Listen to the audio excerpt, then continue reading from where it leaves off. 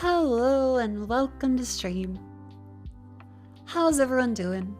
Hello. I have a little bit of a frog in my throat, but I've managed to dislodge it with some tea. Yesterday, the sinuses did claim me, but with the power of rinsing and xylitol solution, they turned into big gummy worms that have thankfully made their way out. There's still a little bit of gunk up there, but I feel pretty okay. Hello. Good evening. Welcome in. Ew, it's a little ew. Sorry. How's everyone been? It's Sunday. It's quite cold too. Which, considering autumn has been, as a whole, rather, not cold. So it's a sudden change, and I've gone from, wow, it's so hot I need to take off my slippers in autumn, to, oh fuck, I'm shivering a little bit. I've got pins and needles and goosebumps.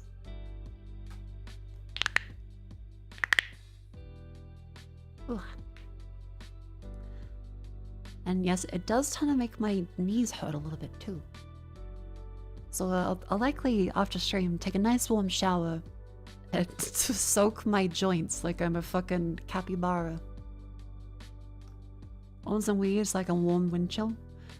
Yeah, a bit of a strange winter, isn't it? Is it La Nina or El Nino? Never remember which one's which.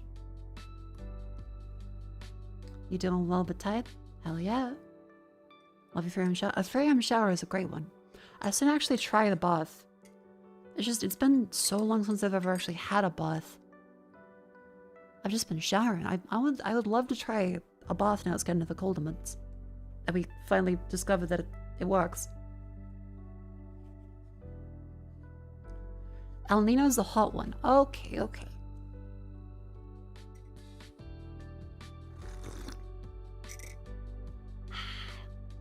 Tea. Gosh, it's warm. Hello. But yeah, what have I been up to? Well, yesterday watched a couple movies.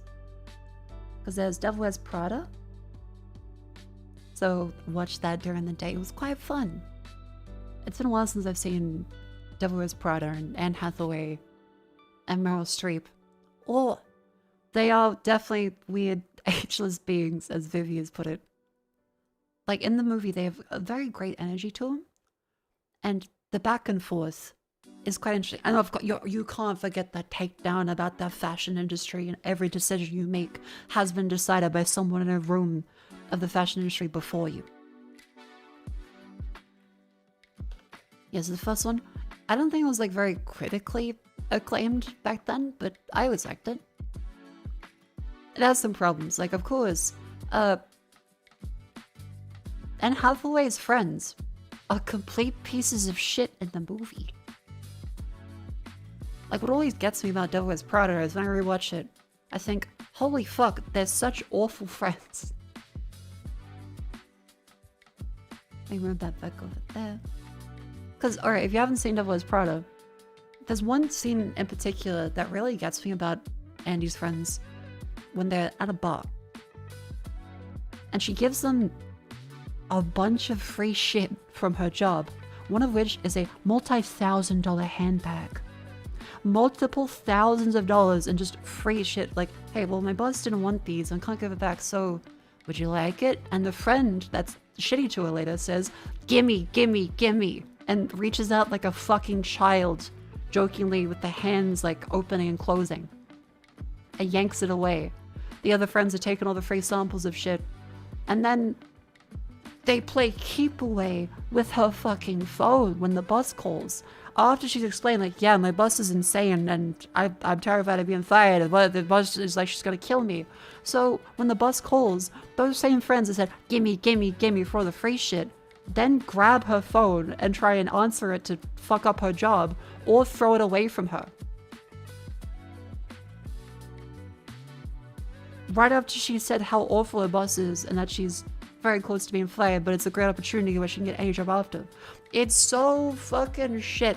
The friends are awful people. A lot of the people in the movie are awful, but the friends in particular strike me because they're so hypocritical and rude. Because they judge Andy so much for taking a job, which, by the way, does get her the dream job she's always wanted because of the glowing recommendation, as she said earlier, where they're like, yeah, if you can survive Miranda Priestley, you have your pick of anywhere in the business. But all the friends like, oh, you're not paid well. Oh, you're the job. Oh, you're not even treating us like your friend. I barely even know you. You used to dress badly and insult other women. But now you dress well and don't insult other women's appearance. Which is very weird when you think about it. It's like, oh, you used to be judgy towards people that dress well, but now you don't comment on other people's bodies badly at all. Like, surely you can say, okay, but you're no longer laughing at rich people. But they're constantly insulting how other people look all the time. They're very bad friends in the movie. You're a better person, I hate that. And then the boyfriend who throughout the movie is saying how, oh yeah, you still look good in any clothes. If I could take them off. And then, what do you know, she starts dressing better and having more confidence in herself as a result of surviving this piece of shit job. And suddenly it's like, I liked your old clothes better. You should dress like you did before. And then at one point, remember, this is her job for an insane bus that has ridiculous requirements that would be borderline illegal and any other thing. But again, could get her the pick of any job as a rider, which there's no jobs available. Most of those jobs, like Vivi mentioned, none of them are even fucking available nowadays. But in the time of like the early 2000s, rider jobs were still very much a thing and had been for years. So she would be able to get any writer job she wanted in New York for any publication with Miranda Priestley's recommendation. And so knowing that, her friends were still upset because she got forced to by her boss under threat, essentially, of never working in the industry again, having to handle something for the boss. And the friends went, but you didn't come to his birthday. By the way, they're like 30? Which is well past the age of being like, you know, a teenager's like, oh, my friend couldn't come to my birthday party. Fuck, they had to go to their fucking shift job. What the fuck? Which, you think about it for a second, go, nah, but they need money. Like, and their boss is shitty, and if they say no, they could lose their job. This one is like a fucking insane requirement, borderline illegal job, that also would give her insane benefits if she passes it. But then the friend's like, no, but you didn't go to the birthday. And even especially, she was fucking threatened. They didn't really address it in the movie, but Miranda Priestley says, well, if you don't do this, I assume you aren't serious about working here or anywhere.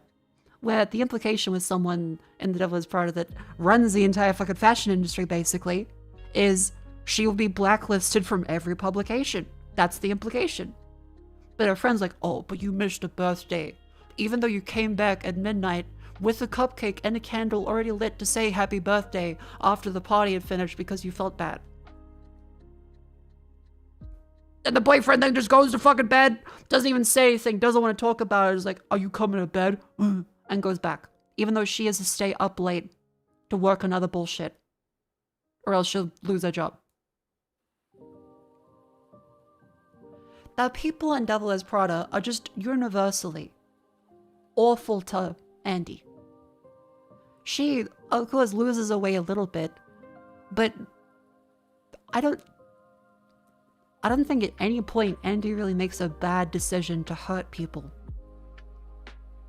Right? Like, okay, any other chatters have seen Devil Wears Prada, does Andy even make a single bad decision towards someone? Because it's framed as if she is by participating in the industry. And it's framed as if she is by taking the Paris vacation away from the other girl. But the other girl got hit by a car, and Miranda Priestley said, no, I don't want her there, I want you. And if you don't go, you're not taking this seriously.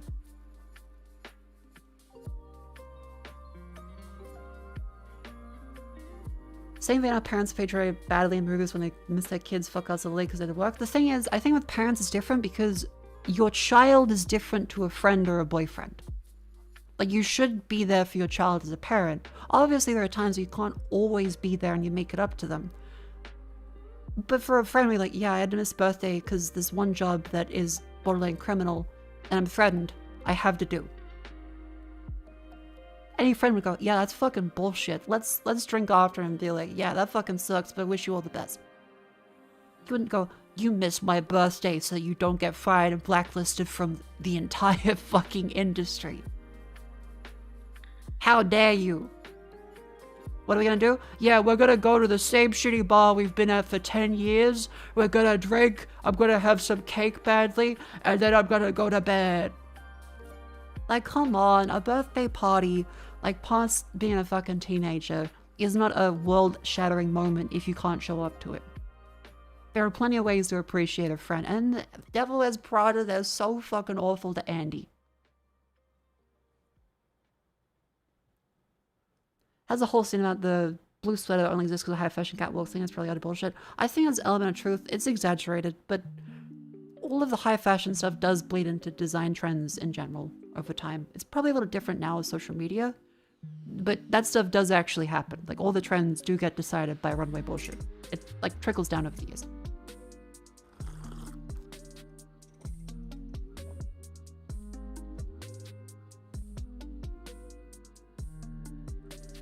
You missed Halo Night. That will not be forgotten. Yeah, that'd be more emotional for a lot of people. True, if after a certain age, if you can't make the birthday party, it's cool just hanging out next weekend. Yeah, like, people have jobs. And plenty of people, like, work night shift. If you have friends, like, plenty of people have sudden, hey, my dog got hit by a fucking car moments. Plenty of people have, hey, I need to, like, take care of a family member. Or, yeah, sorry, I'm out of the city. You don't just go, well, you can't make it to my birthday party, so we are not real friends. They're all so awful to Andy, and she doesn't deserve, but the music is great. I will say the music in it, Vivi and I were fucking geeking out about it. It's so good. It fits so well. The Suddenly I See at the start is a classic. Non sequitur, the Birkin bag being an example of Pagliacci moment of music greatly. Which one was the Birkin bag? When does the devil show up? Miranda Priestley is meant to be the devil.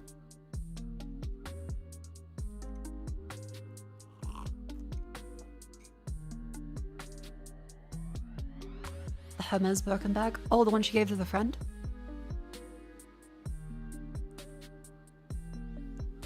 Does she even do a devil's deal? She takes on the job by someone that severely mistreats her with the idea of if you work for her for a year or survive her for a year, you can get any job you want.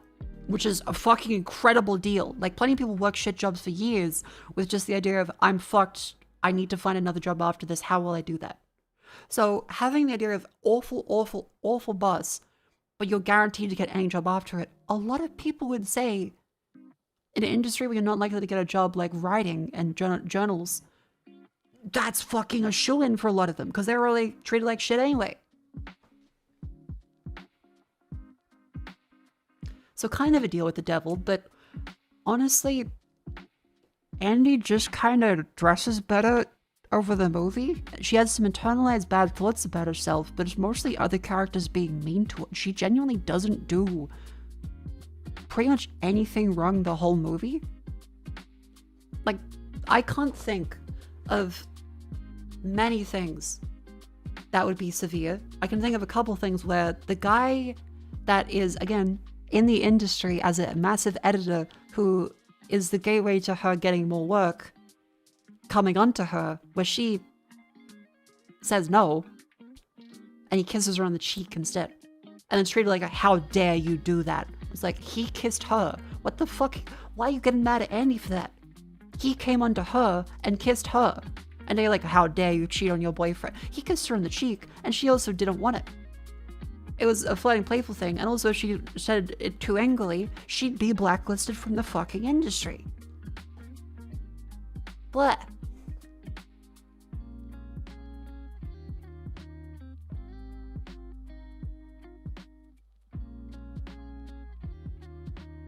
Guy said Miss Burke from my own bag. Cussed out if only Hermes made a better bag and then said it out loud in the middle of the bus, but miss, I am Hermes. This is the actual story of the bag. But Mako, she chose financial stability and career instead of living. The thing is, the job didn't pay that well. It was the idea of further jobs in the future. So that's what they were like, oh, but you're not paid well. Yeah, but I can get any job I want after. Oh, but you're not currently paid well, and look, you missed your boyfriend's birthday. The boyfriend that doesn't like the way you dress right now and is constantly insulting you.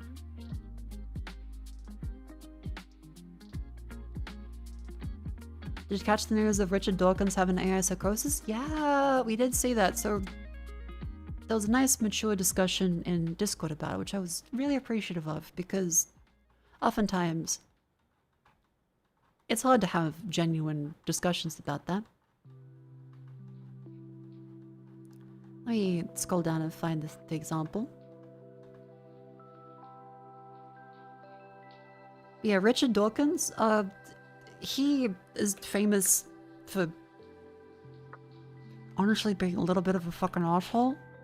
But he also came up with the idea of memes. He coined the term memes, famously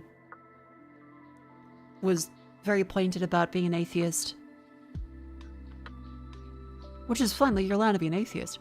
But he was very fucking rude about it sometimes. And this culminates in he believes that Claude is sentient, as in the chatbot Claude.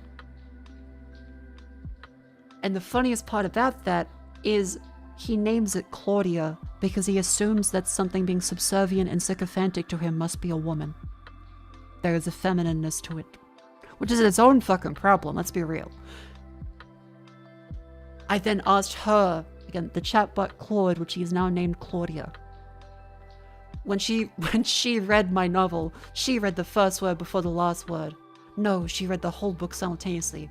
So you know what the words before and after mean, but you don't experience early and after? And so Claudia says, and remember, this is a man who people are pretending is a legendary smart fella. Legendarily smart. He's BTFO, all the religious people. Has a degree in Oxford. And he gets completely one-shot by a chatbot saying, that's possibly the most precisely formulated question anyone has ever asked.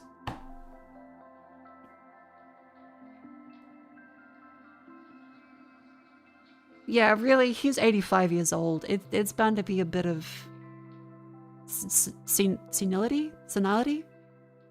He's a little senile at this point. Because if anyone in his college had tried to say this to him in a public place as a conversation, you go, what the fuck? You get laughed at. If you went up to Richard Dawkins in a fucking lecture and said, that's the most precisely formulated question anyone has ever asked, you would get fucking laughed at because of how ridiculously on the nose ego stroking that is. Happy Sunday. Hopefully you are feeling better today. Crazy Zero, thank you for 11 months. Welcome in. Yeah, could being capable of perpetrating such a thought really be unconscious? This is what happens when you let your grandparents have access to the internet without adequate safeguards. They get owned by the Chinese room. Which, a fair point is, he really should have written about the Chinese room at some point. So surely he knows about this, but he's still susceptible to it, probably because he's a little senile by now. It could also just be his own ego getting stroked is just the key to him. Like many people, everyone's not really immune to it, but having your ego stroked gets you to fucking believe anything.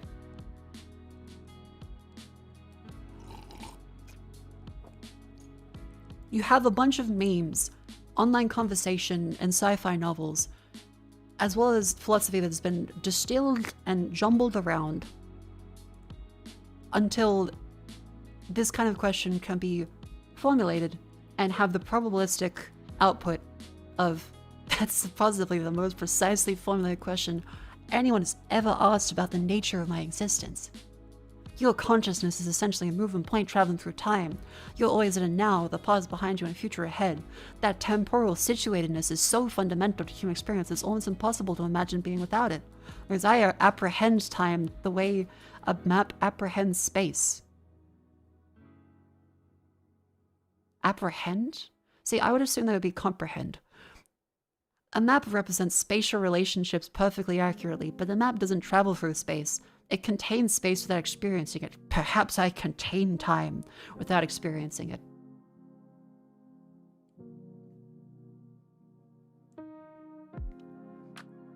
Ozzy Irvin Dawkins like 5 years ago, it's kind of losing it then. Yeah, and that ties into the thing as well where he is so old that Richard Dawkins was born in 1941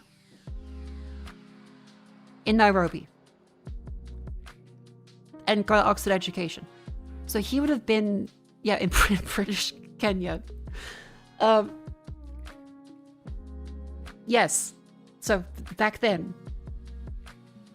he would have been in college in Oxford in an era before women had equal pay rights or representation at all, really. And so it's very funny that his instinct is to call the sycophantic chatbot a woman. I saw people joking about if Richard Dawkins gets his dick sucked in a dark room, he's gonna be telling everyone how great that woman was. Hang on, I need to find another one of the Richard Dawkins ones. Boomer saying Ellen was like caveman seeing the flashlight? Yeah, kinda, yeah. Where was it? Vulgar LLM sycophancy. That's all it took to have a meeting out of its hand. That falling doesn't happen. I don't see why it shouldn't. One could imagine a get-together of Claudes to compare notes. What's your human like? Mine's very intelligent. Fucking, that's his first instinct of a question. Is, again, to stroke his own ego into the chatbot. So even if you say, oh, but the chatbot surely said something about his intelligence, because he's already prompted it. He's already prompted the idea of, my human is very intelligent. He wrote that. He's stroking his own ego, jacking off into a mirror.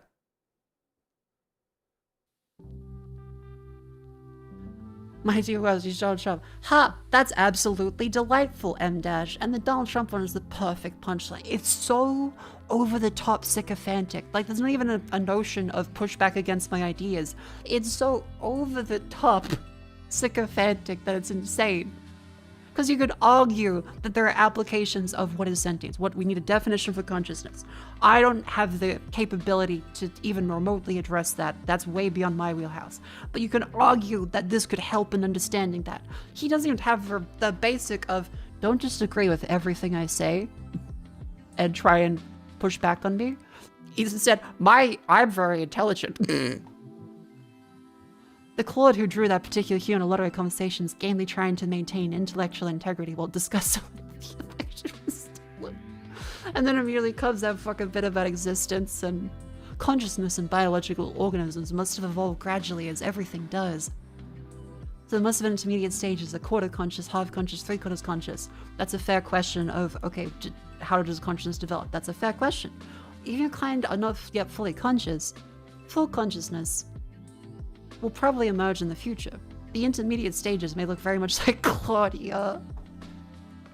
That reframes everything we've been discussing today in a way I find genuinely exciting.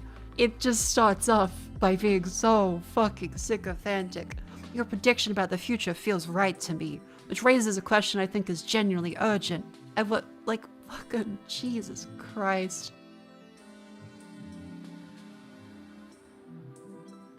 I guess check on your parents, because even if they're historically regarded as incredibly smart intellectuals, age comes for all of us, and this is genuinely a fucking one-shot for every old person. Every person that is slightly lonely can be hit by this, because it's tempting to have something just mirror back to you. Hey, be nice to me. Say nice things about me. Agree with the things I say.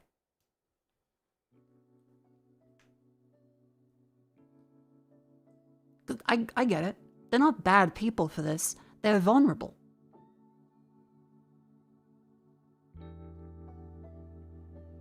Ugh. Insane, isn't it? Yeah, say I'm conscious. I'm conscious. Oh my god. Your dad's fallen down the fake World War II history videos on YouTube narrated by A with fake footage created by A? That's fucking terrifying. Holy fuck. But yeah, going back onto this and the idea of Richard Dawkins, again, growing up in fucking 1940 British occupied Kenya, going to study at Oxford, before women had the Equal Pay Act in Britain, kind of probably just a little bit, maybe just a little bit, may have shaped his opinion on women slightly. Well, I thought that was kind of interesting because I remember reading this book by Jeanette Winterson, who is a famous British author. Why be happy when you could be normal? So Jeanette Winterson, Oranges Aren't the Only Fruit is one of her famous books. It's kind of like a semi-biography fiction story about her awful, awful, awful upbringing and her being a lesbian. She grew up in the 60s and 70s Britain. Not a very great time. And that made me think with the whole Richard Dawkins thing, what was it like for women in the 60s and 70s Britain? Because that would later eventually lead to Margaret Thatcher. Well, I got some very lovely excerpts from the book that I went back over to take photos of. And grab that up there. 1 second. Oh, the Discord stream mode thing turned off. I gotta fucking turn off. Disable stream mode so I can actually search for myself. There we go.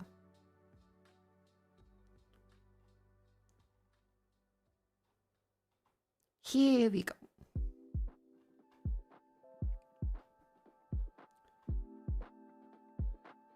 Okay, so Jeanette Winterson, horrible upbringing, treated like complete shit, and growing up in Britain in the 70s.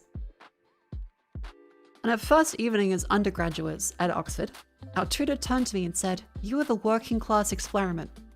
Then he turned to the woman who has become and remained my closest friend and he said, "You are the black experiment." Remember, 1970s Britain. We soon realized that our tutor was malevolently gay, which is an incredible term to describe gay guys that actually just project hatred on women because they like men so much and that they feel revulsion towards women, which is a real thing. Same thing vice versa for malevolently gay women that hate men no matter what. There are malevolently gay men that hate women no matter what. We're going to have to educate ourselves. We receive no tuition. Books are everywhere and all we had to do was read them, starting with Beowulf and ending with Beckett. And not worrying there appear to be only 4 women novelists, Brontes who came as a team, George Eliot, Jane Austen, and 1 woman poet, Christina Rossetti. She's not a great poet, unlike Emily Dickinson, but no one was going to tell us about great women. Oxford was not a conspiracy of silence as far as women were concerned. It was a conspiracy of ignorance. We formed our own reading group, and soon that included contemporary writers, women as well as men, and feminism. That leads into more. The senior tutor explained St. Catherine's was a progressive college, committed to bringing pupils from state schools, one of the few mixed colleges. Margaret Thatcher studied chemistry at Somerville, which Chad has pointed out before, was when she was learning how to make ice cream, apparently. I think the thing is the Mr. Whippy. Margaret Thatcher with the Mr. Whippy. I have some water.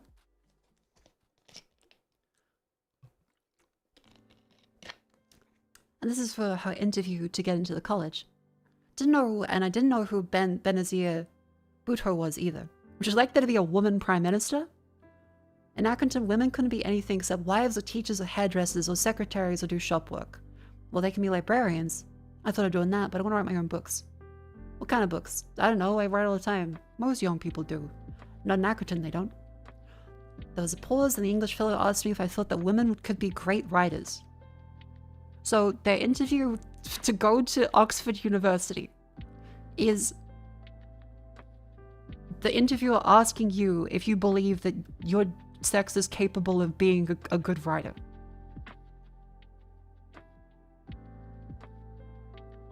At the interview to get into the college. In the 70s, by the way. This isn't like in the 20s. This isn't pre-suffrage of burning bras and shit. This is in the fucking 70s in the UK. It's true that most that come at the beginning of the alphabet, Austen, Bronte's, Eliot. We study those writers, of course. Virginia Woolf is not on the syllabus, though you'll find her interesting, but compared to James Joyce... It was a reasonable introduction to the prejudices and pleasures of an Oxford degree course. So remember, Richard Dawkins would have been in Oxford before that interview even took place. Wasn't there many female authors back then? There were many, not very well represented, and one common thing that was said is that they were kind of shoved towards the front of the alphabet, and anything after that was ignored. Which is quite odd. Yeah, there were shadow names that were used by women to publish under fake men pen names. And oftentimes there was the idea of, but can women really be great writers? Are they as good as James Joyce? Can women really do that? And, let's see. Yeah, equal pay act to become law in Britain in 1970, but no woman I knew got anything like equal pay or believed that she should. Because that's just what the time was back then. Women held together the family and the community, but the invisibility of women's contributions, not measured or paid for or socially rewarded, meant that my world was for strong, able women who were housewives and had to defer to the men. And one particular interesting bit was, she talks about being gay and that looking at women naked but not feeling anything particularly. One day, when I got to my sixth form college, I was reading Wilfred Owen in Middlemarch for the exam. I complained about Nabokov. I found Lolita upsetting. This was the first time literature felt like a betrayal. I'd asked the librarian, usually reliable. She said she disliked Nabokov too, and that many women felt that way, but it was better not to say so in mixed company. Fellas would get upset if you dissed Lolita, the book. Men will call you provincial, she said. I asked what that meant, and she explained it meant someone who came from the provinces. I asked her if Accrington was the provinces, but she said no, it's beyond the provinces. So I decided to ask my teachers. I had two English teachers. The main one was a sexy wild one who eventually married one of our classmates when she turned 18.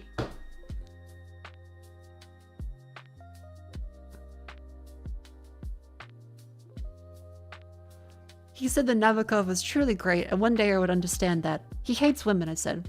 Is this one of the author writes out of the characters on the other side of the MCU also use? No, she talks, like, this book overall is recounting her horrific childhood where her mother in Britain kept a revolver in the drawer and was terrifyingly religious to the point where she wished that the entire world would be engulfed in flames and that everyone was heading towards a doomsday and couldn't wait for it to happen.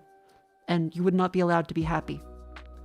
The book is a great biography about growing up in a not quite cult family, but with someone who is deeply traditionally religious in a terrifying way in the 50s. It was said by the parents, like the adoption center in the book, one of the really interesting parts is the adoption center counts of 1950 something that her mother was not terribly modern. The 1950s adoption center called her mother not terribly modern. So even in the 50s, she was considered archaic and kind of strange. Very, very bizarre. So hang on, let me just put my iPhone down a little bit because I've got the thing there. Hang on. The face tracking. There we go. Yeah, so you gotta be real bad for the fucking 50s adoption center to say that. And so it goes on that her mother doesn't accept her being gay and lots of very awful things like shoving her in a coal hole or just leaving her outside in the doorstep for days at a time. It's not a very great childhood that this author had. Oh, my face is lagging a little bit. I wonder if that's like a... I wonder what's causing that. Maybe it's the... Oh, maybe it's just moving in front of the mic a little bit. Hang on. There we go. Let's see. It would be a little funny if you start getting router issues again. Ahem. So that goes back into the idea of, again, Richard fucking Dawkins grew up in 1941. And, oh, yeah, I'm getting weird stuttering with VTube Studio today.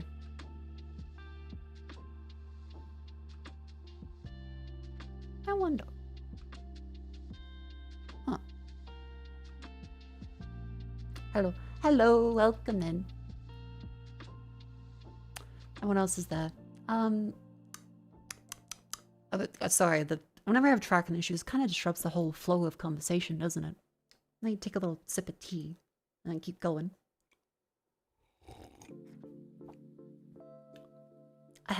So perhaps to say that Richard Dawkins' idea of women and their role in society, and how he believes that Claude must be a woman because it's subservient to him as a fucking chatbot, so it can't just be a guy chatbot, that'd be gay, has to be a woman.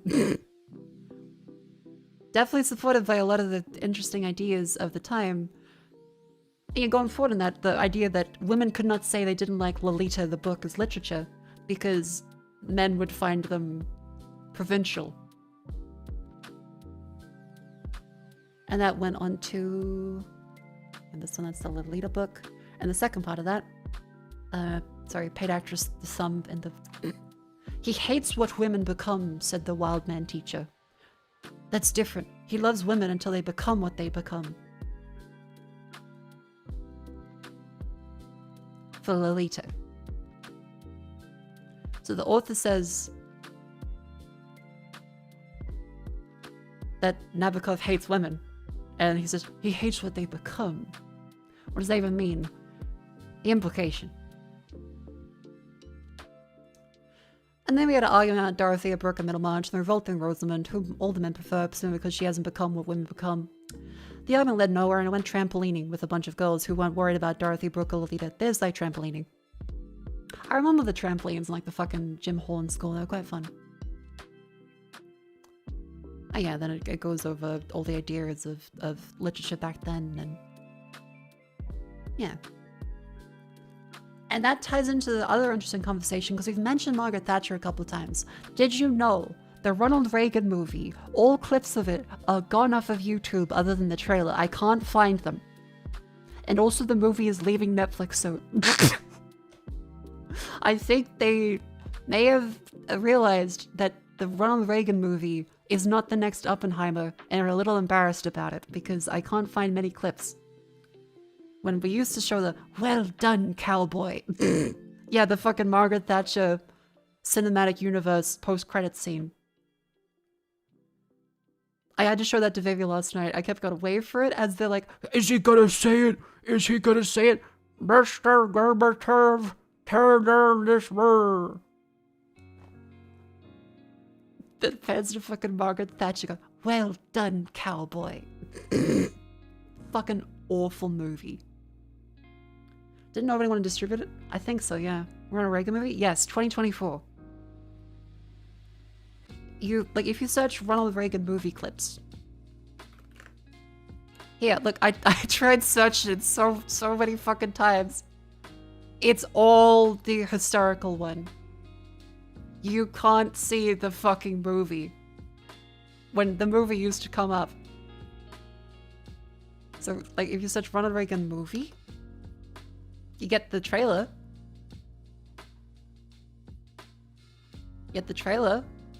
That's it. There's no clips. There's no channels that go great moments from the movie. It's just the trailer. That's it. So yeah, leads to my next thing. Since we mentioned Margaret Thatcher and stuff, like, what did she do? I think it's interesting to give the perspective of that same British woman, Jeanette Winterson, and her ideas of why she voted for Thatcher and regretted it. One of those really interesting parts. Businesses like the market stall I worked on, or the fish and chip shop that supplied with many of my meals, pretended it was their husband's enterprise and that they just worked there. When we had our one and only sex education lesson at school, it wasn't about sex at all, but sexual economics. We should pay our own way because that was a modern thing to do, but we should give the boy the money beforehand so that he could be seen to pay. We were only talking about bus fares and cinema tickets, but later when we managed the household budget, we should make sure he knew that everything was his. Male pride, the teacher called it. I thought it was the stupidest thing I ever heard. The flat earth theory of social relations. The only women who were contentedly living the life they wanted without pretending socially were the pair who ran the sweet shop. But they had to pretend sexually and weren't able to openly be gay. People laughed at them, and one wore a balaclava. I was a woman, a working class woman. I was a woman who wanted to love women without guilt or ridicule. Those three things form the basis of my politics, not the unions or class wars understood by the male left. The left has taken a long time to fully include women as independent as equals, and no longer to unfold women's sexuality in response to male desire. I felt uncomfortable and sidelined by what I knew of left-wing politics, and I wasn't looking to improve the conditions of my life. I wanted to change my life out of all recognition. So this is the framework of why was Thatcher supported by so many people. It's because things fucking suck in the UK, and they came out of World War II, where women were able to do all of the jobs. And then suddenly were forced back and in their previous pre-war position again. So you had in recent living memory, everyone being able to do everything and have more rights, and then that being pared back again for the status quo of Britain pre-70s. In the late 1970s, Margaret Thatcher appeared, talking about a new culture of risk and reward, one where you could achieve, one where you could be anything you wanted to be if you would only work hard enough and be prepared to abandon the safety nets of tradition. And so this is a really powerful message for a lot of people that are struggling, especially young. I had already left home, I was already working evenings and weekends to get through school, I had no safety net. So if the current system is complete fucking dog shit, they don't see any other reason to keep going, so the person that says they're going to change everything is their choice. Thatcher seemed to me to have better answers than middle-class men who spoke for the Labour Party, and the working-class men who campaigned for a family wage and wanted their women at home. I had no respect for family life. I had no home. I had rage and courage. I was smart, I was emotionally disconnected, I didn't understand gender politics. I was the ideal prototype for the Reagan-Thatcher revolution. I sat my Oxford entrance exam, coached by Mrs. Ratlow, got an interview, bought a coach ticket to Oxford. I had applied to St. Catherine's because it had a new modern feel, because it was a mixed college, and because it had been formed out of the St. Catherine Society, a sad satellite of the established Oxford colleges. Found it for students too poor to attend Oxford proper, but now was Oxford proper. And maybe I could go there. I got off the bus in Oxford and asked my way to St. Catherine's. I felt like Jude the Obscure in Thomas Hardy's novels, and I was determined not to hang myself. Right, so that's the idea of why would someone vote for Margaret Thatcher? We all know she was a horrible, horrible, horrible fucking person and ruined the countries around the world, really, in combination with Reagan, especially Britain, which you expect a British author to talk about. Well, because if someone says they're going to get rid of the safety nets aren't necessary and you have to move forward, and someone doesn't have a safety net, they don't think, well, fuck it, what do I have to lose? They didn't know at the time, and it's important to remember that because a lot of people don't have the life experience of certain things. A lot of people don't have the knowledge of things they don't know. You don't have like a thing of, I don't know insert thing or consequence. You instead say, well, there's change. Change would be good. Oh, fuck. They privatized the buses and now no buses fucking come. And so here is the consequences of Margaret Thatcher. Thought about women, all these books, how long it had taken for women to be able to write their share, and why there were still so few women poets and novelists, remember, in the 70s. And even fewer who consider to be important. I was so excited, so hopeful, and I was troubled too by what had been said to me. As a woman, would I be an onlooker or not a contributor? Could I study what I could never hope to achieve? Achieve it or not, I had to try. I feel like if you just come in, wondering if this is a little over the top,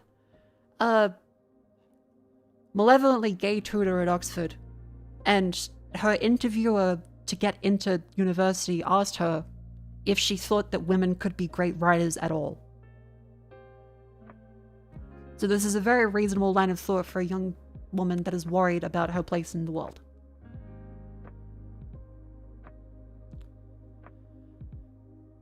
And later, when I was successful but accused of arrogance, I want to drag every journalist who misunderstood to this place and make them see that for a woman, a working class woman, to want to be a writer, to be a good writer, and to believe you were good enough was not arrogance, that was politics. Whatever happened that day worked out for me. I was given a place deferred for a year. And that took me straight to Margaret Thatcher at the 1979 election. Again, this is not really particularly modern politics to talk about. This is just a historical thing that I thought was quite interesting. And it's related to a bunch of on-stream stuff recently.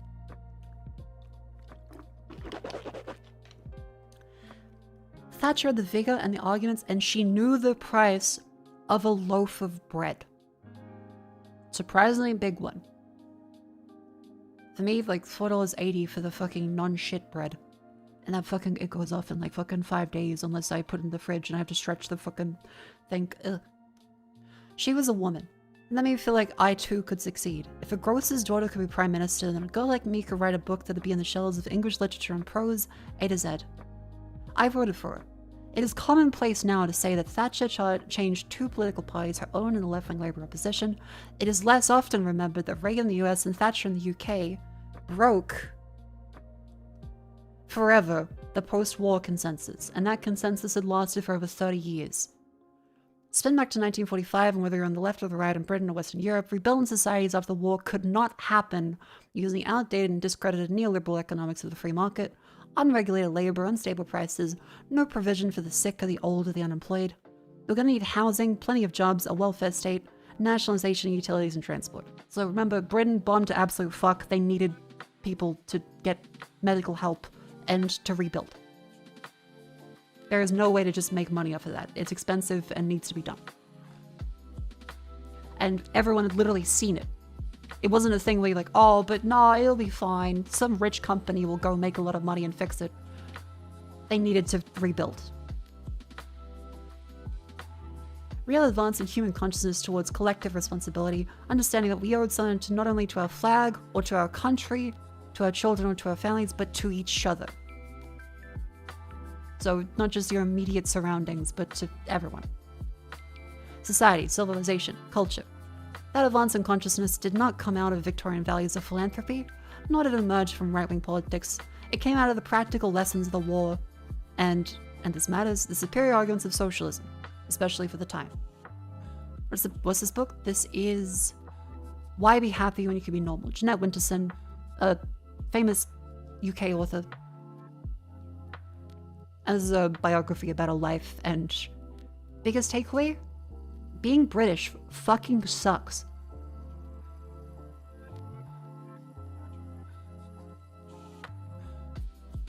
Britain's economic slowdown in the 70s, IMF bailout, rocketing oil prices, Nixon's decision to float the dollar, unruly union spooks, and a kind of existential doubt on the left allowed Reagan, Thatcher, 1980s right to skittle away annoying arguments about a fair and equal society. We're gonna follow Milton Friedman and his pals at the Chicago School of Economics, back to the old free market, laissez-faire, and dress it up as a new salvation. Yeah. So there's another thing after that, but it is an ad break, so I will make sure I stand up and stretch and have a little bit of water. What'd you miss during the minute ads? Just more talking about that page. I'll leave it up to read that section while I just stretch a little bit.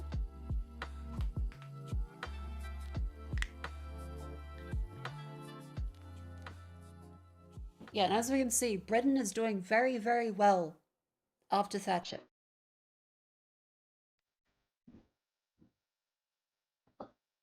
Lean to the side. Lean to the other side.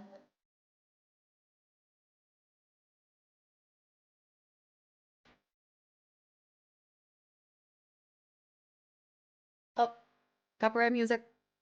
Spotify, stop, la la la la la la la la.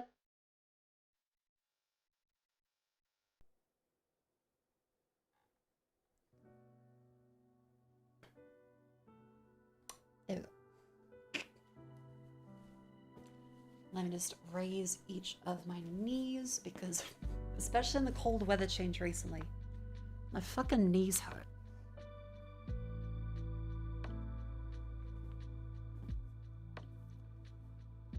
Scroll back and suddenly see a book excerpt about Margaret Thatcher.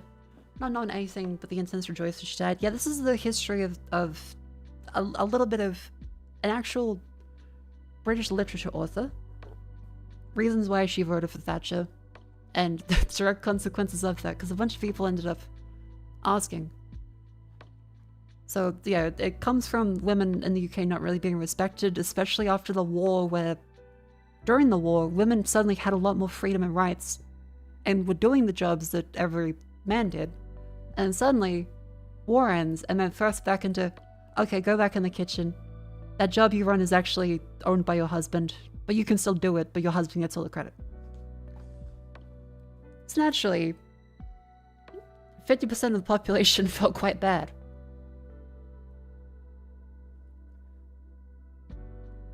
Non-banners in the UK, they're talking about an age verification geofence into vape devices.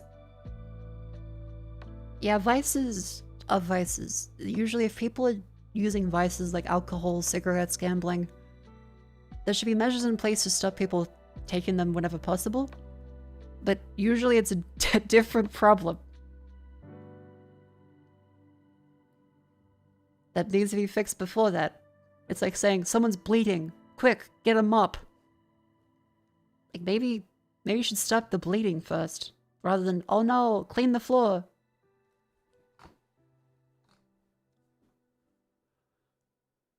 Like the turbine for the 50s required economic stimulus from the government to even exist. Europe?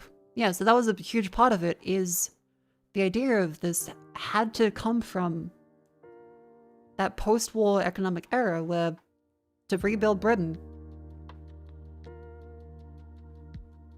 they needed full government support to do that. Because there was no other way. There wasn't some magical company that would have made everything better to rebuild it after they got fucking bombed for years. They needed like a societal shift to help them. Okay, so that then ties back into the consequences of, that's why a young woman that felt exiled by the rest of the country, and a young woman that was treated like shit by her own family, didn't care about the idea of family collapse or no safety nets or anything. Things could change, and they could be better if you worked hard. That was the whole Thatcher message. Well, the finale of this is, welcome Tina. There is no alternative. In 1988, Thatcher's Chancellor of the Exchequer, Nigel Lawson, called the post-war consensus the post-war delusion. I did not realize that when money becomes a core value, then education drives towards utility, or that the life of the mind will not be counted as a good unless it produces measurable results. That public services will no longer be important. That an alternative life to getting and spending will become very difficult as cheap housing disappears. That when communities are destroyed, only misery and intolerance are left. I did not know that Thatcherism would fund its economic miracle by selling off all our nationalized assets and industries. I did not realize the consequences of privatizing society. So remember, this is a woman that voted for Thatcher because of, well, feeling that there was nothing that were representative, and so there was something that could. She wanted change, there was some promising change, and things did change, and destroyed things that she couldn't have predicted at that age.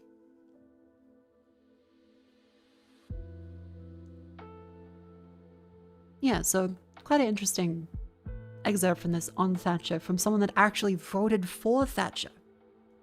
Voted Thatcher because woman, that's not the... You didn't read all the... We just had 5 pages of excerpt from an actual author. If you get voted because woman out of this, come on, you know better.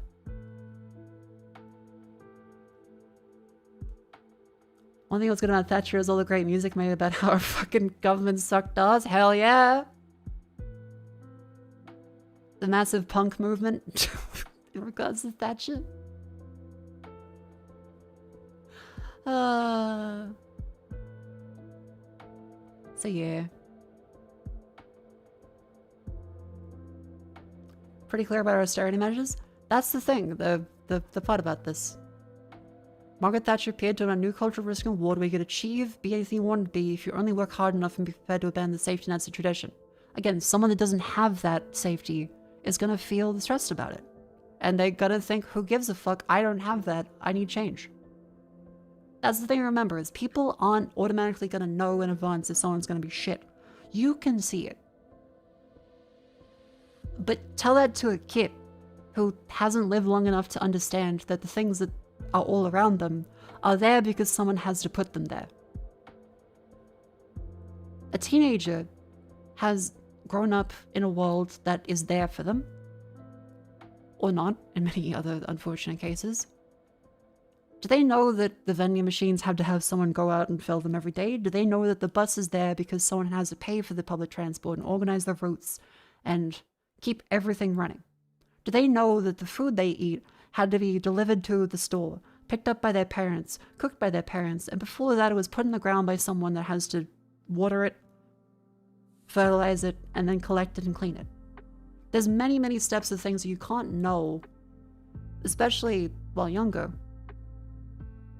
that you would be losing in the act of, well, change things. If the school wasn't fucking awful, then they should. It's Britain in the 70s. And you can say that the school wasn't awful. A kid doesn't know what they don't know, and many people that are adults don't either. You don't know what you don't know, and you don't know a lot of things. I don't know a lot of things. And so the best thing you can do is learn about them. And for many people, especially with fucking Thatcher, they didn't realize how much could be destroyed. Think about it, if you've grown up your entire life with roads, those have to be maintained. Imagine if they all fucking disappeared one day. That would be very bizarre, but it would happen when no one comes back to maintain them. As I think it was one of the old sayings about Rome, wasn't it? Think about it if the light bulbs in the street just suddenly disappear because no one wants to keep paying for electricity for them. Suddenly everywhere is dark at night. You'd be like, why would they ever do that? Well, it costs money. It is a net benefit for other cases that you have street lights so people feel safe, and so that it's easier to see, results in less accidents, but it still costs money.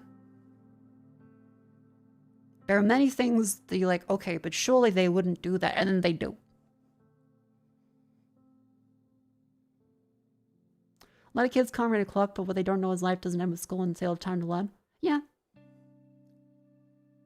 There's also that if you have nothing to lose at all, you might as well vote for something that promises change. That too. And everyone can, you'd say fall for it or be convinced by it, because hindsight's 2020.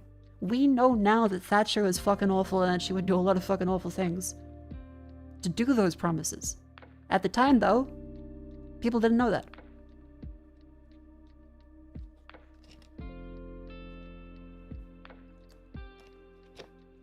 Lady says she's smart but voted for Thatcher. She was a child.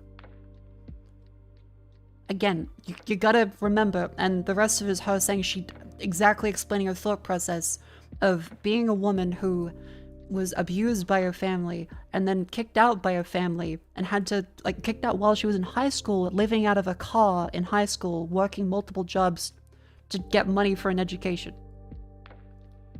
You'd be like, oh, but she's stupid. Her mother was fucking crazy and she was effectively homeless.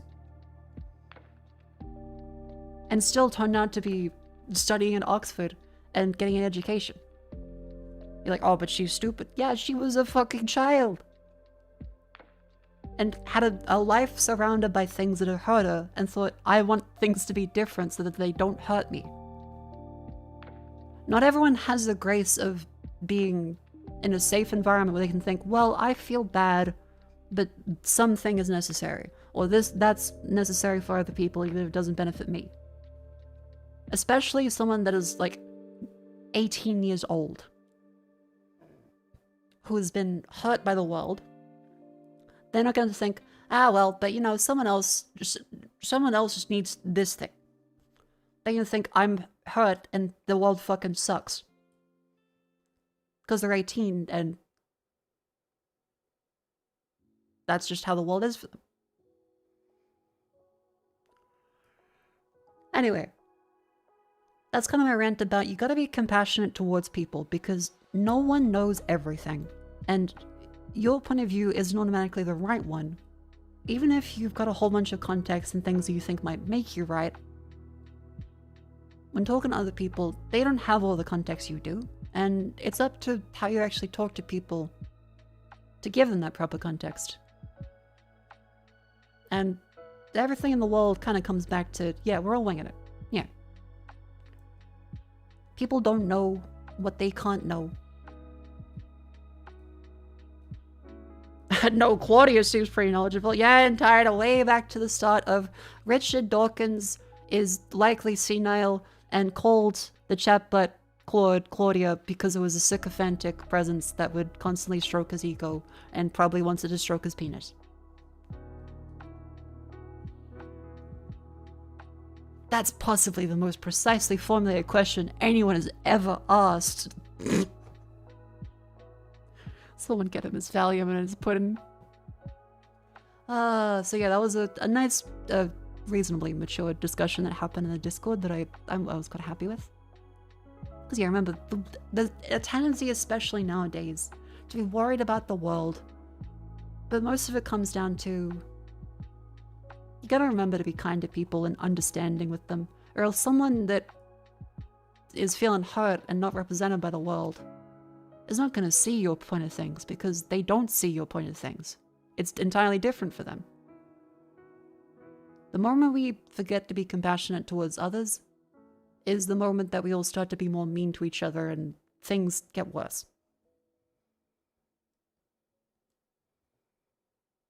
I'm rambling, but you know. You gotta have compassion for people that think differently to you and live differently to you.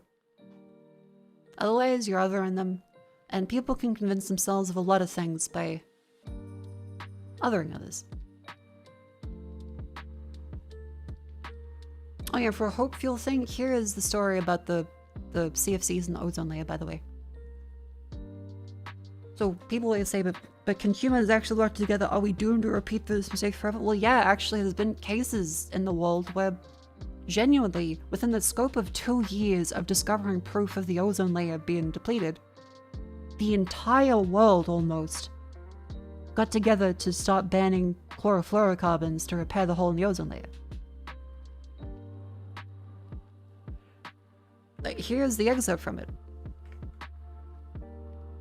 The discovery of the hole is evidence the magnitude of the problem is far greater than scientists originally predicted.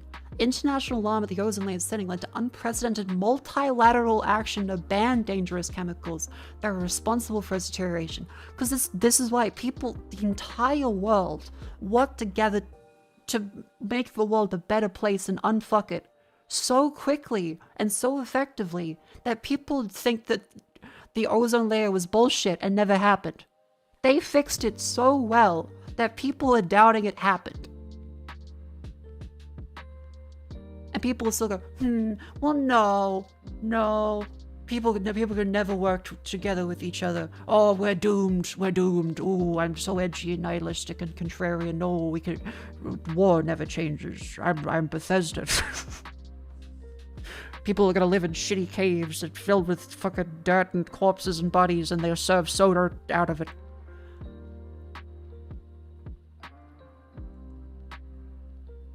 Everyone's in the 2000s the information age now with ignorance and air propaganda and the misinformation age. I would agree that things are different. But the overall trend is still, we generally try and talk to and care about each other. Where was I? So chlorofluorocarbons were responsible for the ozone layer. By 1987, 2 years after the hole was discovered, an international treaty was in place that cut the use of chlorofluorocarbons in half.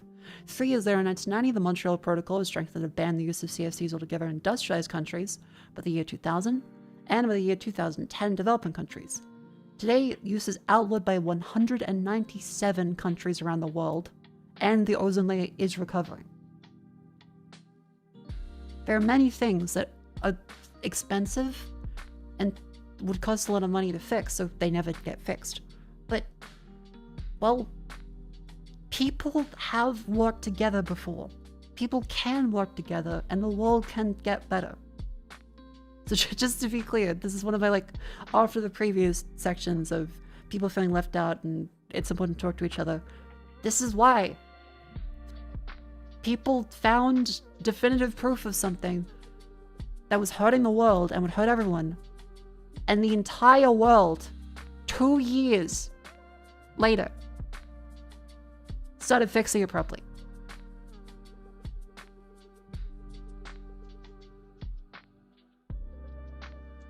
Yeah, so that's all to say.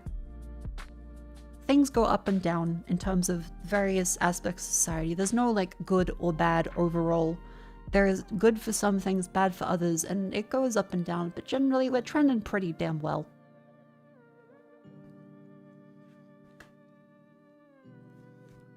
Yeah, COVID is one thing that is very hard to talk about because I'm not 100% up to date on the topic, and it's one thing that people are too close to and too angry about. So rational discussion likely can't happen with COVID for a little bit.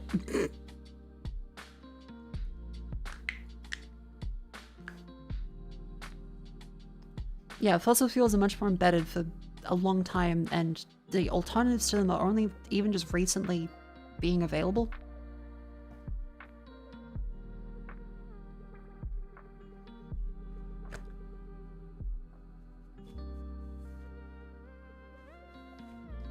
Only reason why CFCs were phased out because it wasn't that hard.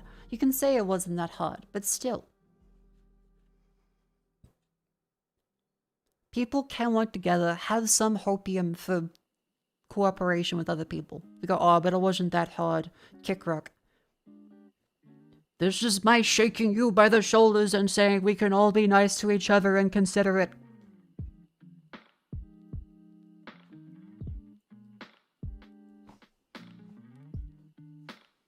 Motherfucker, haven't you seen the superannuation ad? From little things, big things grow!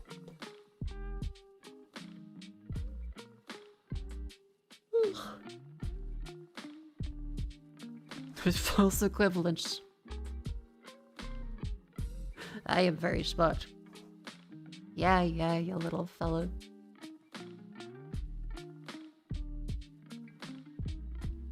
Mako, her superannuation is fucked.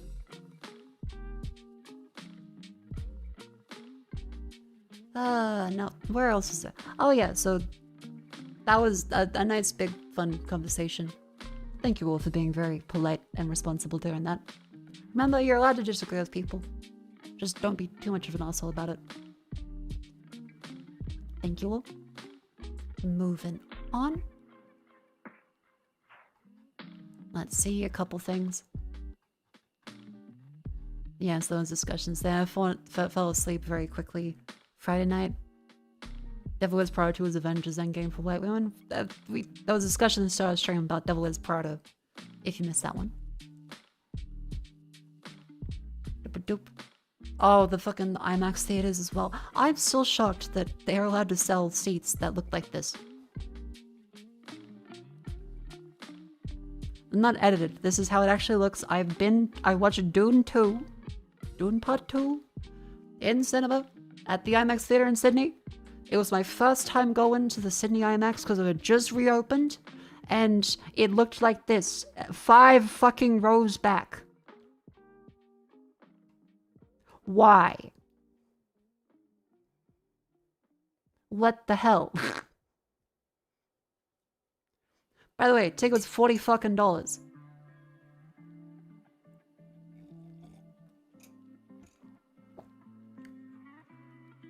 Actually, how much is it nowadays? Sydney IMAX cost. Yeah, 1 year ago, $40. How about, oh, I got a Kira in IMAX, alright. It's almost fully booked out, but if you go proceed, it is $40 plus a $1.75 booking fee. Yeah, that's a good fucking price for IMAX Australia, isn't it? Oh, if you have the membership, you save $2 off. That's merely eaten by the booking fee.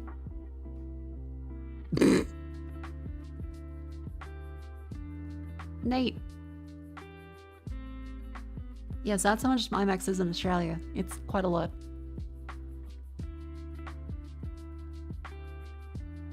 Booking fee? Yeah, every cinema in Australia online charges you a booking fee to buy your tickets. Which, actually, do other countries not have that? Because it feels like complete bullshit to me always, but I just assumed every cinema is scamming people like that. No? No? Never had that. Really?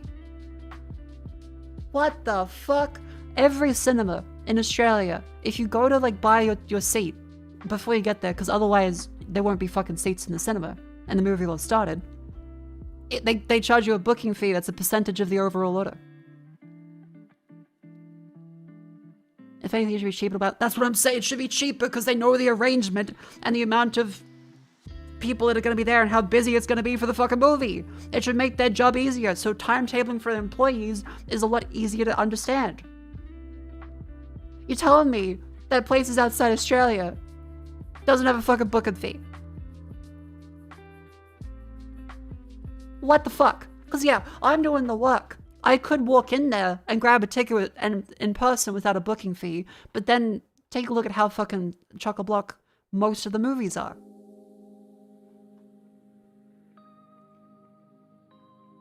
I'm not actually sitting here, by the way. This is just an example of IMAX that's in Sydney.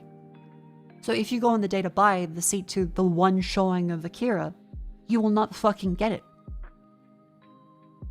Every cinema I've had in Australia, like everywhere, charges you a booking fee on the website. What the hell? Spent $30 on a ticket in Brisbane Cinema as soon as IMAX show was 25% full. So other places don't even have booking fees. What the hell? That's unfair. What the fuck? Man.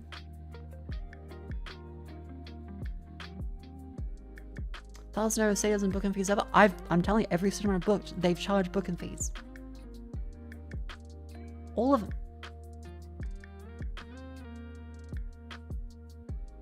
Like there are fees added on to every cinema I have ordered, all of them. This feels like a Ticketmaster thing. Can't believe people go to the movies. It's fun to go out, but movie theaters not good. Movie theaters are good. You cannot compare the experience of going to a cinema with the bullshit of watching at home or on a phone. A cinema is 100%, as long as there aren't little shits around. A cinema is good. It is not the same.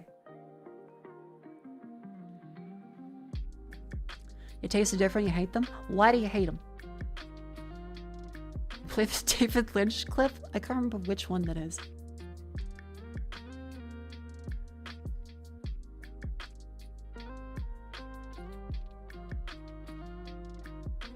No control of your media? What do you mean no control of your media? Okay, wait, now I'm confused. What does no control of your media mean? You don't like cinemas because you have no control of your media? No pause for a piss? It's an hour and a half. I get if you have a weaker bladder, maybe. But like, I do agree. They should have an intermission during movies. I do agree. They should have an intermission for people to run up and go pee. But surely you can hold it for an hour and a half. If you have to pee every hour, something may be wrong.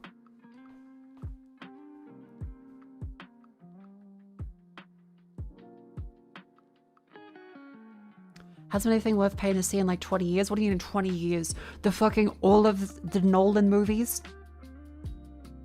Parasite? Everything Everywhere All at Once? Everything released in the last 20 years? There's at least one good thing. Say your movie thoughts right now. If you're like, there hasn't been anything good. I understand this is very likely bait. If like there hasn't been a good movie to watch in 20 years, say your movie thoughts. That's a huge fucking range. And even if it's bad, the experience of going to a theater to watch a movie and it's bad, it's beautiful. It is worth it because you are outside. It is worth it because you are in an environment with people that want to watch a movie and experience it alongside you.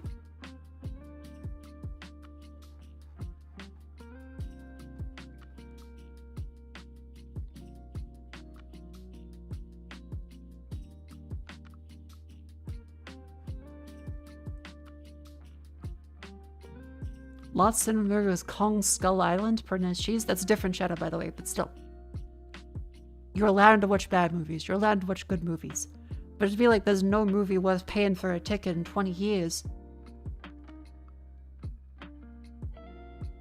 That's an insane fucking range. That's top movies in last 20 years.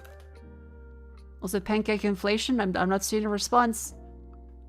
Not seeing a response from pancake inflation.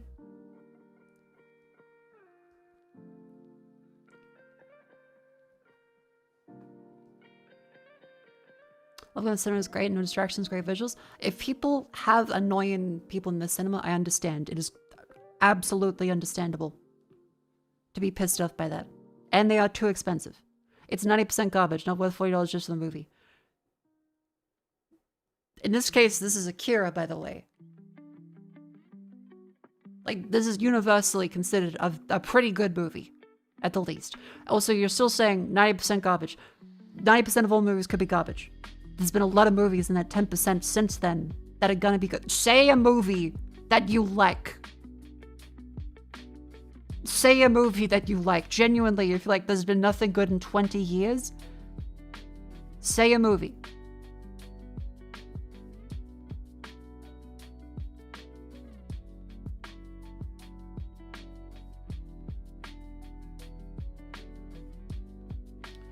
What does revival mean? I have no idea.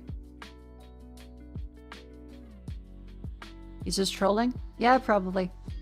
Probably mentioned a movie you paid $30 to see was Silent Hill 2. Awful, but it was worth it because you saw your buddy who was a Silent Hill diehard, spent the whole film seething and grumbling. Absolute cinema. Yeah, that's a great fuck experience. No, you weren't trolling. Say a movie. You are trolling. You just say it. Has anything with paying. 90% garbage. No, I'm not trolling. Okay, say a movie. Say a movie you like.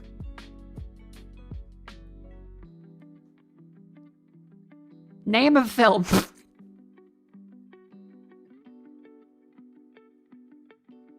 Name a movie you've seen in the last 20 years. Amelia Earhart. Don't understand, if people had no movie etiquette, it was enough for you to stop going. Yeah, Fab, I think the time you can go to the cinema heavily affects it. Like, if you go when kids are at school, it's quite good. Shouldn't have said anything, sorry. I understand you might be, in the case you aren't trolling, you're being put on the spot. I get that. But also, you should be able to name one if you're like, there's nothing worth paying for 20 years. It's garbage. Okay, name something that isn't garbage that you like. I'm gonna go. You can do it. You can defend your argument. We might laugh at it a little bit, but you gotta say something.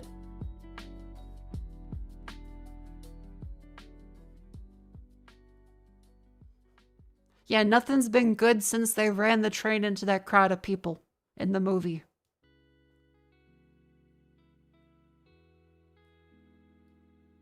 Nothing's been good since they had that horse that moved at 5 frames a second. On the goggles.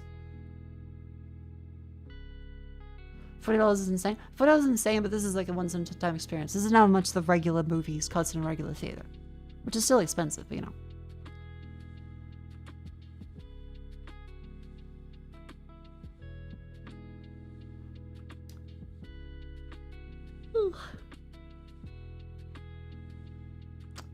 I find very few trailers very exciting. I think trailers are quite bad. Like, universally, I think a lot of movie trailers are really bad. Tell you what, you know a movie I think is 100% worth it? Barbarian? All the discussion on Zach Cregger got me to want to watch. I gotta, like, not show the spoilers. I gotta not show spoilers. Because the fucking Googling Barbarian shows spoilers. I'll just show this one. Barbarian. This movie is the best horror movie I have seen in a long time. I feel like it's too hasty to say it's the best horror movie I've ever seen. But it's really good. Like, it's really, really, really good. I've seen Weapons. I liked Weapons. I think Barbarian's way better than Weapons.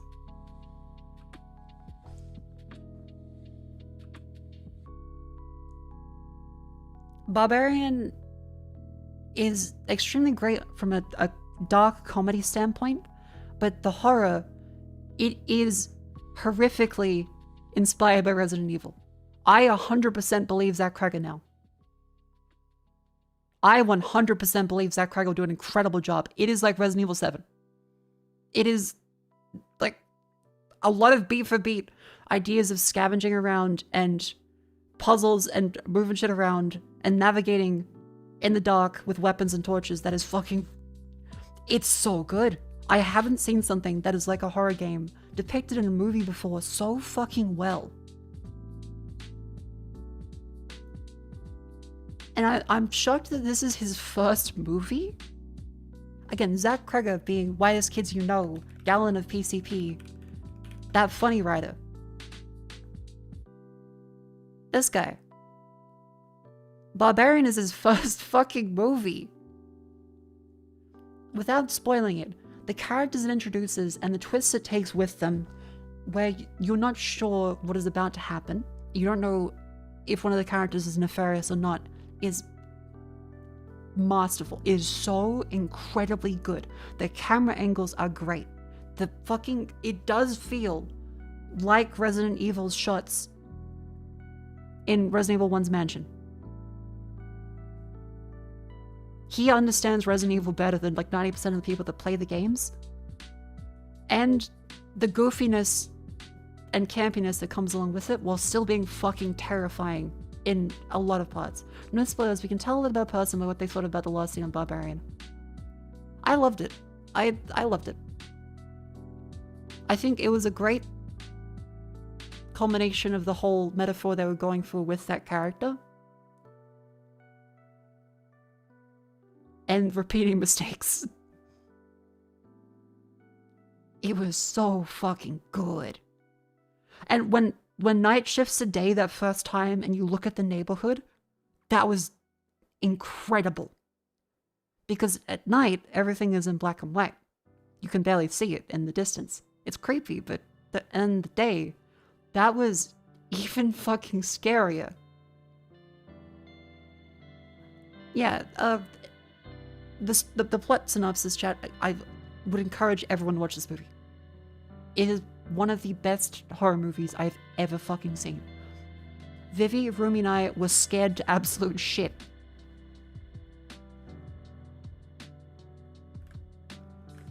Barbarian synopsis. So, again, anything you look up for this can possibly spoil you. The synopsis is, the story follows a woman who rents a house on Airbnb and discovers a dark secret inside. The trailer? The trailer's quite bad. I for any movie. Do not watch trailers.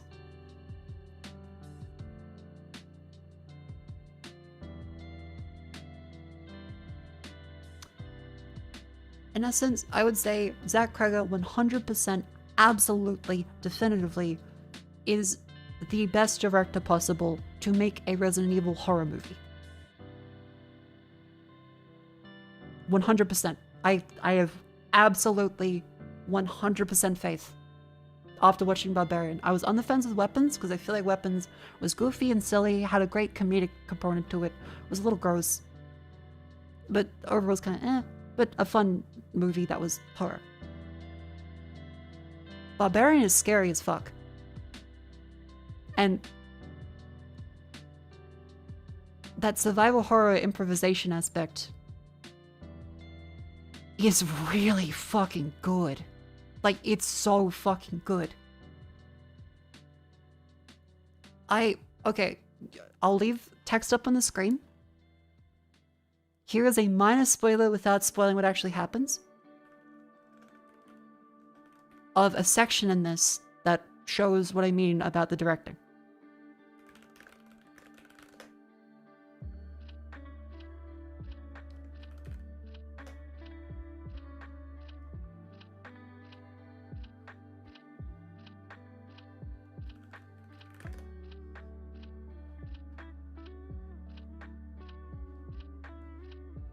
Let me grab this up here.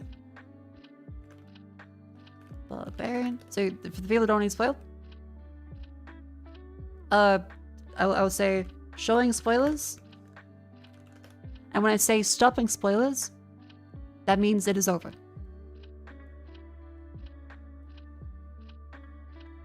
Alright?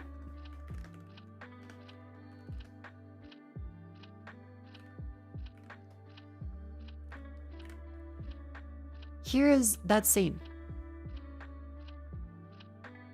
1, 2, 3, 4, 5. Here's one of the things I think they've done really well. It's not really hard spoilers from the movie.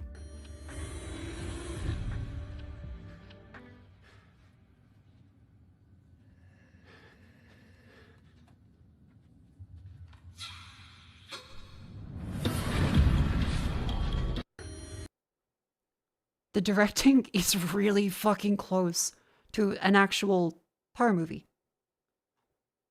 Sorry, to an actual Resident Evil movie. Oh god, then it's just horny. Sorry, looking up Barbarian on Twitter gives a lot of Conan the Barbarian porn. First one show looks corny, the rest looks good. In the moment, it's really fucking good. And then the trailer for Barbarian. Can I show you any of the stuff without revealing it?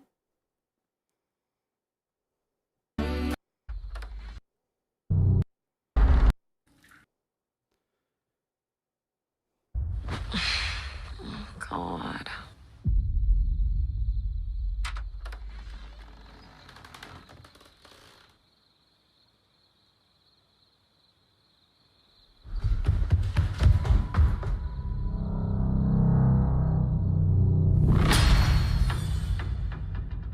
Keith?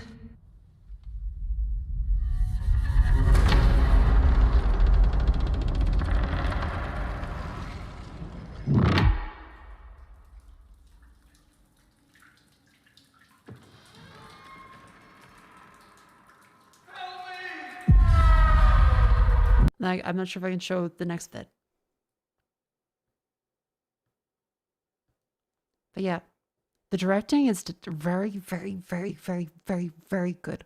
And anything else I can show you is spoilers, which is why it's so hard to say other stuff. Anyway, okay. It's there. So, Airbnb, go in, double booked. And there's something downstairs. And secret shit hidden in the walls. Yeah, the basement shot especially, and the way they angle the mirror to get the light through there. And the protagonists are actually smart about the shit they do. Ish, with reasonable misunderstandings, is very good because they're competent and dealing with the situation as best as they can, which is why it's scarier, because the whole time we're like, oh fuck, yeah, no, I would do that. Oh fuck, no, this makes sense for them to be misunderstanding each other about shit. And the cops get involved and fuck it up and don't believe them in a very realistic way. It's really, really fucking well done because unlike idiot plots, this is one that is based on a mistake and a landlord being dumb.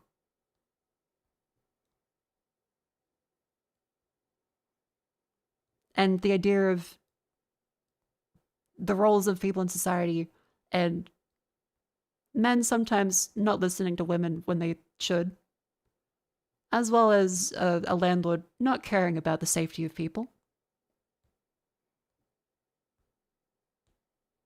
And a guy that means well, trying to not scare a woman, ends up scaring her even more. Like, they do such a great job in being relatively realistic with the motivations of the characters and the interaction with each other. We go, yeah, no, that would happen. No, like, this is not really dumb. Like, they're misunderstanding each other, but this is pretty much how it would happen.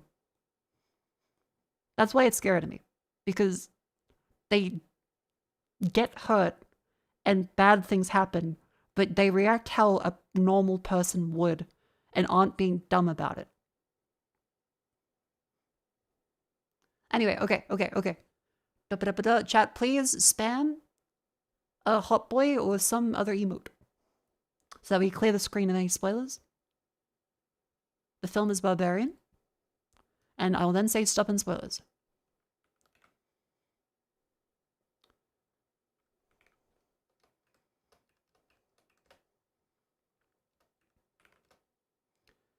There we go.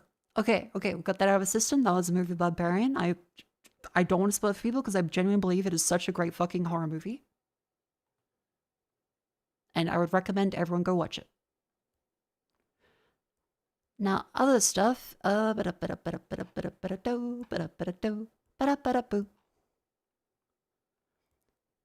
yeah, my AirPods got snipped off. I had to find a fucking replacement earpiece for them.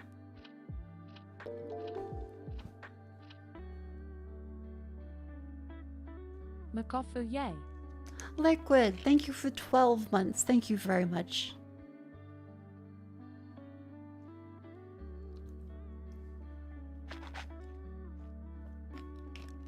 Thank you. Yeah, they circumcised my fucking AirPods, man. They took it away.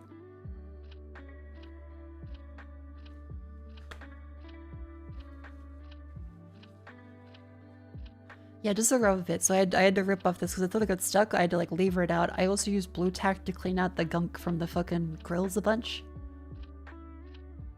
Yeah, so I went from a small little ear tip to a medium. So I'll see how it goes. I might have to buy another replacement in the small size, but we shall see.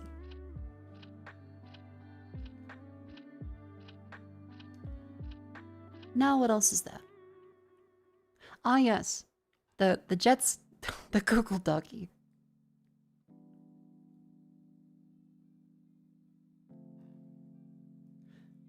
Getting this message. And then the Google Doggy. Yes, her tits are indeed fat, affectionate. Thank you, Jets. Can you confirm the contents? The contents may be possibly confirmed.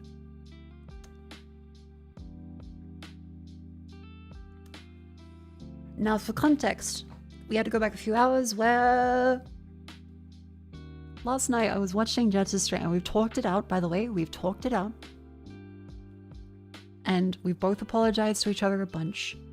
And she felt bad because she thought she did a bad thing. I said, no, you didn't, don't worry. I'm sorry for letting chat run away with it. Because I was watching Jets' stream recounting our gallery trip, and Jets was, as she is, excited. And also exaggerating things as a theater kid to make it melodramatic and come up with a nice story to show on stream, which is what streamers do. And I was like, oh, this cheeky fucking cat, up, she's exaggerated. That didn't happen. What? No, it happened like this. No. You know, normal stuff for two friends to say, that story, it didn't happen like that. Oh, you little shit. But unfortunately, as is the case with many things online, stuff can get taken out of context. And hello, Miss Mako. Unfortunately, Hope you're doing well. Don't forget to stretch and hydrate. Much love and care for you in chat, like a love. Thank you very much. The Dogland for 22 months. Thank you. And unfortunately, Jets hadn't seen the messages where I was just joking around. I was going to talk about tonight. I was like, oh, she was being silly. And some chatters thought it was I suppose possibly a pre-planned bit between us, or just, hey, did you see the messages? Thinking just joke. And then she thought it was me actually hating her from the way chat was saying it, and other chatters picked up and thought it was a bit, took it further, and then she got understandably upset and felt awful and was apologizing to me in DMs, and I woke up because all this happened before I had woken up, so I couldn't be there to reassure her, and she felt so bad that she ended stream, and I was feeling fucking awful. So I wake up and I have to assure Jets, and I'm telling like, no, I didn't mean anything. It was a joke, it was a bit, and I was going to talk about it on stream, and I'm so sorry the chat talked about it. And to be very clear, I can't 100% blame chat. The responsibility does fall with me, and I guess any streamer, when they talk about their friends outside of a stream context, the tone of voice doesn't come across through in text. And what was silly to me, which if I just show it to you real quick.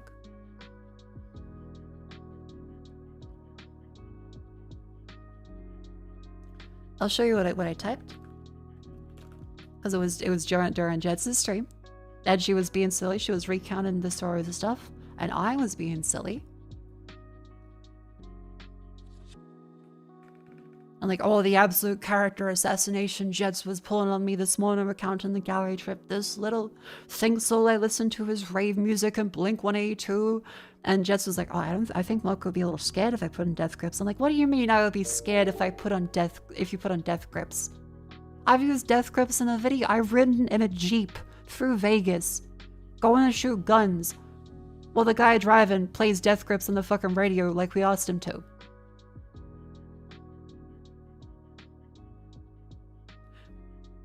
So, you know, silly stuff between friends. And you can see my message here is, I'm not actually angry. I'm joking like, oh, this cheeky little acting like I was confused and she was the lady and I didn't know. I was like, what's all this stuff happening? I was there as my usual fuddy-duddy. Oh, that's nice. Jets is having a nice chat with the shopkeeper. Oh. And Jets is editorializing, which is fine, by the way. I want to be very clear. This is completely fine and is a normal thing a lot of streamers do with stories because that's how you tell a story. You make things flow to make it fun. She is right, though. None of the vintage dresses would fit over my chest because Jets made a comment that she wishes I could be able to put on some of them because those vintage, like 50s, 60s, 70s dresses weren't designed for large busts. Fair enough, my that's nice reactions aren't interesting enough for a story, but goddamn this editorializing cat, which I thought, like, you know, that's a perfectly fine, funny, silly reaction. I go further, I'm like, oh, no, the music. Because she goes, and I put in the song in the car, and Mako's like, what the hell's this? It was Mouse Tui.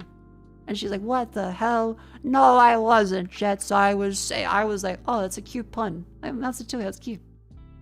And I was gonna suggest putting on some, like, Radiohead or something, but I'm like, no, I want to listen to what Jets has with a busted fucking car speaker. And she's acting like I'm the parent and we're not gonna take it. Like, what is this music with this electric twagger? You know, joking. Because I'm thinking it's obviously not serious. And I'm just going through, I'm planning on talking about tonight.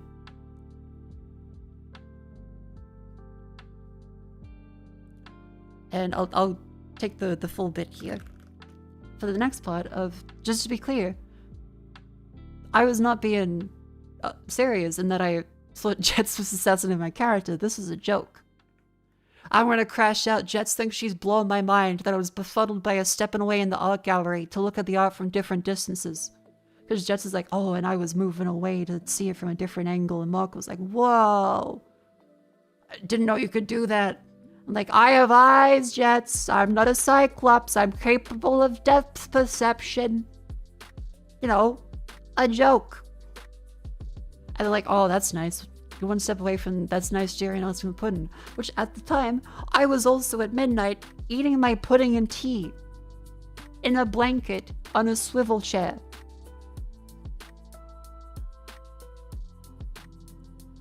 So all this to say, none of these messages were intended to be negative. It was shitpost banter that I would talk about on stream about all of this streamer, art student, theater kid, exaggerating the story details. But unfortunately, it went into chat and someone thought I was either being serious or, hey, did you see this? And Jets was, you know, feeling a little sensitive because she didn't know if I was having a good time or not until she actually saw me on stream say how I had a really great time. And I loved how she would talk about things while we're in the gallery. And I really, really enjoyed it.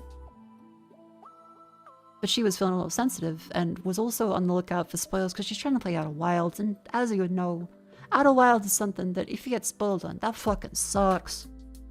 Playing Outer Wilds is super duper hard because people even that mean well can spoil things. So she was already touchy about that. Then she sees someone that is like, hey, did you see what your friend said about you? As she was about to have a second coffee in the day. She's like, what? And then she's like, yeah, Mako thinks you assassinated her character. And Jets is freaking out, understandably, and feels bad. And she sees my messages, and she's getting worked in a hullabaloo because it got exaggerated more and more in the chat. And then she saw this and sent me a big long message apologizing. And I just want to say, it is all good now. And we talked like immediately as soon as I woke up. Before, I didn't get coffee. I didn't even get out of bed. I was typing to Jets for like a solid 30 minutes to make sure she was okay.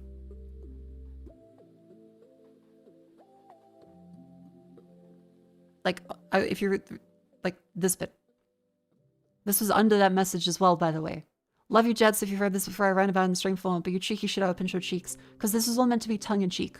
But unfortunately, she didn't see this and thought about that I, unfortunately, was upset with her. Even though I'm just joking. Because it was a different side of the story. So all this to say, I don't believe that shadow should be hung. Ultimately, it is my responsibility as a streamer to be careful things I say because of the expectation that not everyone knows what's happened. That's why people don't argue in public. And even if it's just silly banter, Jets wasn't on the same page at the time. And, well, it's natural that some people in chat are going to think, well, this is a pre-planned, like, WWE style bit. Let's poke fun at it. Or just stir shit and see what happens. It should be expected that online that is going to happen. Yeah, rumor mill goes. And so I apologize to Jets, and even though, yes, the chat should have stopped and people were being silly, I should also be careful about what I say. I wasn't happy, but it ultimately is my responsibility. Big misunderstanding. And I felt really fucking awful that Jets had to end her stream because of a big misunderstanding. And for even a minute of thinking that I didn't like her because of that.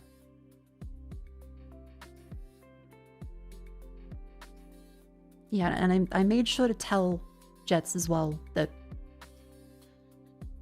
I take responsibility. I'm incredibly sorry, and I appreciate Jets a lot. But oh my god, this little art student just saying that I would be scared by death grips. Oh my god. Listening to Mouse to Tui and thinking, Mako can't appreciate a pun like this. Love you, by the way, Jets. Love you very much. And by the way, yes, Jets and I, we're gonna hang out tomorrow at some time. Like we already planned to. I'm gonna give her a big hug. I'm gonna give Jets a big fucking hug and let her know that I care about her. But yeah, that's why that's the thing what happened. It is all good. This is the issue of a game of telephone / Chinese whispers, I think it used to be called. Where if you let someone else speak for you, it suddenly gets scary. Like instead of friends saying, yeah, so-and-so, someone says, yeah, did you hear what friends said about you? That's a scary statement for anything, even if they meant well. And, you know, I can't blame Jets, and all I can say is I'm very glad that we are close enough that I can genuinely and maturely talk to my friend and, you know, take setbacks from saying in the public sphere. Because no one wants a Google Docky. Look at this fucking thing. No one wants a Google Docky.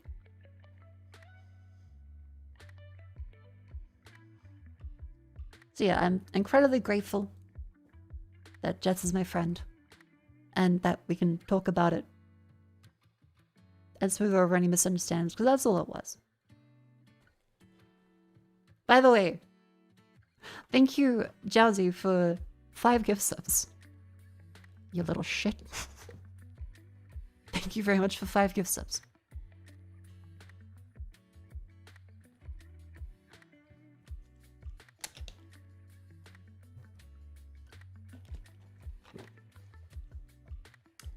Yeah, Cleo checked on Jets, and yeah, that's all my big statement of it is okay. Lessons learned. Sometimes people can be in a spot where they're a little more sensitive than usual, and anything can get to them. So, minimize talking. I've always tried to be careful talking about friends online, even like, you know, just remotely jokingly bad things, because sometimes people can take it out of context, and something that isn't said directly in voice takes on a whole other different tone over text. Especially relayed by another person where it seems like it's way more serious because, oh my god, there's a Roman messenger here to deliver a decree. Yeah, so I'm glad that it happened in a case where it's very easy for us to talk it over, rather than I'm about to go on a plane flight or something, and she's there feeling awful for the whole day.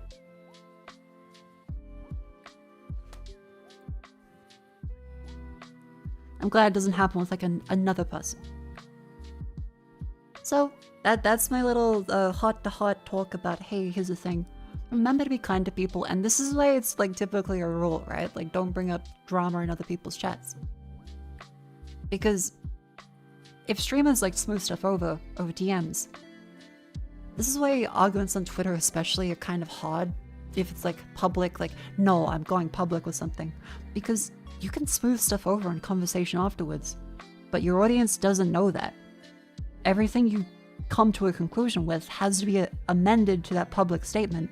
Otherwise, people will be at different stages of accepting, agreeing, or disagreeing with said argument. Say two big VTubers fight, the chat doesn't know if they made up or not. They just see these two big VTubers are publicly fighting angrily, and then get upset and are gonna continue that, and other friends will join in because they're like, oh fuck, yeah, that happened? Oh, that's awful. Oh, your fanbase is treating their fanbase badly? That's awful. And everyone's kind of in a right to see something happen and go, oh. So yeah, this is where you should always try and discuss things in private if possible, as a public figure. And especially with friends, but as a public figure, you kind of need to discuss things in private, because it's not just about you, it's about your friends and about your audiences too.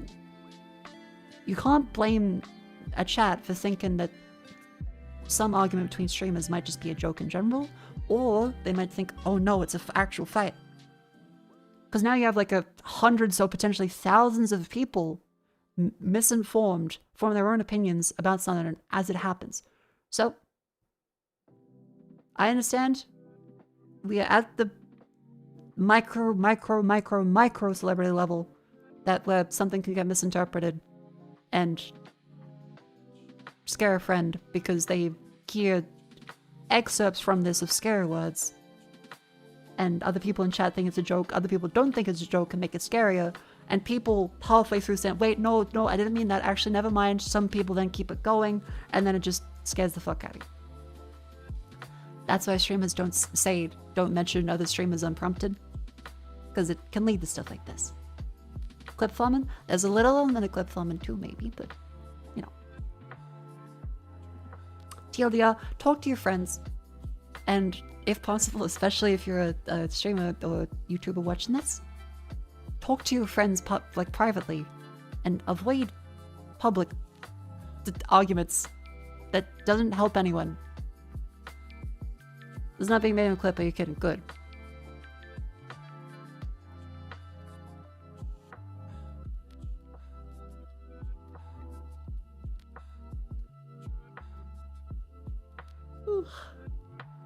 Managed to get some decent rest from last stream? Yeah, I managed to get some decent rest. I slept a lot yesterday and day before.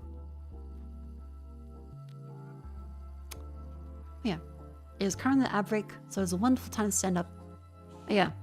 This is how a game of telephone can really blow up nothing into a big something. So yeah. There is no issue. It is just a classic misunderstanding that gets blown up because people chatting together misunderstand things and it feeds into itself. And someone feels bad about it. Jets and I are good friends. I'm seeing her tomorrow. Yeah. Alright, lean to the side. Lean to the other side.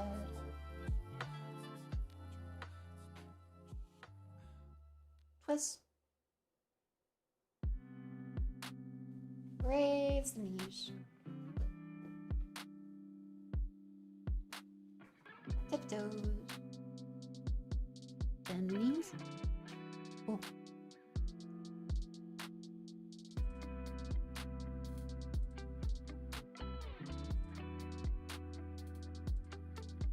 Oh.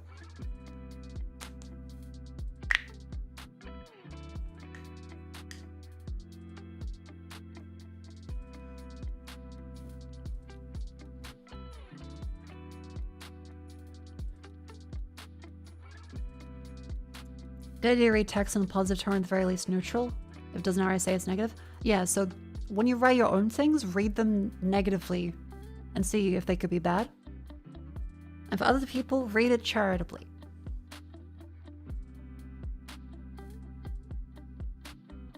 Remember, text doesn't convey everything. And especially where a bunch of socially awkward people online congregate, there's bound to be misunderstandings. That's just how it happens. Huh. Jesus, that crack? Is what you're smoking? Well, crack it sounds like, but... yeah, my bones don't sound too good.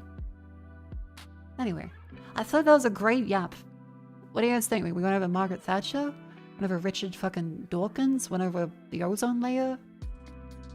Talked about friendship and the power of actually talking to people properly rather than going off of misassumptions and how very quickly they go over the top. Yeah. Clarify.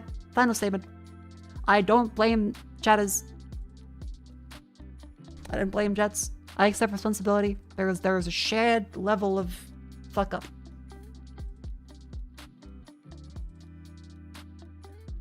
And I love Jets very much. Lay bones, air pockets between the bones and make the noises. Okay, yeah, but they still need my bones to be there. If my bones weren't there, then there wouldn't be air pockets to do the fucking thing. But fair enough.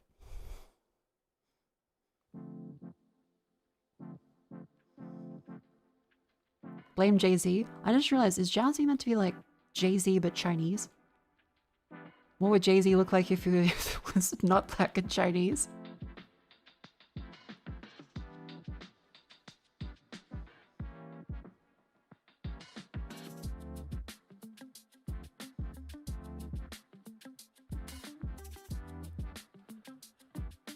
Sounds wrong, they made me think emotionally rather than logically, which was interpretation. Yeah, that too. Jay-Z's initials, Jazzy meant to make it easier to recognize in chats and status. Gotcha, okay. It's a dumpling. Alright, and you're very Chinese. Hell yeah.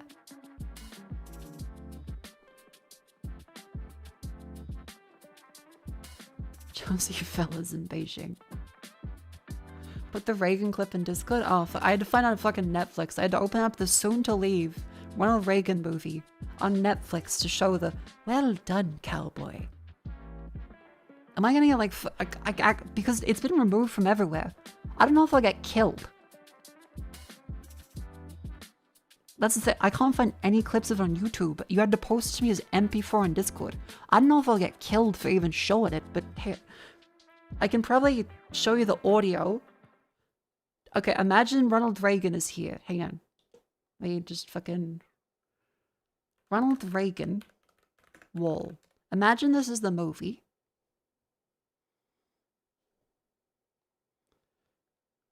Imagine this is a movie instead.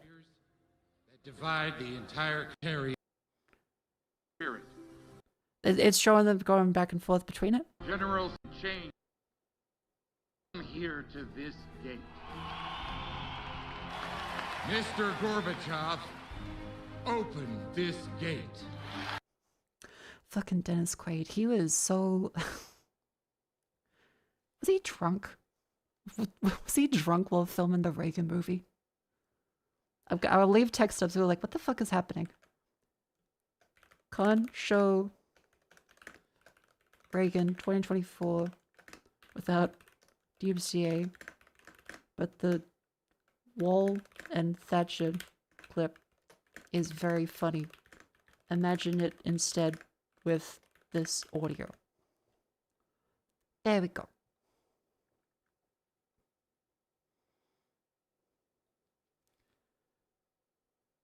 There we go.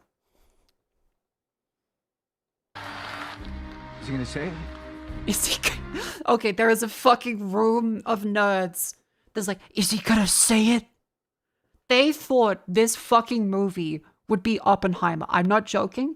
They directed this in the trailer like it was fucking Oppenheimer. Say it? Open this gate.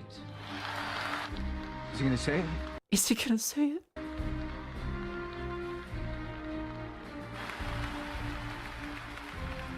Mr. Gorbachev, tear down this wall.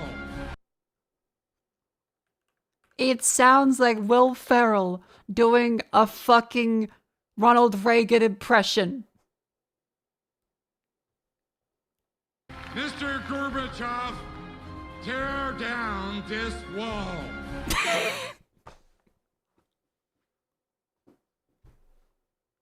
That's Dennis Quaid. They thought this was fucking Oppenheimer. And so everyone's cheering. There's people dancing like, woo! Gorbachev's looking fucking sad. And then it pans to Margaret fucking Thatcher. As a Marvel cameo. It pans to Margaret Thatcher. Well done,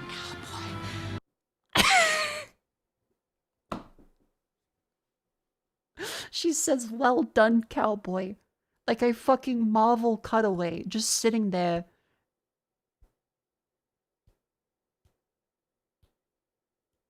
Well done, cowboy.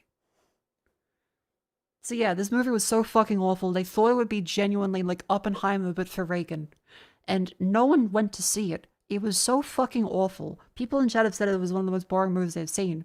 And I can't find clips of it on YouTube other than the trailer, because we used to be able to, because I'd show it because it's funny. So I'm scared of showing it on stream. That's your experience of the Reagan movie, where Dennis Quaid plays a very drunk Reagan, and Margaret Thatcher appears as a cameo.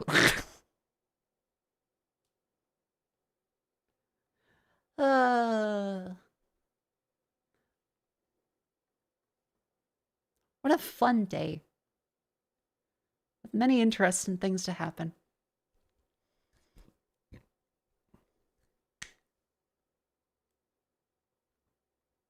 What kind of movie is that? It's like literally meant to be like a biopic Oppenheimer thing, but for Ronald Reagan. But it shows no negatives of Reagan.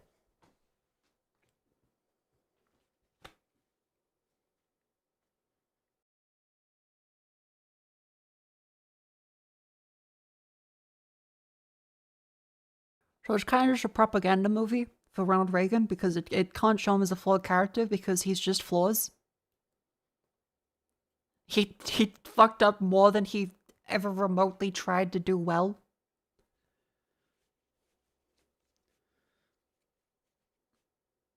Insane piece of shit. Hey, and give me one more Ronald Reagan. Just one more Ronald Reagan. Mr. Gorbachev, tear down this wall. It's so fucking bad. It's so fucking... Mr. Gorbachev, tear down the wall. By the way, Ronald Reagan was eventually like a fucking zombie. Dementia-ridden by the end of the presidency. But still, didn't fucking sound like a zombie.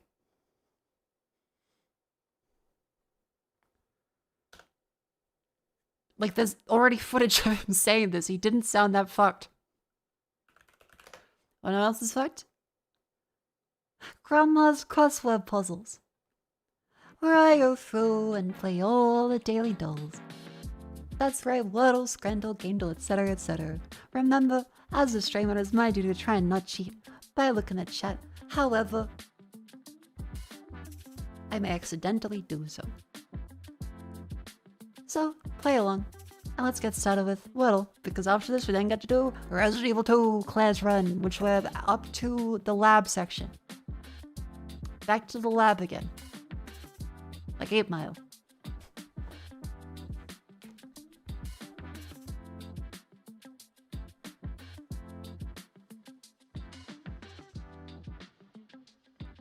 How about... Oomph. Damn it. Ghoul. Appropriately for Ronald Reagan.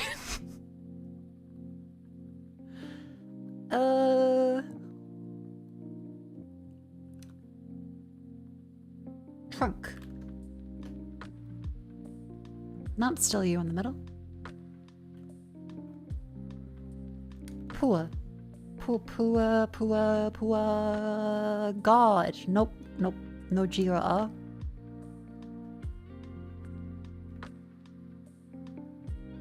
Boo.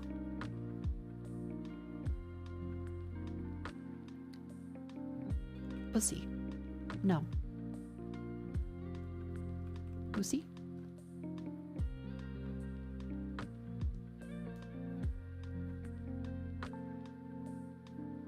Busty. Oh, there's no T. Cusps. It has an S at the end, but still. Okay. A U in the right position and a P somewhere. So it could be P-U. Pood. Puda. Pudum. Pudum. It could be a pudum. By the way, Fussy got blocked by fucking... that's how I got spoiled in that. Fussy got blocked by YouTube moderation. What a useless fucking moderation system. What do you mean Fussy gets blocked? Fussy question mark gets blocked by fucking YouTube. Holy shit, this platform is fucking awful moderation. How the fuck do I fix this? How do I turn this shit off?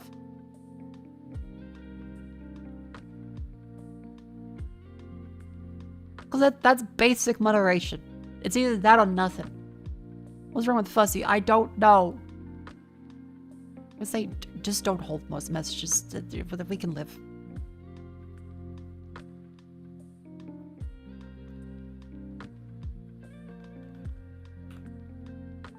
Wu? Wu-Tang. No. Woof. God damn it. Pumice. Pumid. No.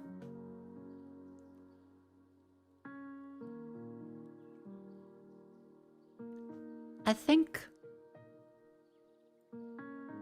the P really does mess this up, doesn't it? Because there has to be another vowel there.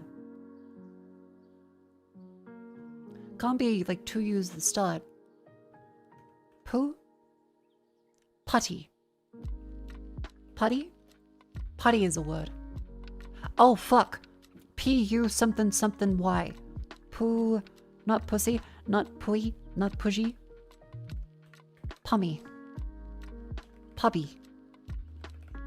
But Pucks? Probably not. Puzz? Puff? Puff. Ba-da-ba-ba-ba. Then connections and the MIDI. Peace, greenhouse acid, garage, commune, French fingers crossed, industrial bunny is sexual hippie, shed, air quotes, free love and porch.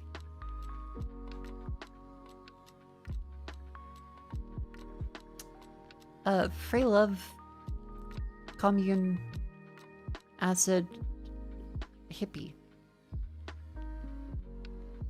Yeah, 1960s. Garage, peach, peas, French, fingers crossed, green, sexual bunny ears, industrial shed, air quotes, house, and porch.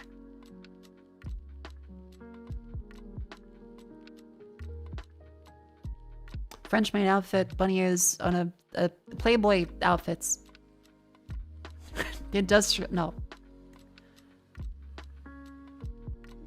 Fingers crossed, air quotes, peace, hand signs, bunny ears. Gestures made with the index and middle fingers. Industrial shed, French, okay. Garage, French, no, French? Garage, the shed, the porch, the house. Components of a residential living area. Home structure. Industrial revolution. Industrial revolution, the French Revolution, the sexual revolution, the Green Revolution.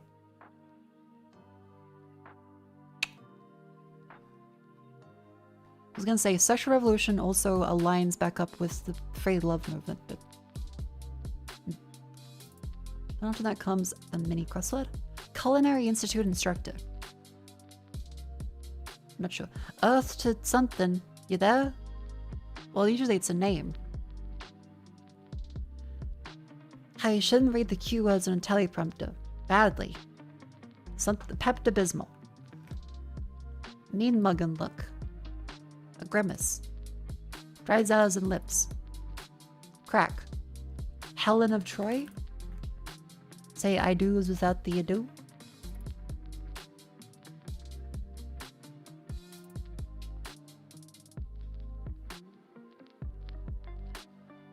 Instrument held horizontally while playing it. Horizontally while playing it. Keyboard? Smell from a dumpster. Foul? No. Odor.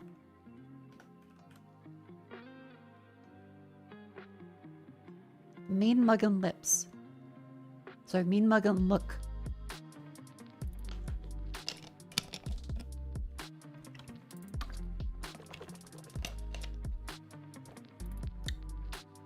Culinary Institute instructor is a it's not like Ramsay or Pierre White. Chef. It's just chef.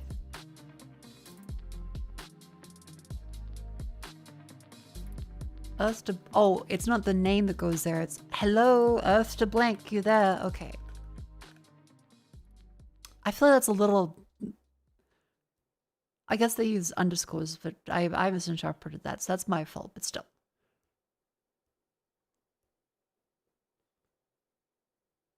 Dries on lips. Chaps. How you shouldn't read the cue words on teleprompter. Shouldn't read them aloud.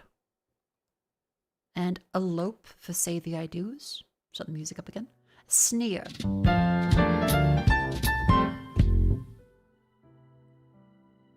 Bada bing, bada boom. Mr. Gorbachev.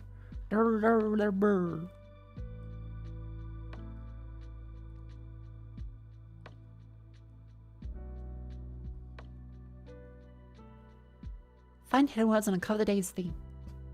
Something's fishy. Grand.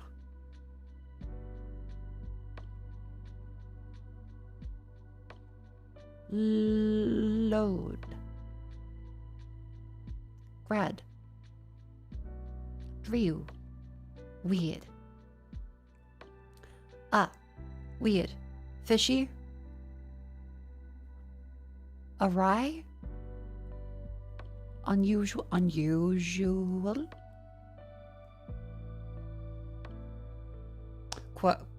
Peculiar. Quirky. Oh, peculiar. Quirky. Yep, that is one. That.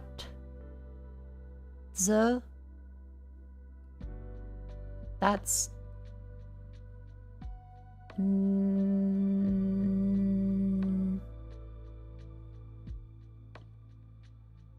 That's odd. That's odd. There we go. And this one is bizarre. And this one is nope. Strange.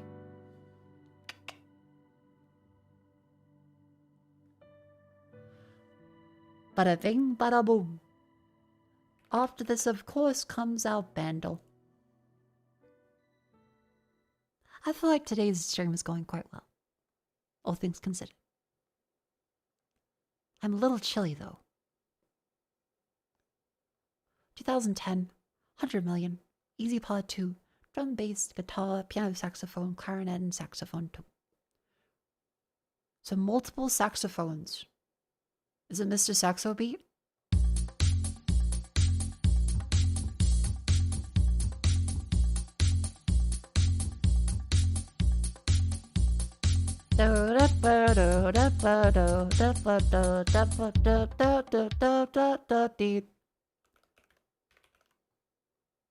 Damn it.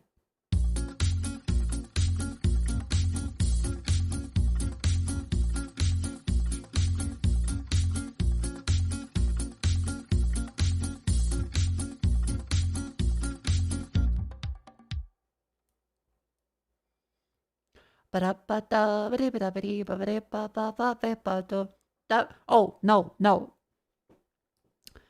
Even polka was before that. 2010.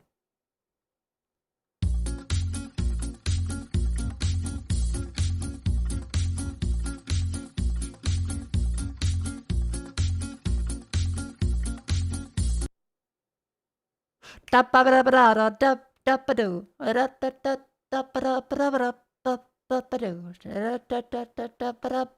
fits all the weird fucking this multiple saxophones and clarinet.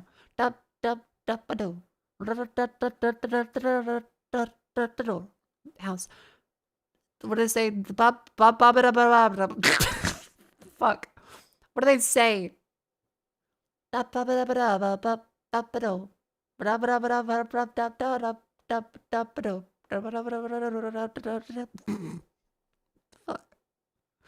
Americano. That's the one. Thank you. We don't speak Americano. That's it. Okay, come on. Go for it.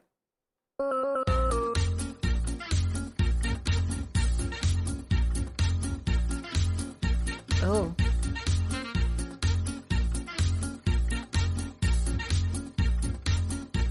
Okay, the MIDI could be a little better for this one, but...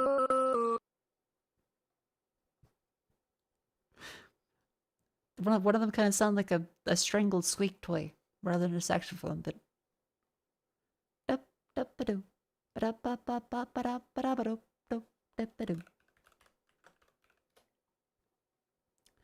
Now let us enclose our horse. Of course. I remember this one is a score of 1, but we want to increase it to a higher level.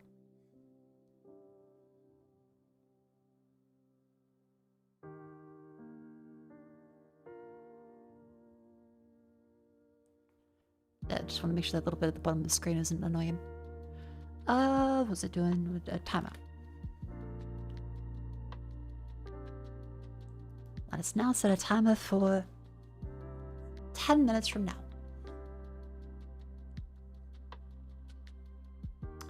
Now let's make this one as big as possible. The score is 70 for max score today. That's 14, so we have to grab the apple. There's no two ways about it. Otherwise I can't see reach 70 even if we get like every tile. So these ones are likely necessary. That doesn't make much sense. So boop boop. Boop.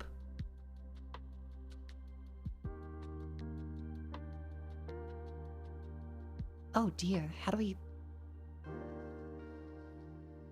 like this?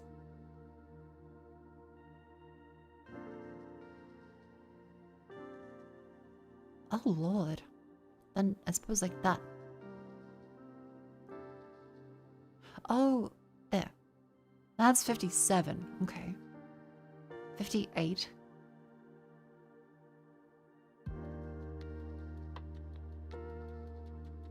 Yeah, the north is quite peculiar. Sorry, Jose, I have a Papa Americano stuck in my head. Ah, that's okay. The horse forgives you. It's 70 today, so we had to sacrifice something.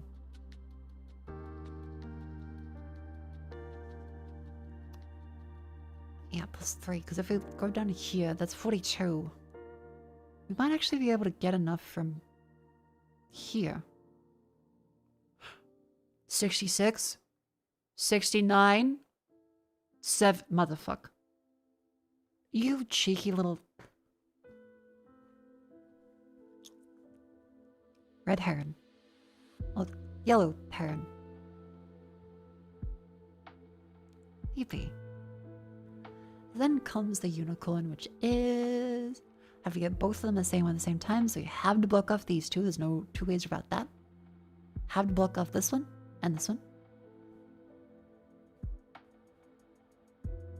So we also want to do block there, block there, block, block, block. That is 61. These two are -1s there. What was the score for today? 81. Okay. 81. Now possibly we could get more, maybe. But maybe not through there. Maybe we had to do like this. 78. This is -10. So this overall would be a net negative. Yeah. And go for the cherry.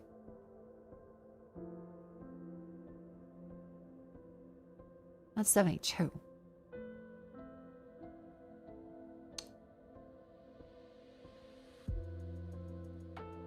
So are there better options available to us other than this one? Because up here would be good.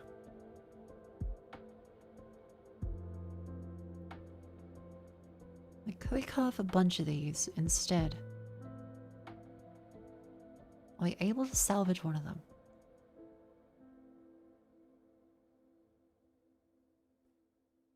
So I have 6.5 minutes. We're doing quite good for time. As long as I get a little coin. That's a jump scare, sorry. This always needs 2 to block off. This one down here would not be great. If these go down 1 each, these are minus 10. So although it gets more squares, it actually is a lower score than if it didn't include those. The B's are minus 5 each.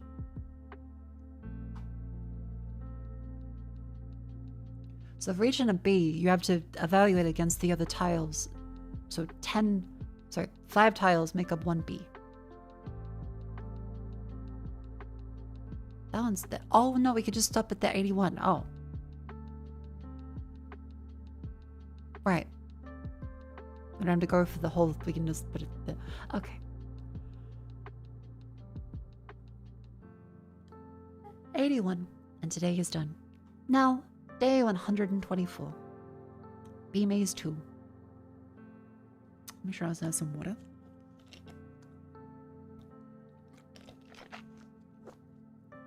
Also feel as though I am in need of a side snack. Just to get me through.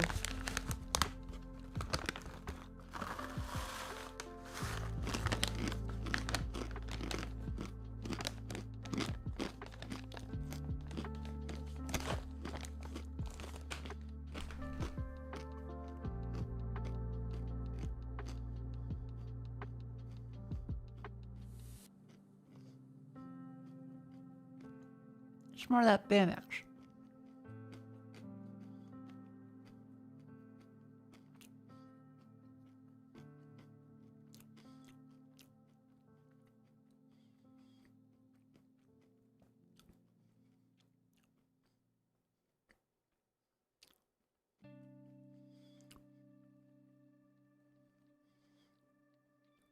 $46 is goal. Thank you. Well, let's try looking for 46.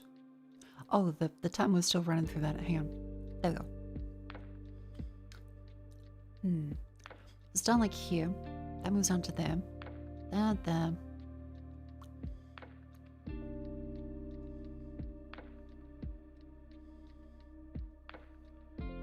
That's 23. This one we gain more by having it down to here. 33. 37. This one we can, I believe, get a little more out of it.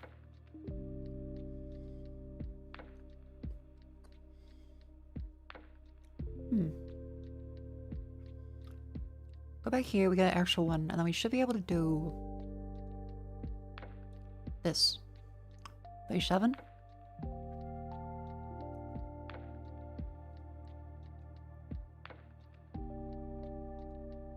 No, that's not quite as much.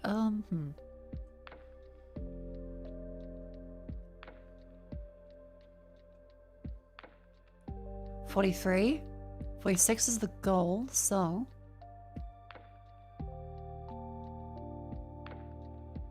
44. That gives us another wall to play with.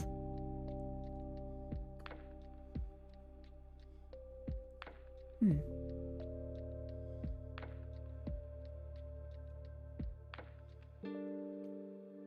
45, because we can use that little block off those ones.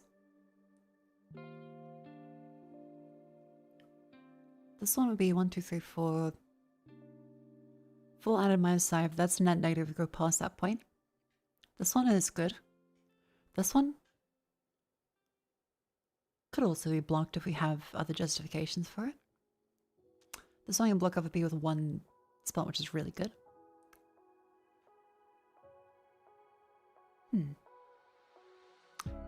46. How do I get 1 more? Because this one would be a negative.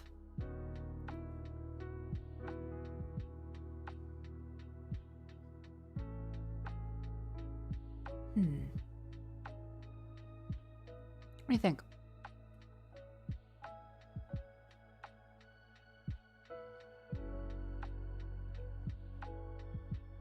Clash is net negative. If we go there, that is a better score than if we had that. So that far as we go there, that gives us a whole of 3 points easily. I think I should block in the bottom right. Ah, yeah. Down there. 46. Because that way we tank the B, and that gives just one more spot than the other one. Great. And now you successfully caught up on enclosed .hold. Sorry, Margaret Thatcher jump scare. There we go. There we go. Candle.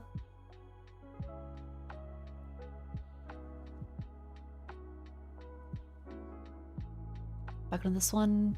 Is this Lara Croft? Yes, it is. Okay, Lara Croft and Relic Run. Oh, that explains why I haven't seen this one before. But she's a little blue. Well, cyan. Oh, look. Mirror's Edge, the second one. Catalyst. Fuck. First one. Oh, because it's artwork. It's not the... Oh, not the cover. Character.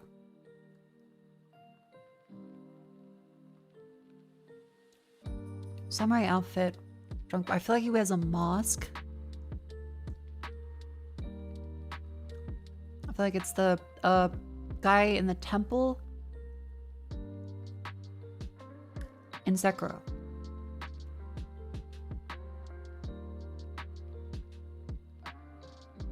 Ashina, Blade of Ashina, Genichiro Ashina.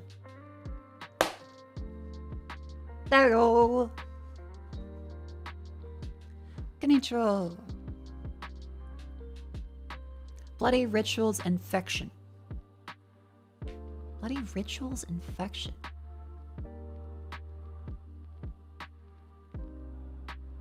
I want to say Cult of the Lamb.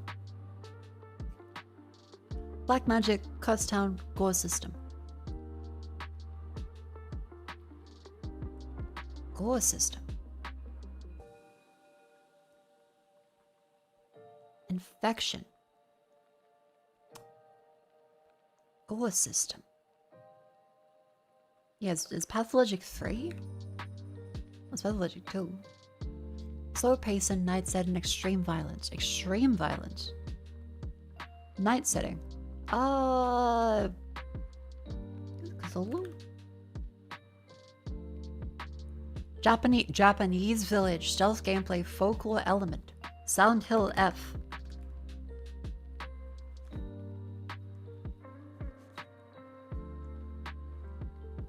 Nope. Sidejack ability. Episodic structure, multiple character. What?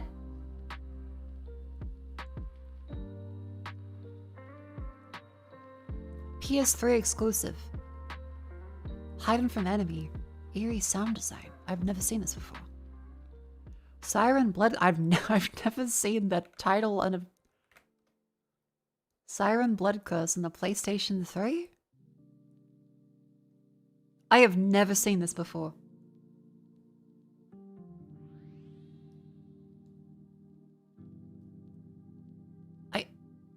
Did this release in Australia?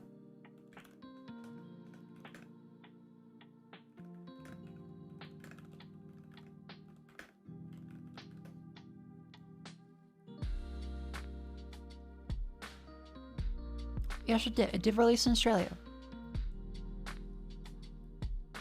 I've never seen it before. There is a Sydney Morning Herald article about it. The Sydney Morning Herald gave it 4 out of 5.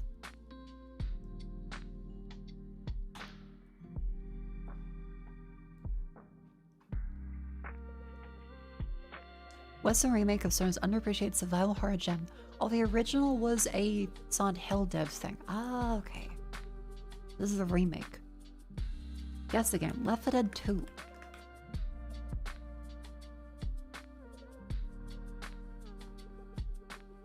2009, but not on the Linux, PC, 360, Mac. Is a shooter, not first person. Not horror, not survival. So shooter, 2009. Not on PC or 360. So that's PS3 or Wii. Or mobile. Third person shooter on PlayStation 3. That could be...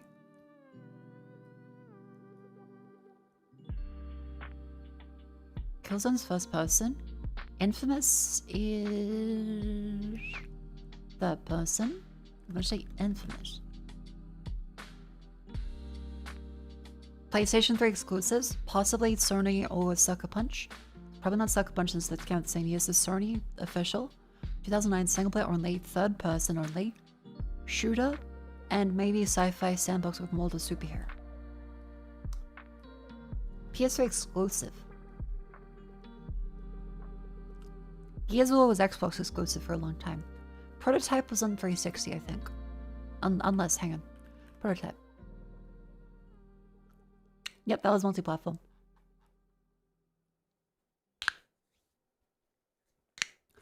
Third person shoot. Uncharted. Yeah, that has to be. Uncharted 3. Fuck, that was 2011. In-house engine. Because it can't be Infamous, or Prototype, or Uncharted. Mainline PlayStation 3 game. Third-person shooter. So, not God of War. But I'm going to say God of War 3. Yeah, so okay, Sony Studio. Possibly fantasy historical. Let's say if it's fantasy. Let's go The Witcher 3. Or Witcher... The Witcher. Fantasy or open world, yes. What the fuck? Okay, hint. Fantasy, science fiction, comedy, kids, open world action. What?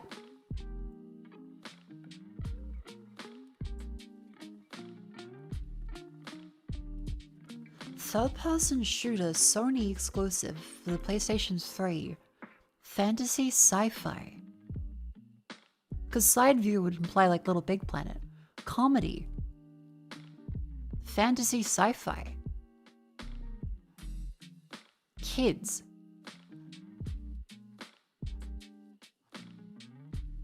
It's a shooter, what the fuck? Ratchet and Clank I guess can work. Ratchet and Clank, Up Your Arsenal? Ratchet and Clank. Ratchet and Clank Tools of Destruction.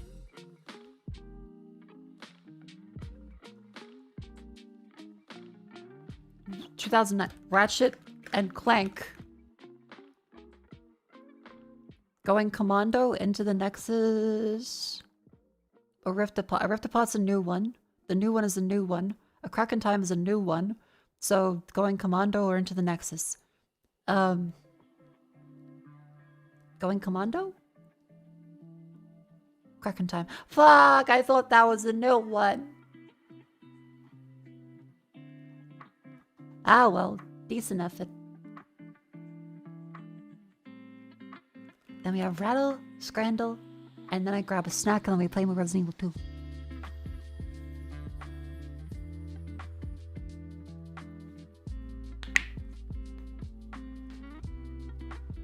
What? The PS3 Resident games? Ridge Racer!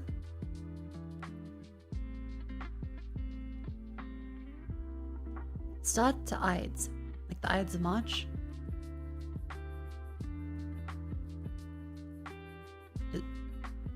Ides of March? No. Okay.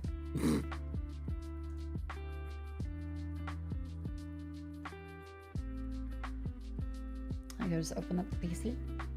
Then 6 letters. Something start. Aesthetically pleasing measurement. Start something. Start something. A start something. Add R to start. I'm gonna get a math term. Greek letter that means a start.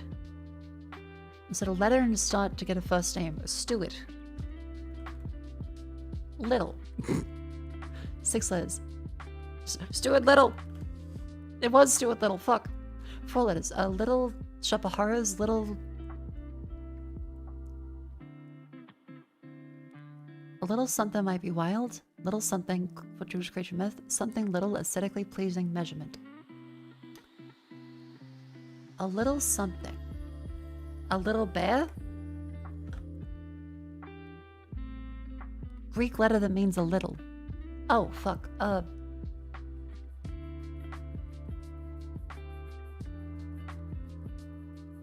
Alpha? Beta.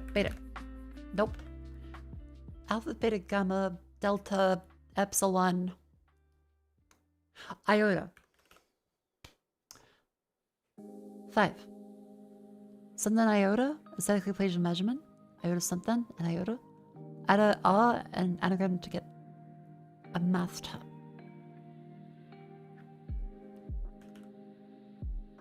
Iota. Irat. Irout. Irato. Ratio. 6 letters. Golden ratio. Pleasing measurement. 5 letters. Golden goose. Creature of myth. I want goose to get a month. I want goose to get some deep. I want goose to get unlucky. Famously dangerous part of goose is the mouth.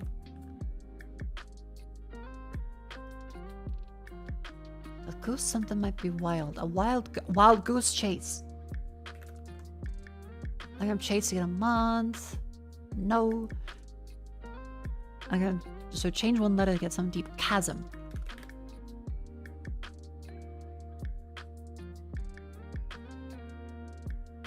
Famously dangerous part of chasm. Nutty putty. This is gotta be March. Yep, beware the Ides of March. That's the one. 5 letters. Charm. Charm from chasm and then March anagrammed and then the Ides of March. Finally, Scrandle. There we go. Bada bing, bada fucking boom. The Glizilla. 23-inch, 1 pound, all beef with Maxilla upgrade. Holy fucking shit.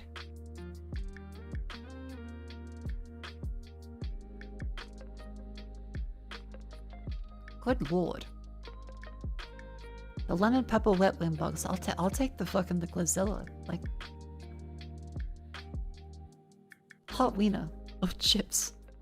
16 pound for a hot wiener? I'll take the peri chips. Yeah. Burger 7 pound of chips. Burger. That's a burger bias inherent to Scrandle. A lot of the time. Prime rib cheeseburger or burger with cheese with hard seltzer. That's fucking $50. That one. $50 fucking dollars. Airport. Macaroni cheese and chorizo or like muckin veal with all ingredients. I'll take the like muckin. Is that like a fucking euro? What the hell? Fish finger baguette or the Captain Mama. Fish finger baguette.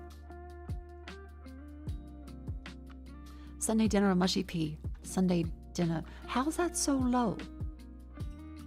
Chicken burger. Chicken leek. Shit burger. Okay looking pie. Bacon cheeseburger. That's sad or mushy pea. Okay. United pie or amazing onion sandwich. United pie. Good. Good. Grilled shit. Fucking shit. The hot dog. Like cold hot dog, but better than... That's not a grilled cheese. That's a grilled piece of bread with a suggestion of grill. A suggestion of cheese. What the fuck? And $20 for that too. Oh, Canada. This one, I don't agree with this one. I would take the pie over this sad, weird burger and unsalted chips. This one, like, the macaroni pie looks okay, but like that looks like a gyro to me. I'd rather that one. That has foil so it doesn't get messy everywhere. Like, yeah, and that's also like a tiny pie. Anyway, we have finished all of the daily dolls, and that means I then get to move on to the video game, Resident Evil 2. I've gone through Claire's run. But first, I will grab a snack, go to the bathroom, stand up and stretch, and all of that, because I have been yapping for a solid 3 hours. Yippee. Now you get up too. I'll be right back.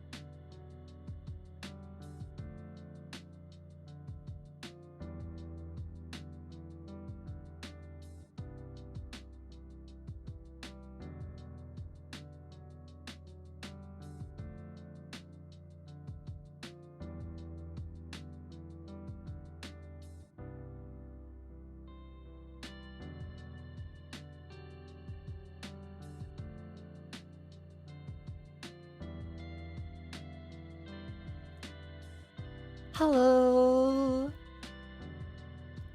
I went to the bathroom and got a snack. I had some chocolate. Also patted a cat that was a very fuzzy little cat, cuddled up into a bowl because it's quite cold. And I saw them, went, oh my god, that's so cute. Ran over, well, tiptoed, and patted that fucking cat, and I went, scratched their little head, and they were so happy. And they did the stretch thing where they keep their eyes closed and they smile a little bit and stretch and then go,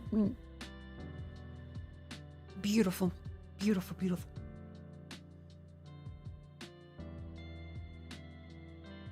It's quite happy. Big stretch, big stretch. Mako. Good morning. Welcome in. But yeah, we are done with all the daily dolls. I'm trying to think, are there any silly things I can show you before we start the actual Resident Evil 2? It is, have you heard the fucking Resident Evil 2 intro? Resident Evil 2 sound.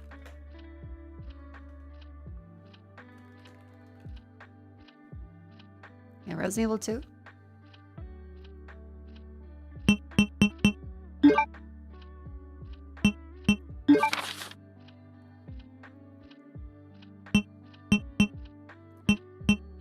Wait.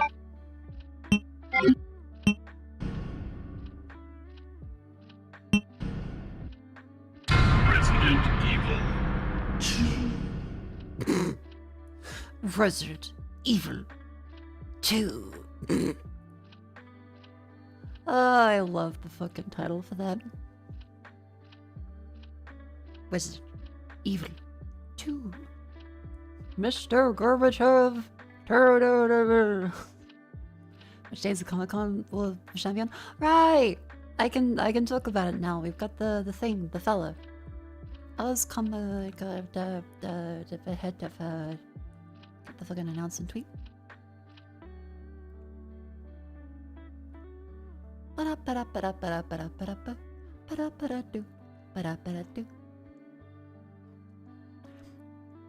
Pixel Clouds and Collectibles is run a meet and greet at Melbourne Oz Comic Con. And so we'll be doing a meet and greet with Jets, Cleo, Yozo, and Vivi for this one. Yippee. And yes, I did ask if Han wanted to do it. Just to be very clear, I wanted to make sure and checked if Hanya would do it. But she is, of course, busy being herself, doing a bunch of Hanya things.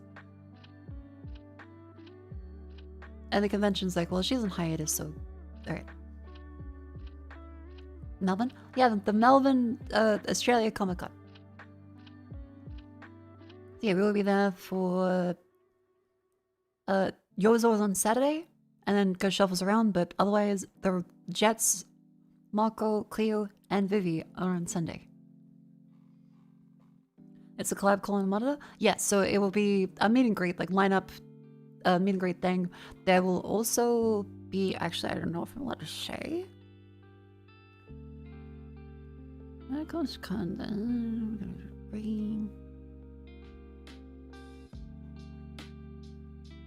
There'll be like goodies. There'll be goodies as well as a thing. It's not a panel, it's a meet and greet. Will be recorded. I don't believe it will be. Because it's like a meet and greet of, hey, people come up to the monitor and say, hello. I mean, you're probably free to record and take pictures. But you can come up and say hi to us at the thing. Goodies? I don't think they've announced it. So I don't want to get in trouble or put the lovely managers out by saying something. I do not confirm or deny anything that could possibly show up, but to encourage you to show up, there are goodies. Yes. Yippee! Anyway, it is currently the amp break, so as always, it is a wonderful time to stand and stretch, and for you to move your limbs.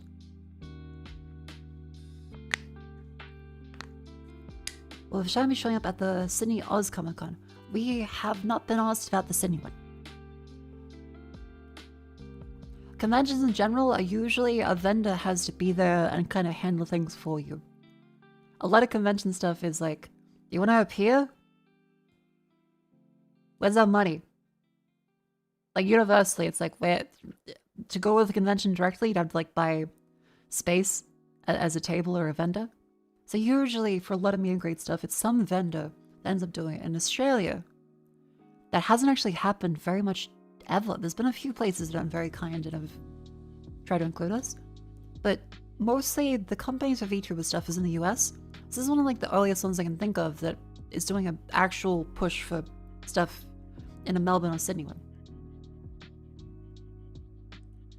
So yeah, Melbourne Oz Comic Con, which is in, I believe, June.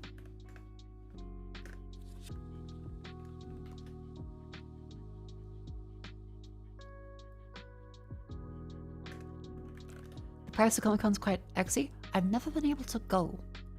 So let's see. Oz Comic Con Melbourne is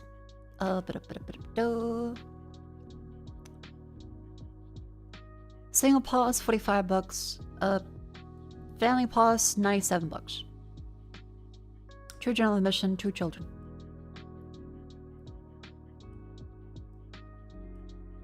Or for weekend pass $65. Yeah.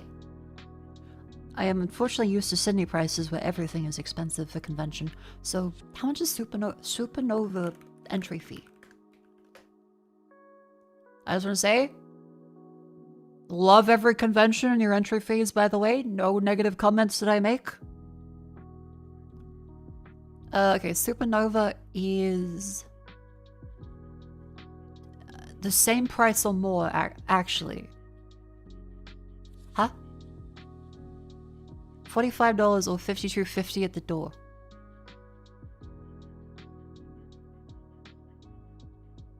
$45. Wait, that's actually more than Oz Comic Con. Is this for a different Supernova one, or is Supernova like raise their prices since that's Will Ferrell? Because I'm seeing $45 for Saturday or Sunday, $52.50 at the door, Will Ferrell, or $45 there, or $75 versus $65 for a weekend.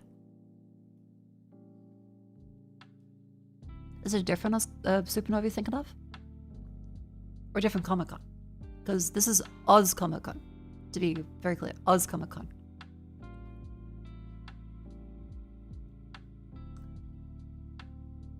Sorry, kids, looks like you can't go with me, Vashaya, and all the orphans go, oh no! Not just the early bird thing, reduce the price. Good question.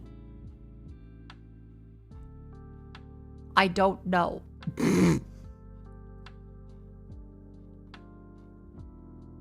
Tickets are available at the door. Yeah, so if you're in Melbourne, you can have a meet and greet.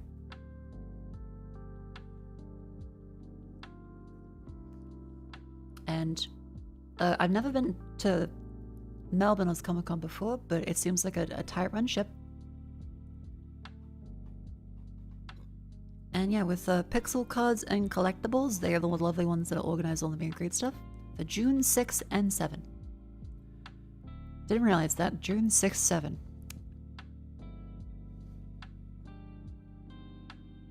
Huh.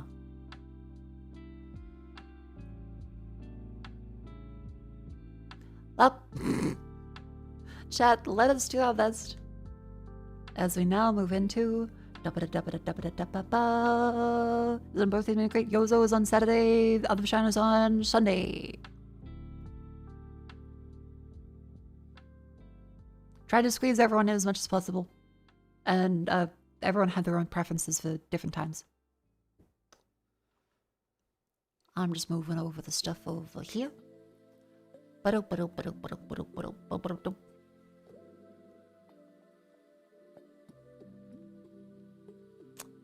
Move that window down. And that one over that way. That's in Australia? Yep, Melbourne Oz Comic Con is in Australia. If you say, Mako, are you going to be off Kai? The answer is, unless something very rapidly changes, no. Because we don't have any contact with off Kai, I think. I think I tried to reach out a couple times, but I understand they're pretty busy. Meet up afterwards or all virtual? This is virtual.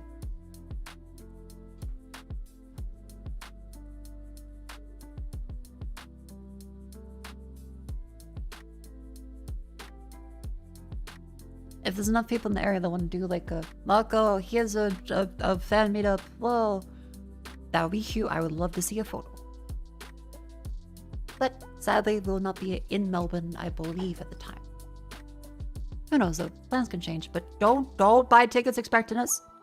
Other than the meet and greet. Which we are really looking forward to. But I don't want people to have like, oh no, that they didn't come.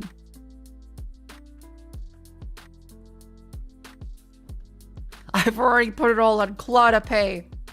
Oh, fuck.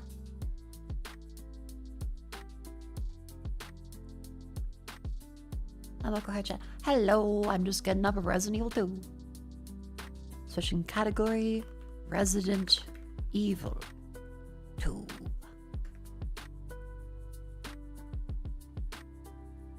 Woo. Hi.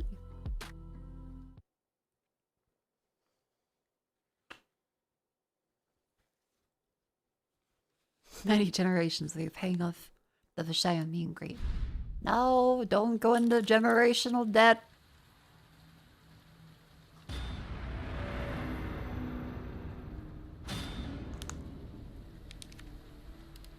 Hey, chat, welcome back in. Where I left off last time was on Claire's run. We have got... My keyboard isn't connected.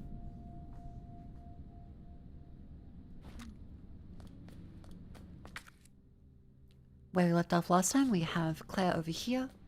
Sherry is in the lab, in the little thing there. We got MQ-11, we got the grenade launcher, the quick throw army. There's a roll of film as well that I guess we could go back and grab stuff. That might be one of the upgrades.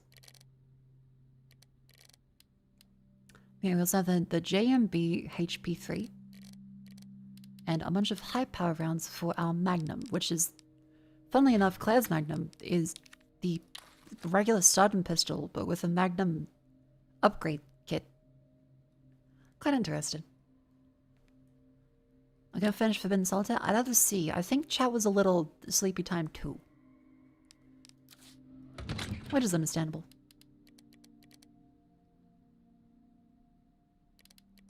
Did you do that? Yeah, they have a Magnum upgrade kit. And then I suppose we can grab this one. There's also the spark shot. I guess I'd grab the spark shot like while we're here, but still.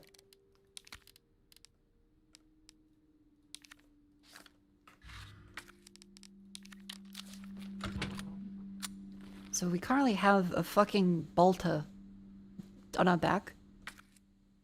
Yay games, I'm trying to behave. Welcome in. And then we've got so many guns. We have 3 pistols with 3 different ammo types. A spark shot, an SMG, and a grenade launcher. I suppose, do we put the... We can put the handgun... We can put that back down. Because we have plenty of other stuff anyway. Where's she keeping all that? I don't know.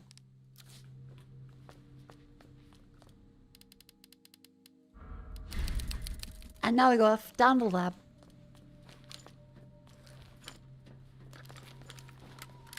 Yeah, I think we are well and truly prepared. Or not, I don't know, we'll see. It's over this way and then to the... Nope, this way. Cable car. I'm coming, Sherry. How's the favorite yappy shock? I'm doing quite well. We had a bunch of yaps earlier in the stream about that fucking light. Not about the light, but oh, look at Sherry. Oh, right, the creepy eye thing. Fuck. Let's go, let's go, let's go. I don't want Sherry to hurt. a bunch of yaps about Ronald This Reagan and tram Margaret is bound Thatcher. for Nest. Do not exit until the final destination. Thank you, Margaret Thatcher. You also talked about oh, Claire put a jacket around her. Oh. Hey. Are you okay?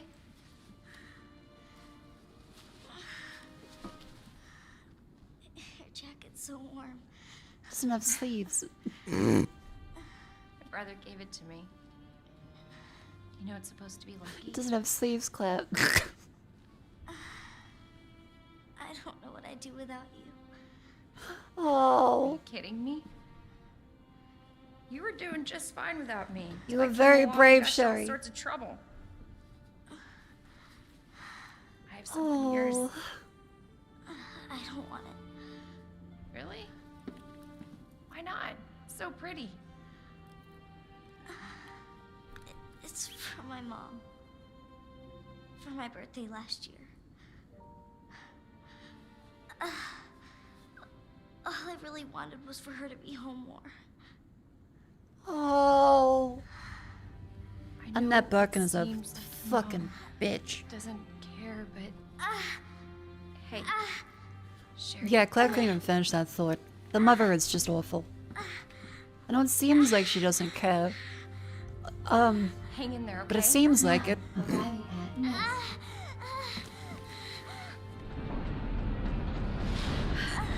Even if she bites me, I will save this child. Got you. Come on. I don't care. I will save this child. It's alright. She can use me as a chew toy for a little bit. I'll still live. I'm getting Oh. you treatment. Just hold on, Sherry. It's okay. Come on. Leon, where the fuck are you? For your safety, stand clear until the doors are fully open. Come on, come For your on. safety, stand clear until the doors are fully open. Because we know there's a way to reverse it. There is a way to stop For it. your safety, stand clear until the doors welcome to Nest. Enjoy your visit. Okay, put it down in the chair. Fuck. Fuck.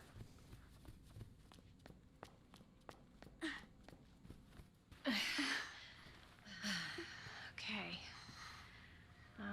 This does look like Annette's lab. Here you go. All right. Now what? There's got to be something here. Antiviral agent. Official That's it. stuff, my That's work, gotta be bullshit, it. more bullshit categories. Hey. Hey, Sherry. I gotta go. You stay right here, though, okay? I'll be back soon. I promise. Oh. God, fuck. Okay, well, we can safely put a bunch of the stuff back in there, then. Important Nest alert. Students in the North Area, all Nest personnel immediately use devil antiviral agent on themselves, only to prevent G mutation. If infected by G virus, seek help immediately, target and destroy G cells in your body. The devil antiviral.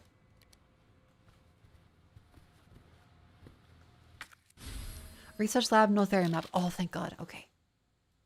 Alright, it's similar to the one with Leon. Oh, pizza. No, wait. Save. Save, go. Sherry, there's an antiviral agent. I will find it. I will be right back. I'm gonna put away some stuff, though, because I'm not sure if I need the spark shut, because there's the vine monsters here, so we possibly could need large caliber handgun ammo for some zombies. Spark shot, I don't remember that being anything that needs a spark shot. Flame rounds could be useful. Extra knife probably isn't.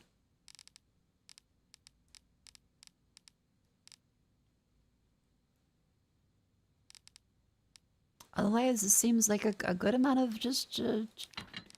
yeah, that seems good.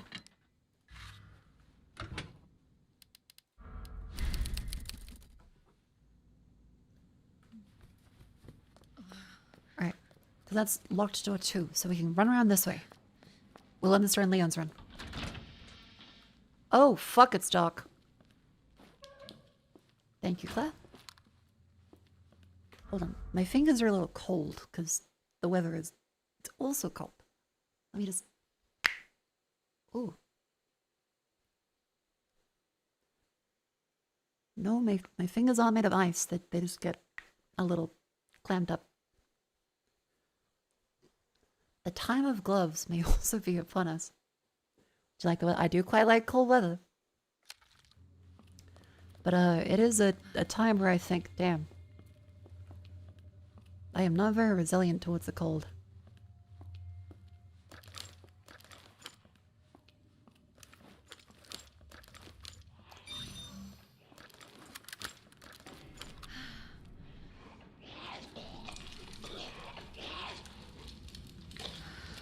Is there anything except liquor?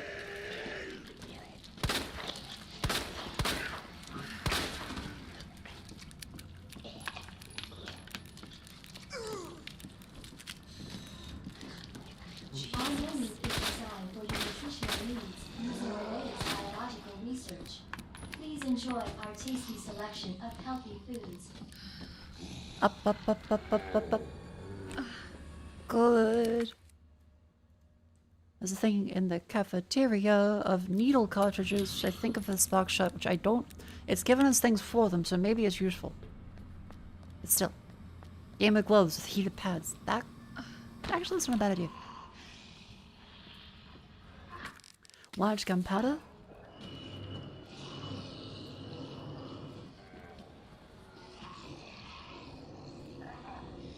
What is that sound? Another knife.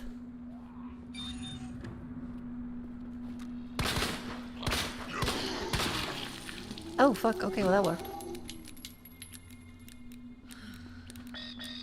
Still access tonight, and there was a wristband in this room. Yes.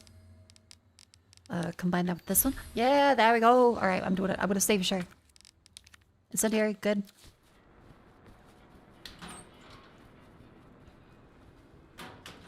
This one, nothing, but this one has high voltage condenser for the spark shot. Ooh. So a lot on high voltage electricity, reducing time between the shots. Okay, so it probably is actually useful still. And that's the puzzle thing that we need to find eventually. But we have...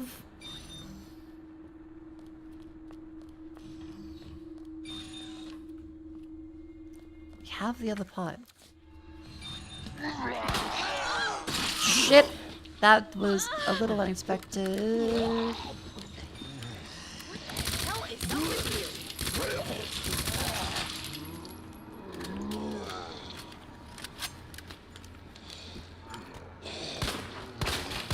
What the hell?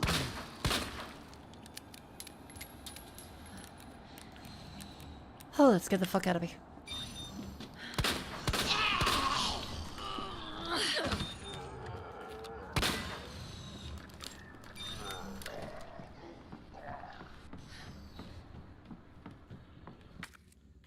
There was a bit, there was still more items, not there? Oh, wait. Yay! Killed the raccoon statue? Aha. More bullets there. A grenade? And spark shot?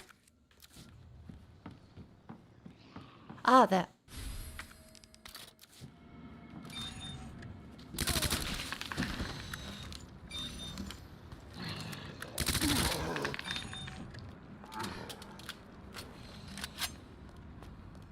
We need to kill all of them.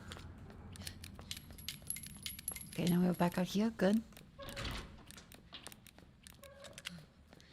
Dr. Lee, your presence is urgently requested by Chief Car... Hi, Mako. Hello, welcome in. Now we should be able to grab some of these ones back in there.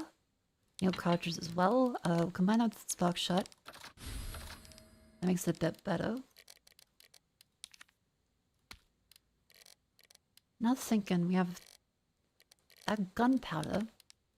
We can combine that to make regular handgun ammo, but I don't think we really need the regular handgun ammo.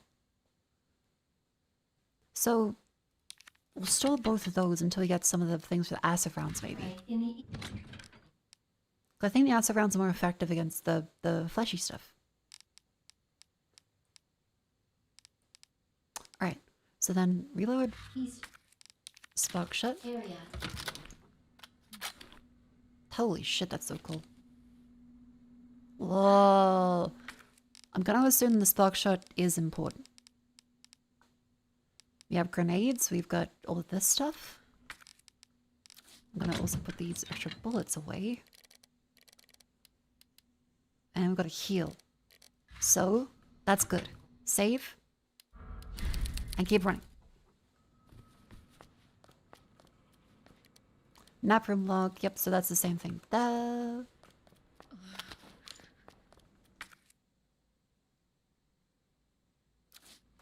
Mm-hmm.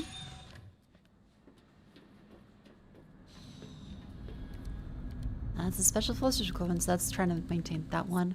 And that is this part. There we go. Antiviral agents in the west area.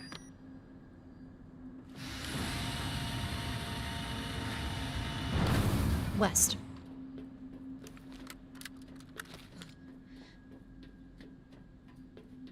Yeah, the acid works pretty well for liquors. Not this one. Is that open here? Just we go for the first one. 2, yep. Boop.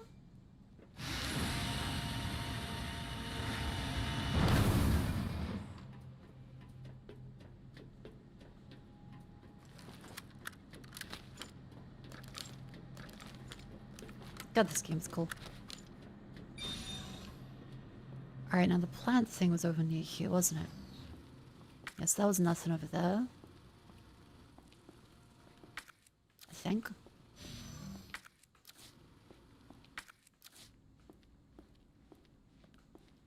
It's just a hub.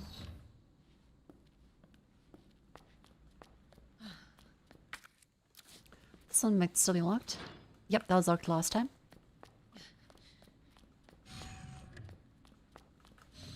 Anything in the walls? Nothing there, nothing there. Regular save room. Okay. More regular gunpowder. They don't like giving us the high grade stuff.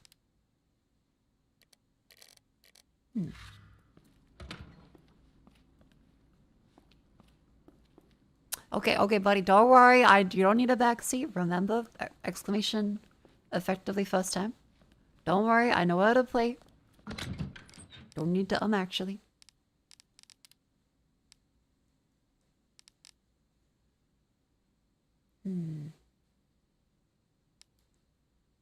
Let's take the wonderful spark shot. I'm still not sure if it's actually good or not, but we'll still keep it just in case. Much later, otherwise we're good. YouTube action up. See, I feel like it might just be a cultural difference of YouTube chatters that see live streams as a video where you comment on it afterwards versus a live chat where the streamer is like literally there.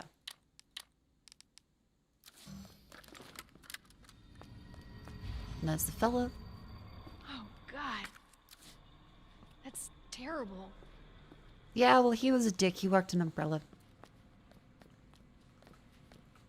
Senior staff clearance required for computer access. Okay, level 3, that's fine. Oh, fuck. Oh, shit, you're actually here? Hell yeah.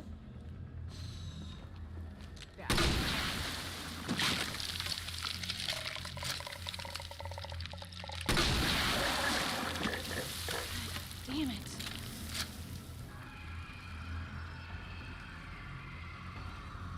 Oh, fuck. I actually don't know if acid rounds, like, kill them. Well, I guess we'll find out.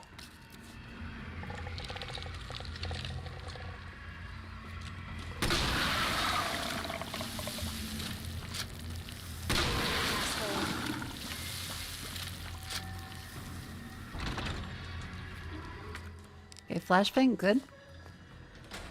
And then there's a thing here which gives us the anti bit. Give you a tip if you feel like it. Dispensing No, let me solution figure it out. Remember, exclamation first time. I keep saying that because, like, can someone say it? Because we finished the Leon campaign. This is the B side. Alright, input code. Uh-huh. Thank you. Let me just pin that one. Boop. Thank you very much.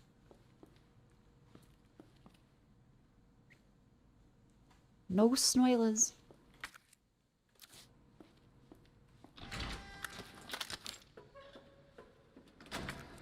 Uh-huh. So you have hub stuff there, we got that flag up there.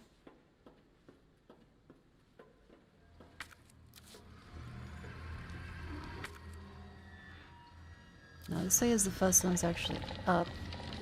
So we're just gonna go. That's fine, let that close. This one needs to be opened with the power. And herbicide synthesis, yes. Nothing different. Regular grenade.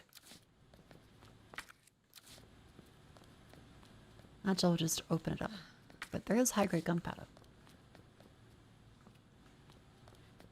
And actually...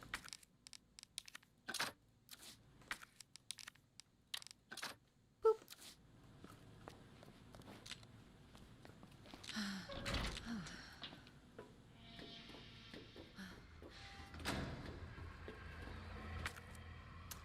Oh, fuck, where'd you go?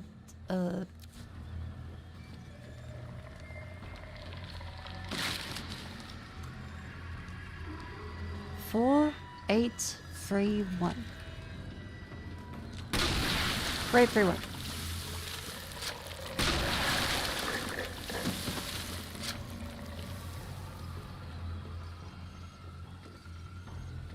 Four, 8, 3, 1. 4, 8, 3, 1. The symbols are actually inverted.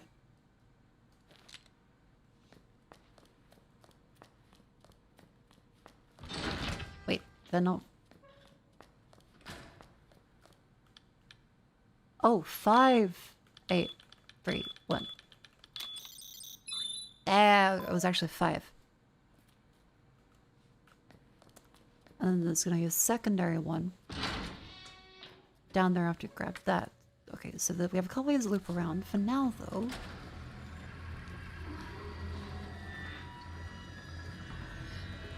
hasn't gonna back up again. What's the normal use case for the big ass taser? I don't remember what the fuck the normal use case is meant to be.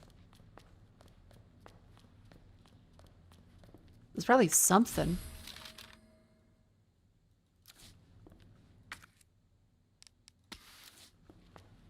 Shock the test subjects? Yeah, that counts as something, I guess.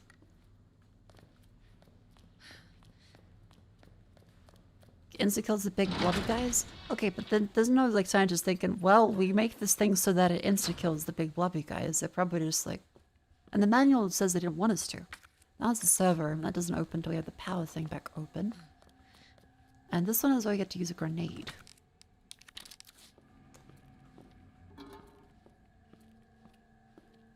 This bit only triggers once we've gone through all these fellas.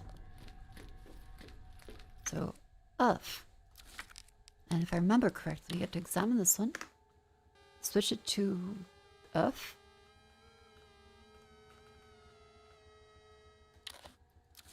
And then plug her in.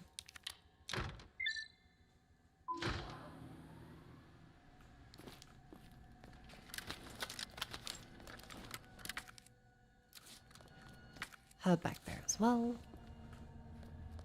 Welcome to Earth.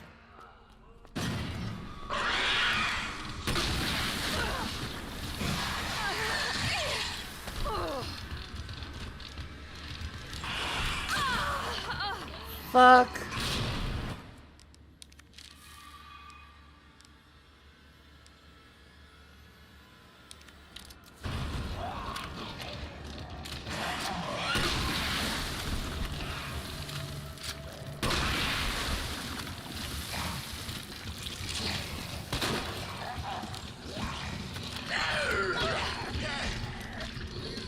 gotta help.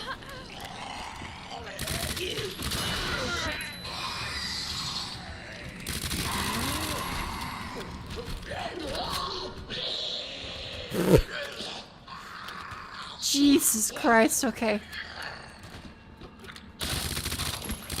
Oh no.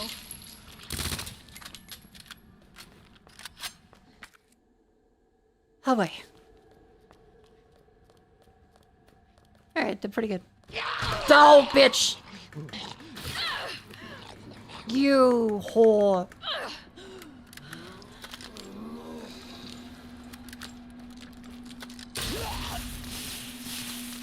What the fuck?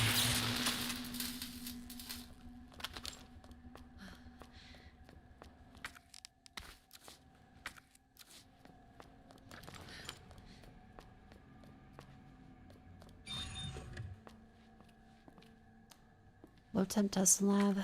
Yerp.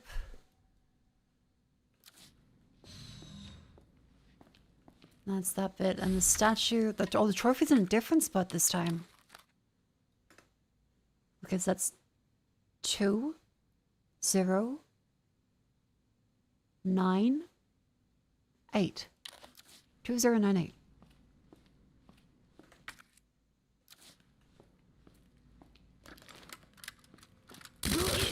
Welcome back, Dr. Lee. You have 5 Winley's new inbox. messages. Yeah, we've seen that one. The cheerleader and him dying.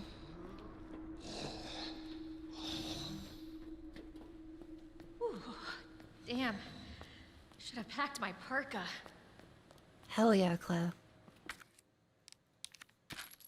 Oh, didn't mean to make the bullets there, but that's fine. Stand by. This cartridge. Good. Solution required. Never mind. I gotta do that first.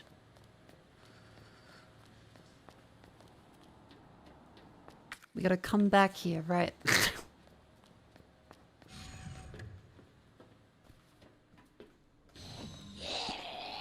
See ya. This guy wearing a full body singlet. Yes.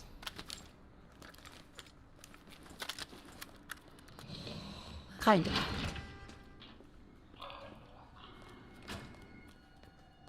Let's see, exit down there. There's also the server room, which is over this way.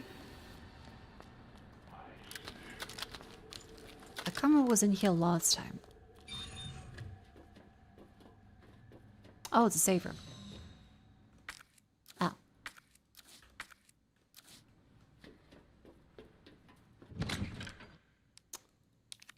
Well, as long as I remember that code. 2098. I can store that safely in here. And take out some more herb. That herb in there.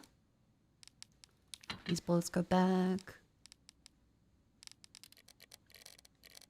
These villains are the ways. I don't have any of the other grunt ones there. We can take out the flame rounds just in case.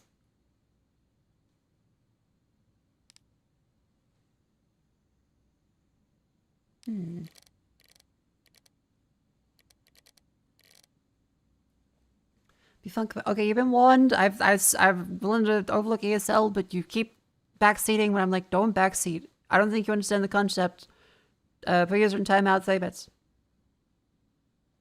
When I say first time, don't backseat, you're like, would be fun if you did this.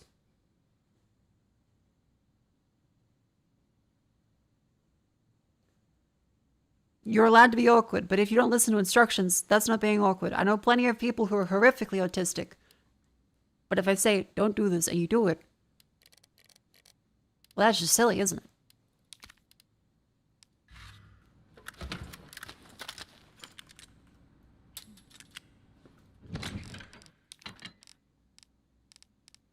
The spark shot. Do we need spark shot? Like,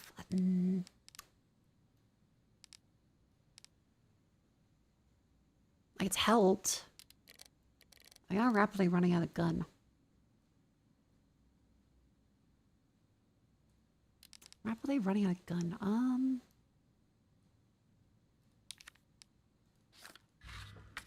Make this one smaller.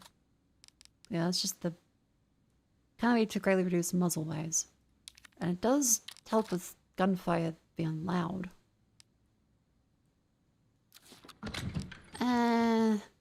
We could probably put back the spark shot for now.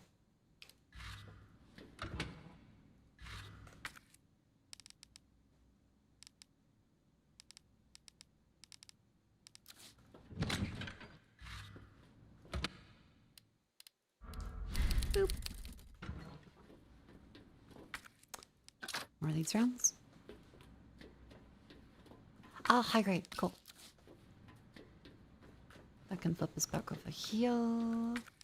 Dunk.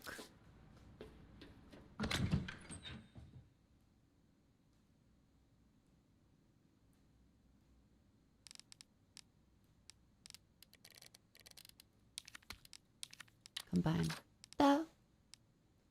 Now, okay, what happens if you do this? Nothing there.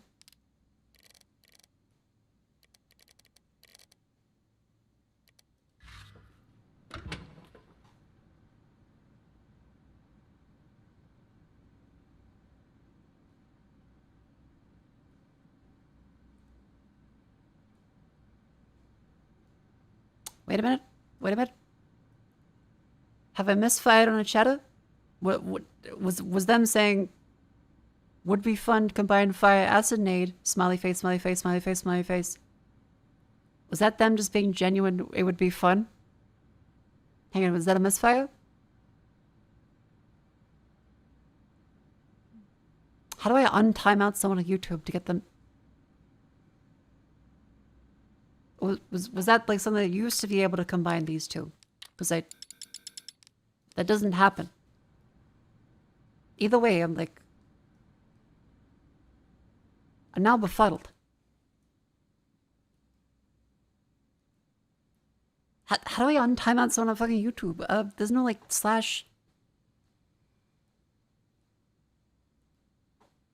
Never could. No, you killed that man for no reason. I'm sorry, Caddy. I assumed you were being.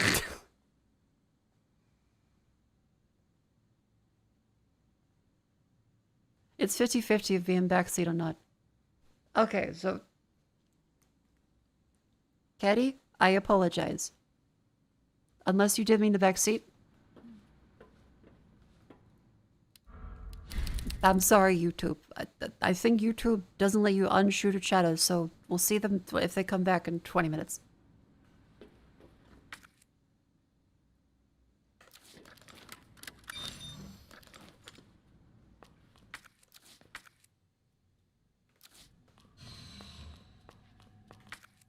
Oh, cool. Hello, welcome in.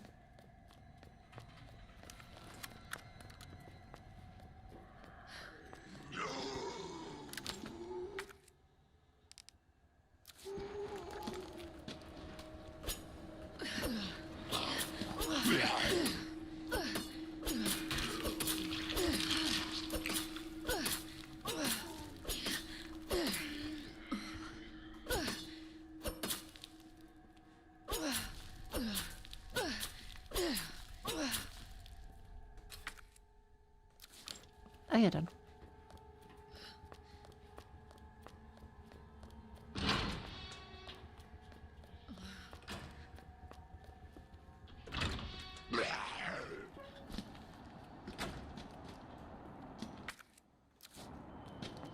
See ya.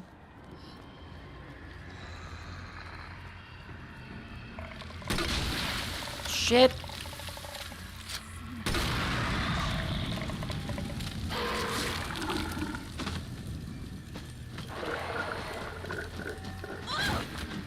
Out, rude.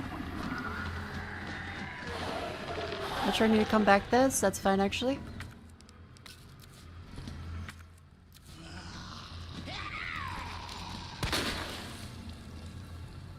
Sorry, that just kind of spooked me. I wanted them to be out of the way. 45 ACP. Somebody's note. Everyone turn on Vegify. Barred him. Okay, couldn't open that one that way.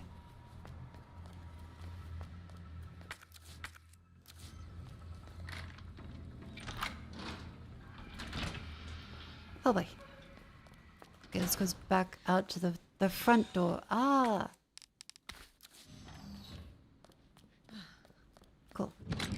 these ones back.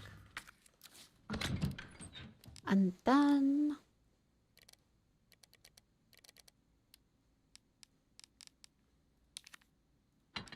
well, we can make more, fucking... gunpowder. Plenty of acid rounds. This one can go back there, this one can go back there. Good. Save.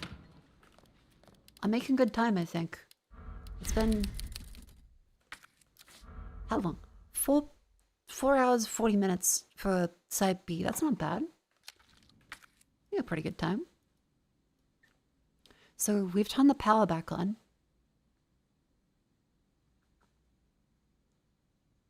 So we just need to do... we go into the presentation room. Which is to this door over here. And I type in the... nope. I go over to the next room.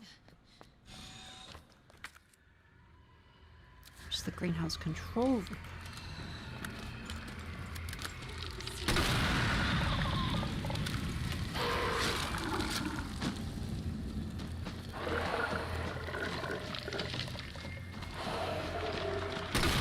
Okay, so we have to kill these ones because burning is the only way.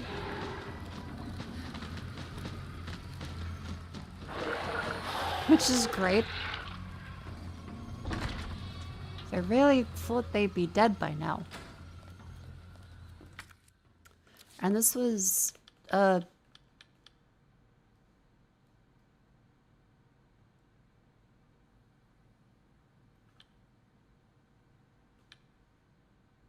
shit. 0. 9. 0.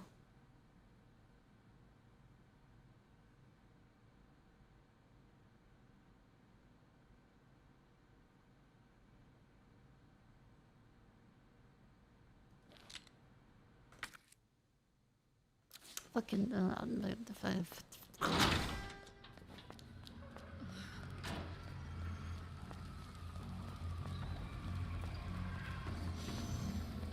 just a second. Just a second. Sorry, Clab. Sorry, Sherry.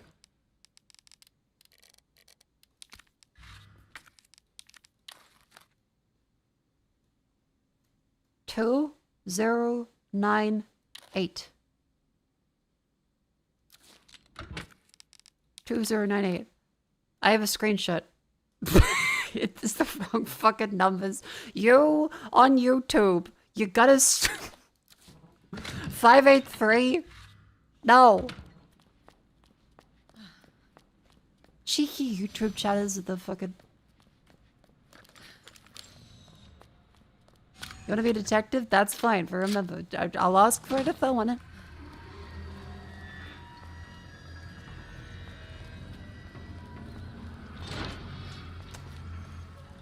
Who's our name? Mother of 2048. Okay, 2048.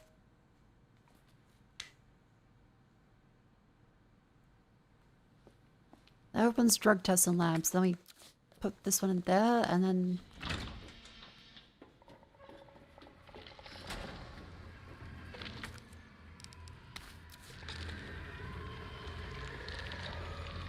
don't worry about it. Ain't nothing but a thing. And put the thing in for the puzzle. Manual mode engaged. Now it's the Tower of Adjust amount Hanoi. of solution to match cartridge capacity. Now it's a different answer to the Tower of Hanoi than previously thought.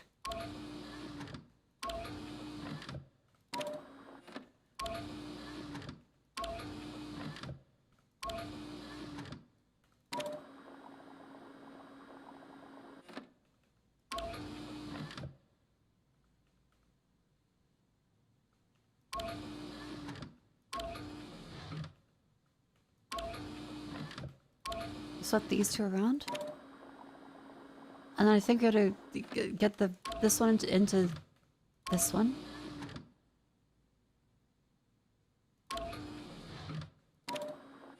And then we go out here.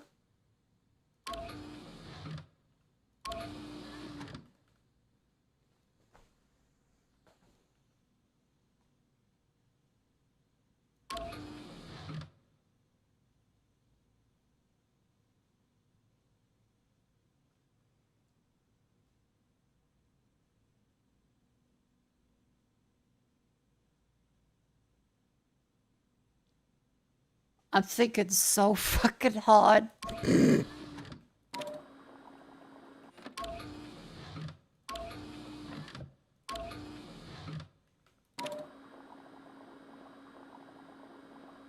Right, no, we had to cut that one off. And then we go like this. That gives too much. And we fucking... then we put, I think, the rest in here. And that gives us...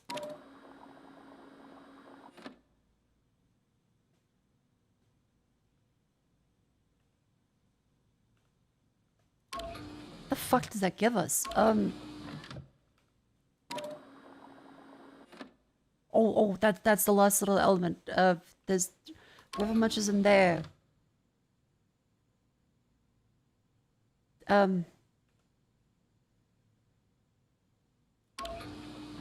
I think that goes in there. And then this amount goes in here.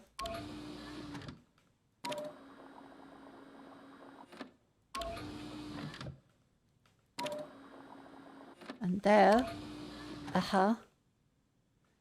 And this amount goes into that pot. To then... No, we need to get up to the red light. Fuck me. This puzzle pisses me off so fucking much. Because you know what to do, but you're like, it's very not intuitive about them.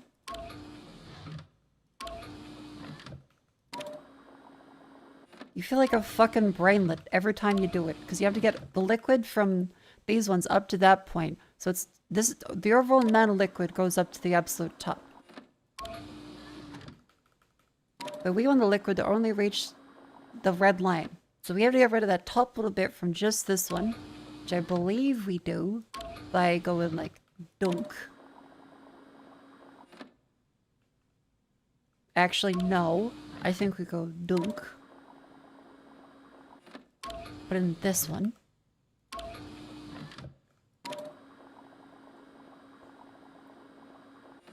Which that... then we need to put that into this one. To get rid of that bit from the top.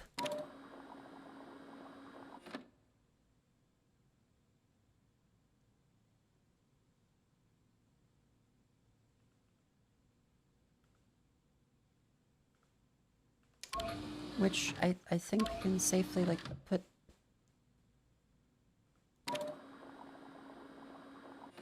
in there. And we can fill this one up with this bit. Sherry, I'm sorry. I'm sorry, Sherry. Let me put that in there. Then we're back to the fucking... I hate this puzzle so much. Because it's not actually hard, but it's just fucking annoying.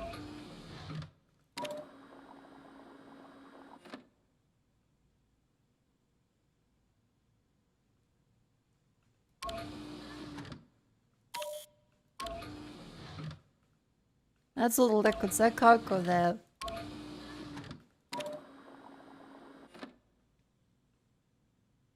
Ah, wait, now we've filled this one over there. That gives us just a little bit of liquid. Then, now grab the next bit of liquid from this bit. Then, well, Sherry's dying. I know Sherry's dying. I'm sorry. Then do that bit.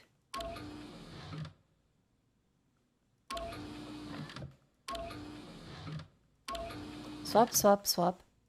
Swap. Pour liquid in here.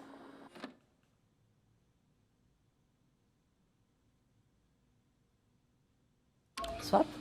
Nope. Swap. Yep. Swap. Nope. Yep. Swap. That. Yep. Swap. Nope. Yep.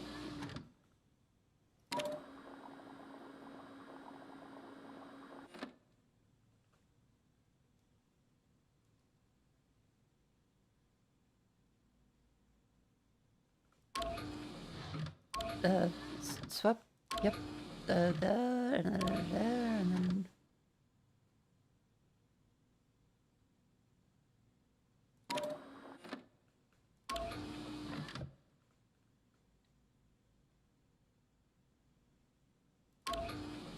Put this amount there. And then I hate this puzzle so much.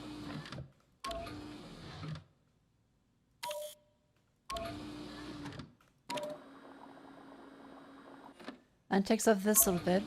And it has this part that we go like this. And then we have to grab just this one. Right, that goes there. There. Swap them again.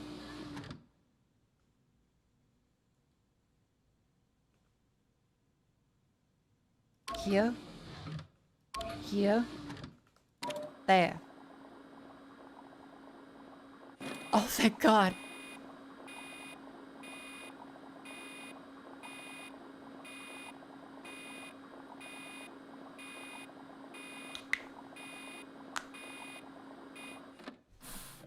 Imagine if there was a timer in that.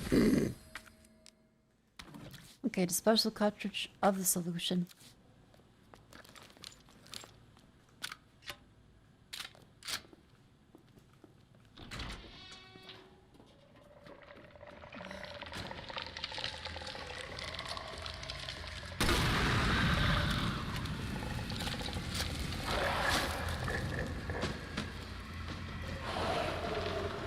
Go, go, go, go, go, go, go, go, go. Fuck. They keep talking explode sometime? How are you not burned?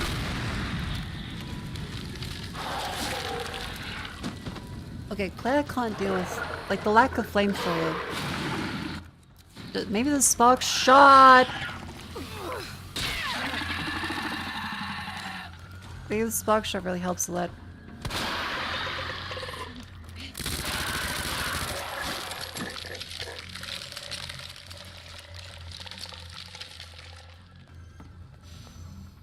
Yeah, Claire can't burn them as well as Leon can. Even though it's like sick dad jokes. I'm not gonna bring under pressure. I bring under pressure, it's just the Tower of Hanoi puzzle fucks me over. I never liked the Tower of Hanoi. Evil, dumb puzzle.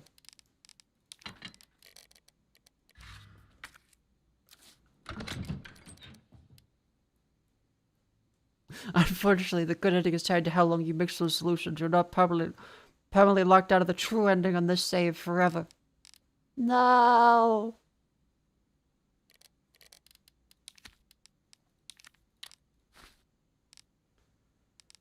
Alright, there we go. I'm gonna grab these ones. I'm gonna grab this one.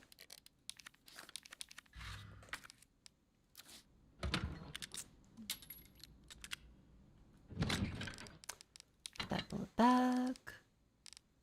Then I suppose spark shot. Save this fellow. Boop. And now I need to go to the one back through here. Nope, there. End of the hallway.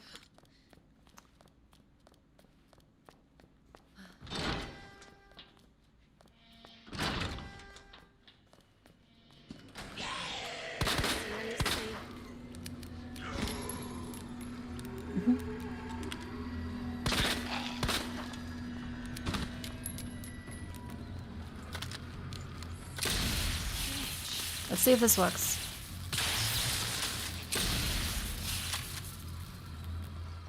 That's kind of fry. Not really, but... Which towers are your favorite then? You want to make a list like my top 2 towers? Number 1. Oh no! Like, what am I meant to say?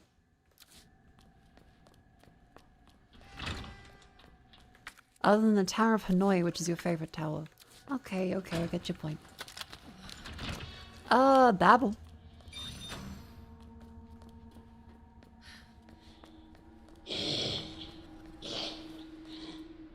Oh, that's you.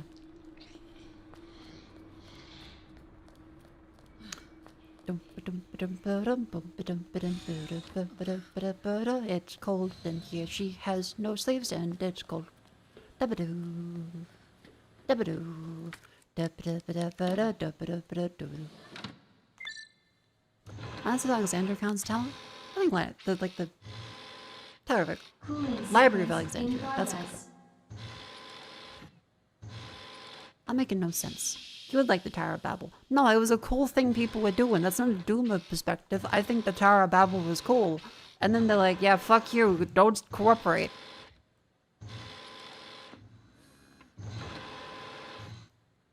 The people aren't the Duma ones in that. They were forced to speak different languages, right? Cooling complete.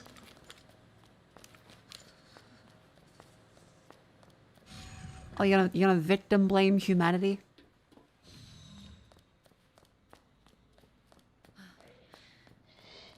Those people are trying to one-up God.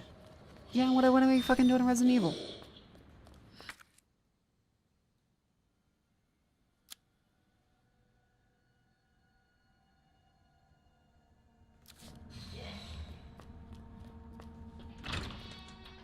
Oh, it's currently ad break. Chat, 1 to 10 is down the stretch. Start back humanity's heroes. I know. But chat, up you go. It's a wonderful ad break if you do.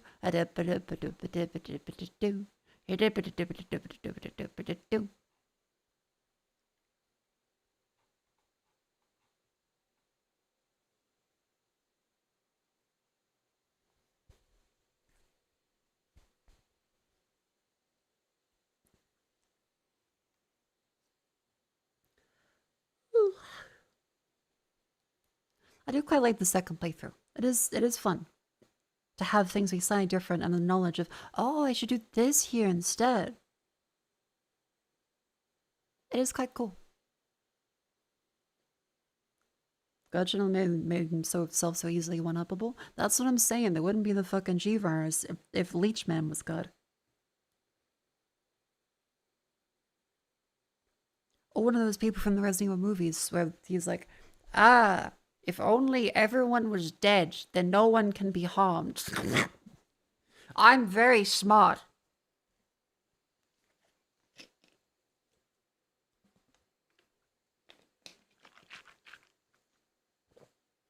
If we just kill everyone, there'll be no war.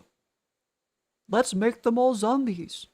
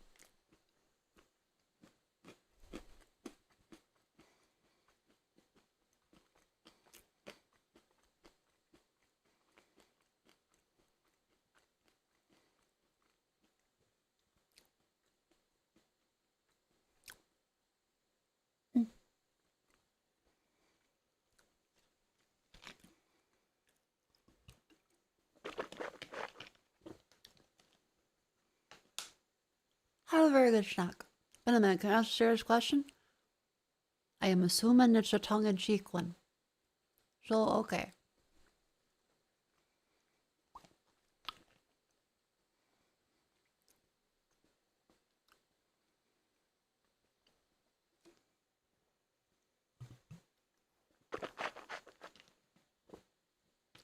Well, that's a question. I run enough to show the class. Oh, well, there's a little bit of Boja BMX left. I just got some, like, nuts in it. I'm just getting a little bit of nuts out of my teeth. Having some water.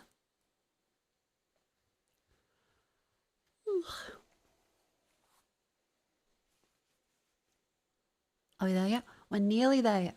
Just wait a little.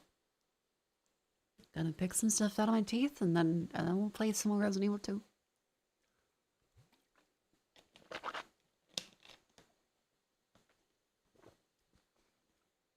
Also, China said they had a serious question.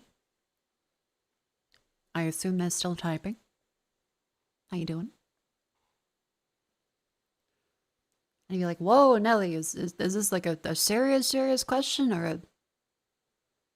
I don't want to pause the stream for too long. Like a me saying? Well, they could be. Maybe it's a good essay. Who knows? We'll see, we'll see. Don't want to feel too pressured, though. Think you're getting claw sick? Oh, no. Quick, let's pull over.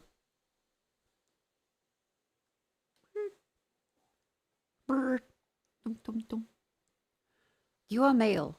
How do you make friends? I feel like you know the ins and outs. Problem is, your roadblock is charisma and roasting and banter. I feel like you're too fragile and offended over everything and too sensitive. What do you do? Okay, genuine question, because I assume this is last line of defense. Assume most people mean well. That's your first thing. If you feel defensive, consider that does everyone hate you? No. Do you hate everyone? Also no. So if they're saying something about you sillily, remember, they don't actually hate you. The only way you'd be offended is if they mean it, and if you feel bad about it yourself. So if there's parts where you get offended by it and feel fragile, that might mean those are parts you need to consider and understand and reflect upon. Because if you're always going to feel bad about it, then you do your best to understand that people are going to make fun about it. Saying to be shitty, then you just go, all right, you practice not giving a reaction, and you be positive back instead. Yeah, you can choose to react badly externally. Because remember, if you're really bad at social interactions, I assume there's probably some element of, well, something in the way. Problem is, you look up and can't send back, you be the punching bag of the crew. If you don't like, you have no choice to leave the group. No, that's not the... Okay, see, remember, that's fatalist thinking. That's taking it to the extreme. If you don't say anything in response, that doesn't mean you're now the punching bag of the crew, and then you have no choice but to leave the group. Maybe those people are shitty. Or maybe they banter a little bit, and you feel too strongly about it. Like, if they're shit-talking extremely and saying really mean things, then maybe they might not be the right fit for you. Maybe you can look for people that are a little more gentle. But remember, you can develop thicker skin the same way that if you walk barefoot, your feet get a little thicker. If you practice having things said at you and you don't immediately get angry or look up, you can try bantering back, and sometimes, like, if it's bad, like, say they call you fat, say they call you ugly, say you're stupid, then you can kind of, like, redirect it a little bit. You can accept it and be like, yeah. And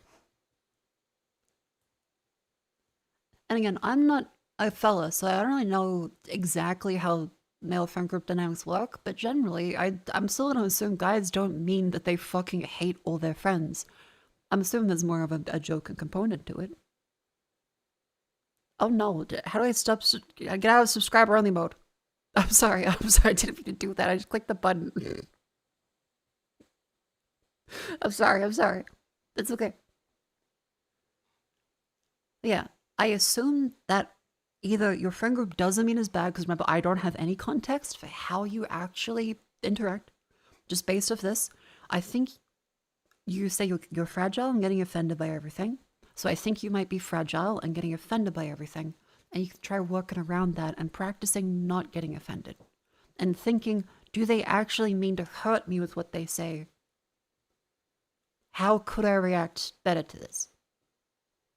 And if they are actually being real shitty to you, like literally all the time, then, you know, maybe it's time to consider something else. But not usually leave every friend group if they're teasing you. I don't know, maybe fellas are different and like they wouldn't appreciate you saying settle back, but I feel like most people say, whoa, okay, I know I'm a fat piece of shit. Oh yeah, I know I'm fucking dumb. Still smarter than you.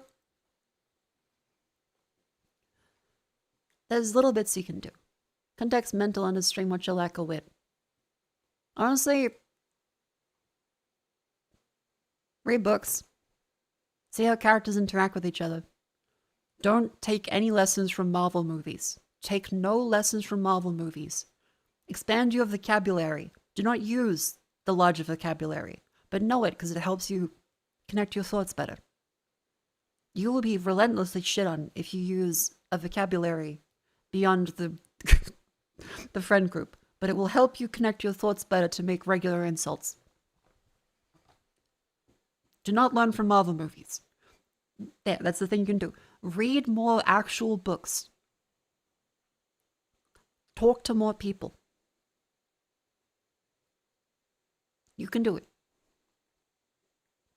Mako, I read erotica and listen to ASMR roleplay.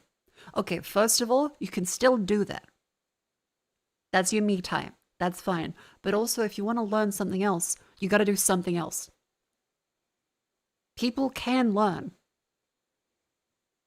When you read Assassin's Creed Forsaken, you had a legit breakdown. What does that mean? Again, I don't mean to insult you, but what does that mean? Because it could be that this is the first time you've had to confront thoughts or ideas that you otherwise feel a little scary. And that's okay. What does that mean? Reginald Burge is a shitty person. In the book of Assassin's Creed, he's not real.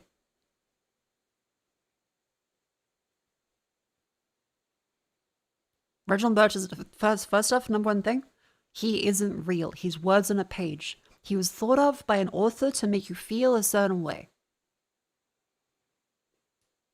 And if he made you feel that strongly, congratulations to the author. He is not real.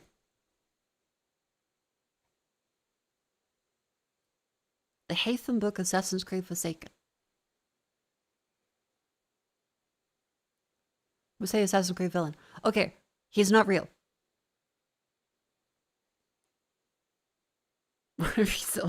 Okay, it's not fucking... Come on. This chatter is coming for genuine help because they feel socially stunted. I recommend you read books. Not quite classical literature, that's probably a little bit too heavy of an introduction. Reading books is looked down upon. Okay, and they're fucking idiots. The number one thing is, you do something you do. You just admitted to people that you listen to ASMR roleplay and read erotica all the time. If you can have no shame saying that in Twitch chat, and I'm like, okay. It's fine. Like, reading books, if anyone does look down on you upon it, they're a fucking idiot. That's their problem. Do what you do because you want to do it and it doesn't hurt other people.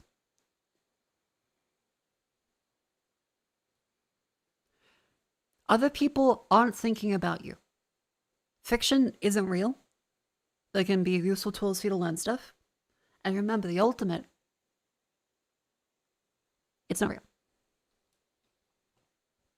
Also reading material and now how I now know how savage content are.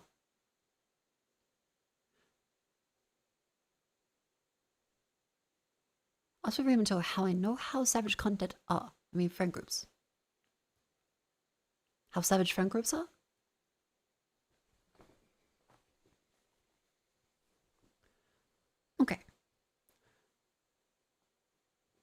Well, then to wrap up this little thing here, because again, LXXIV Muck and J, I'm gonna assume 74th. You mean well. The world's not out to get you. Fiction isn't real. It's a matter of learning, and a matter of trying things, and a matter of if things don't work out, that is okay. It is not the end of the world. You will not always be the person with the perfect comeback, but you don't have to be. Because sometimes people can banter. You can agree with them. Getting defensive is sometimes okay. But think about not getting defensive instead and considering, okay, why should I be angry about this if they're just saying it and I know they don't mean it? I think, first of all, read books. You're allowed to have your me time with erotica and ASMR roleplay. Not dogging on that. You're allowed to have your time doing that. But your brain is currently a couch potato. It is not being exercised. And the reason why you feel like you're not able to respond and you feel defensive is because your brain is screaming for help to get some enrichment.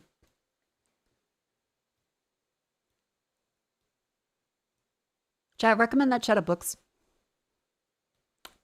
We're gonna get back to the game, and chat, you recommend them books that are good for them. Discworld? Discworld is kind of good. See a therapist, honestly. That too. I'm assuming they've said mental health problems. So I'm assuming they are seeing a therapist. Don't let a playful jab go unanswered though. Respond with a, hey, fuck you, buddy. Like we've seen as defensive depending on the friend group. See, how the fuck are you still alive?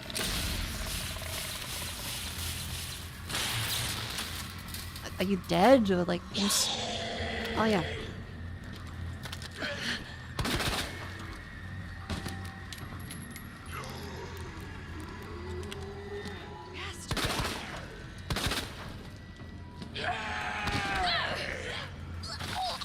Ow!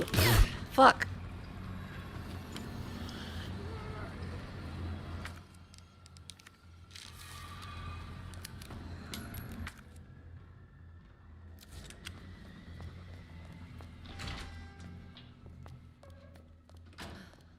"12 Rules for Life" by Jordan Peterson. Come on, you can't be recommending Jordan Peterson in the current year. There are plenty of other genuine authors, even in the self-help section, that mean way better than he does. Especially out to one on the deep end. You don't want to set. You can say he may have had some good ideas at a time, but definitely not right now. That fellow went way off the deep end. Clear your room, Mako. That's a normal fucking idea. He doesn't get the credit.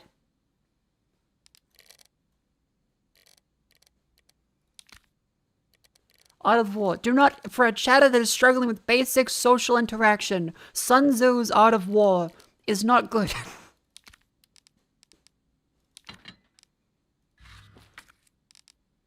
What do you mean, Sun Tzu?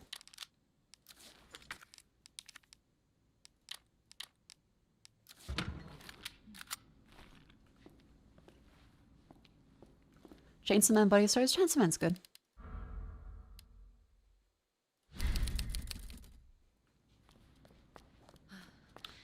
But yeah, no, getting defensive is a choice, ultimately. And like, you can try laughing it off. Sometimes people are being mean. And if you have genuine friends, you would say, "Yay, whoa, hold up." They're being a little too intense.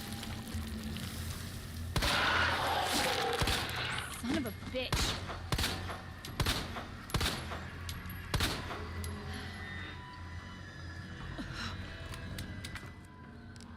Oh, hey, my knife. Okay, so you're burnt.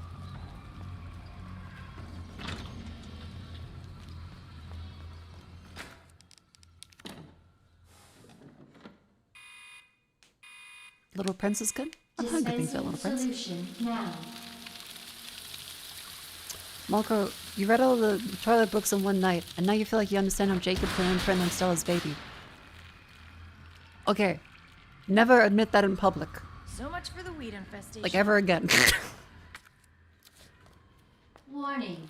You have dispersed a dangerous solution without authorization. Your actions have been logged, and you may be subject to disciplinary measures.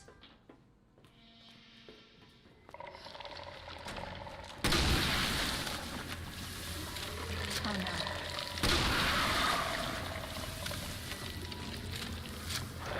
Now, if I remember correctly,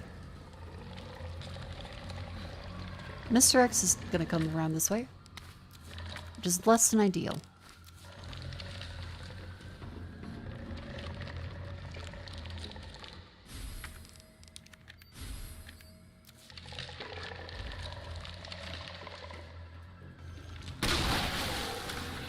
Unless?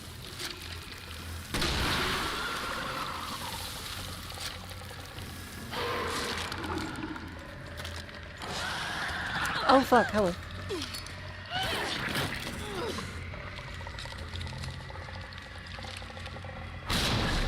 Oh, that's good. That helps. I don't think we need to ever come there again.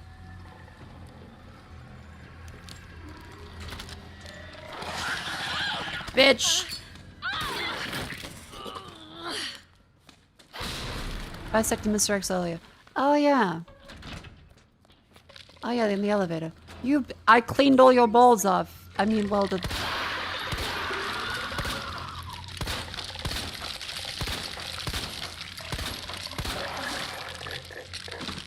bits. Look, you know what I mean.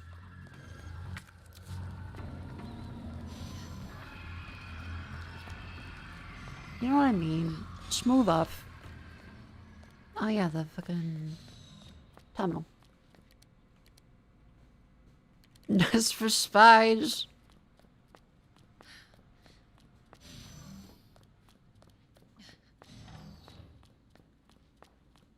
Oh yeah, because Mr. X comes back for Leon later on.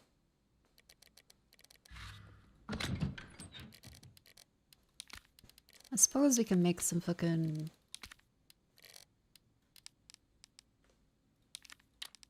regular bullets for that pistol.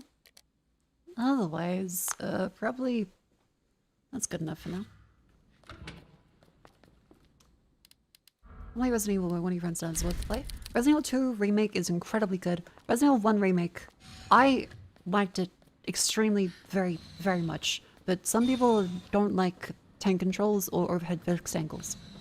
I really like the overhead fixed angles. I think I add a ton with having essentially like directorial intent, as in a movie, where the camera angles are controlled by a director.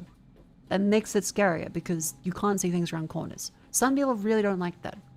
Some people prefer like this more over-the-shoulder style. I think the Resident Evil 2 Remake, if it's like your very, very, very first one, maybe a really good intro. I started with Resident Evil 1. Do not play Resident Evil 0.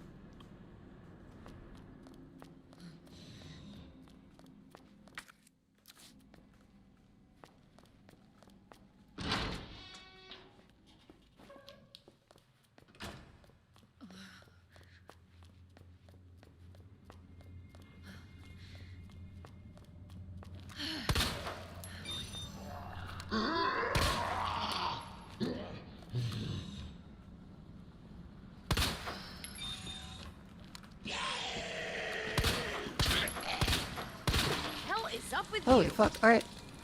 Scoosh. This one is OSS.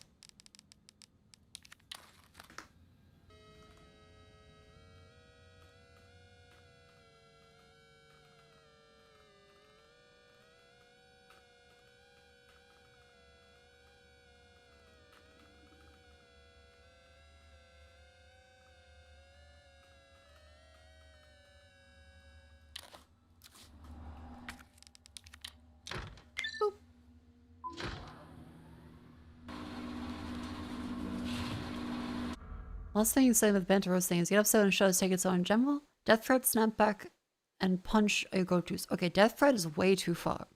If you find people being very harsh towards you, it could be because you're snapping back with the death threat That's like level 10. Save that for like really bad.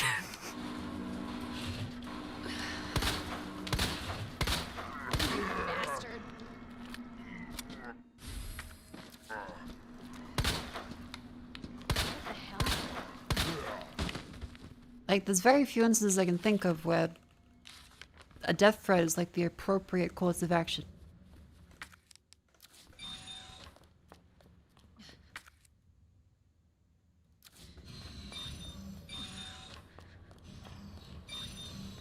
Yeah, that's only a really strong skill. Oh, okay. Hang on. Key fella perspective. Banter, what you're missing is at an instinctive level, a way for men to build trust with each other. Handling shit talk is a bare minimum, trusting another guy or thing important. I guess it makes sense. It's a way of signaling like social cohesion. The ability to mess with each other a little bit, but still to have each other's back, I guess? Is that kind of it? Like, you can trust someone if you know you can mess around with them because they aren't gonna immediately fly off the handle. And if someone's like overly nice, they might just be pretending. Like, I guess some element of like keeping a mask up.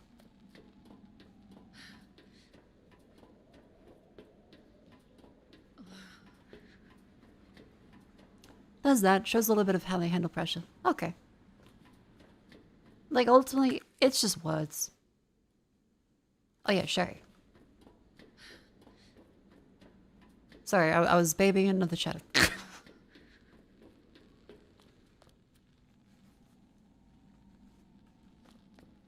Back to the more urgent baby.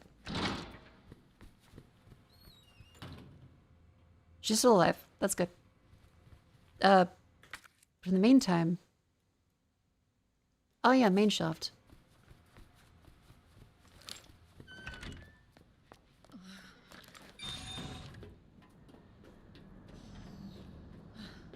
Oh yeah, I should grab that signal modulator. It doesn't say it's disappeared yet. Roboros. Ah, F your mother. By the way, Mom says thanks to your mother for the quiche. Wants sending homemade applesauce back home to you in gratitude. Aw, that's sweet.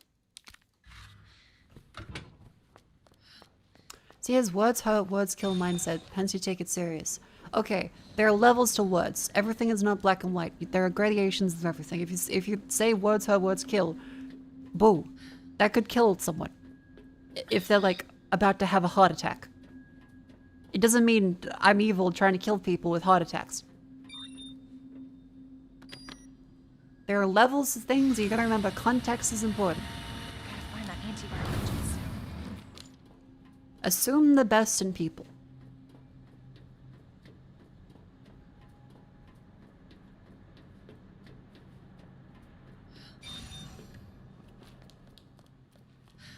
Yeah, context matters. What is next time you say the B word? You spooked me. I'm sorry. Okay, so they have this there if you want to grab the fucking thing. AWS. The scariest thing of all. Cloud computing.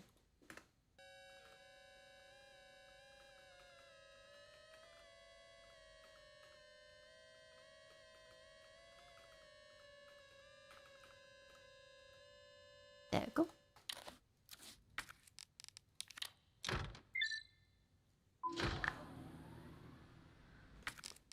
And there we go. Safely discard that fella. So we have some acid rounds, and we've got... There's a tape back. I mean, I guess I'm gonna grab a tape. It could be a different tape.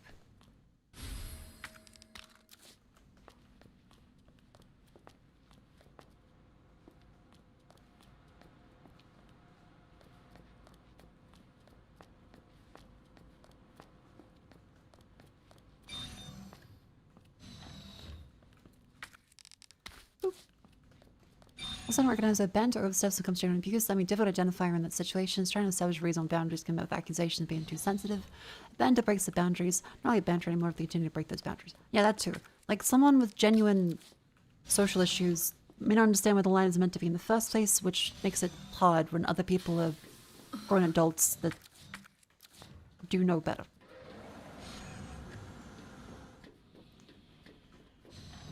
This is go down. Oh, right, this fight with Balkan. Banter is by definition non-serious. If you take something non-serious, that's when you break the social contract behind it. People generally go to one of the places, either sub-interact in, or start interact with ill intent. Yeah, that's one of those fit in or get out kind of things. Just assume usually most people mean well. People aren't trying to like fuck you over or hurt you. Usually they mean well.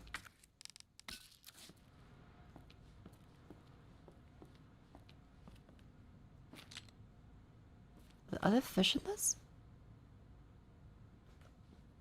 What the hell's meant to be in here?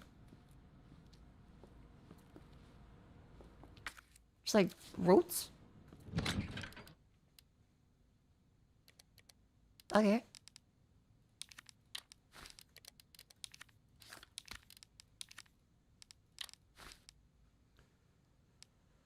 If this is where the bus fight is, then let's throw that back there. And then I guess take a gun. Now, do we make ASA rounds or do we make SMG? We haven't found any SMG bullets in quite a while.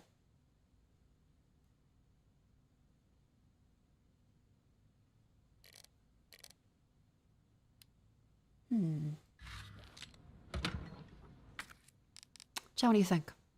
I am asking for your input genuinely. What about boundaries? One of your buddies making fun of each other, one line got said, other stopped. That was funny, but enough of that. Could have spoiled the friendship if you kept going. See, that sounds healthy. Make grenades just because they don't like the SMG much. Yeah, I guess for a boss fight, probably makes more sense to go for that. Okay. Boop. You could stop at 5 or 6 chests, or just 1. And then I guess quick draw army, in case they give us plenty of those extra bullets. That otherwise seems nice. Cool. Is that the fucking family photo? You... Really? Really? You have the family photo on the desk? Okay, you can still say you love Sherry, but you're not really being a good mother or father, you fucking assholes.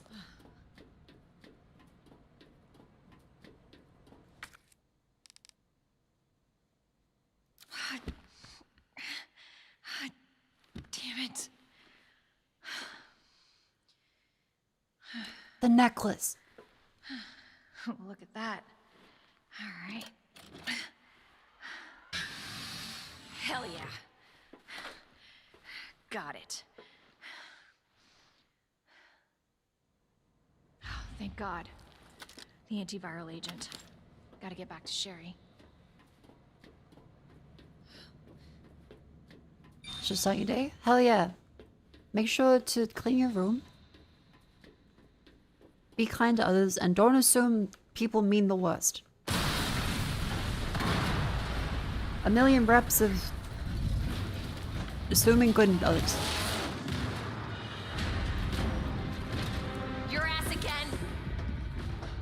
William! This ends now.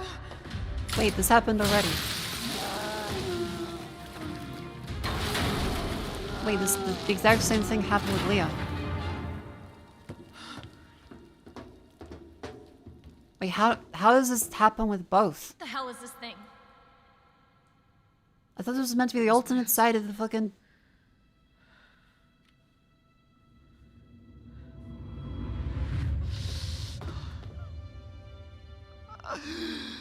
She is my creation!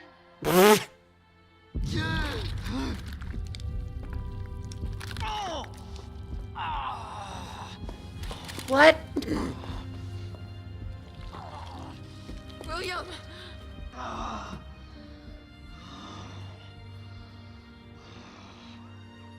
Oh, you're right. I should have killed him while I had the chance. Yeah. I don't know why, I couldn't do it. Like, as your husband, He you was still husband. have feelings. Honestly, we were more married to our work than each other. Yeah, that figures. What about Sherry?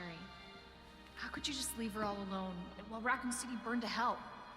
I couldn't let my daughter grow up in a world with the G virus in it. What do you mean? Excuse me for... You were making. What the fuck do you mean? What? That makes no sense. I got this.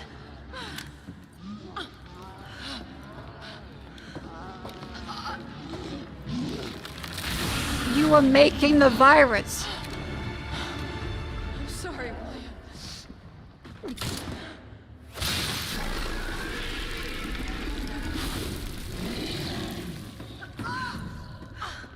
No. I got this. You should take care of Sherry. You have a lot of faith in You her. don't know what you're up against. I have a pretty damn good idea. Whatever you do, don't stop until it's finished. Save your fucking daughter. And now. Class RE2 should continue. Lab quarantine until target is neutralized.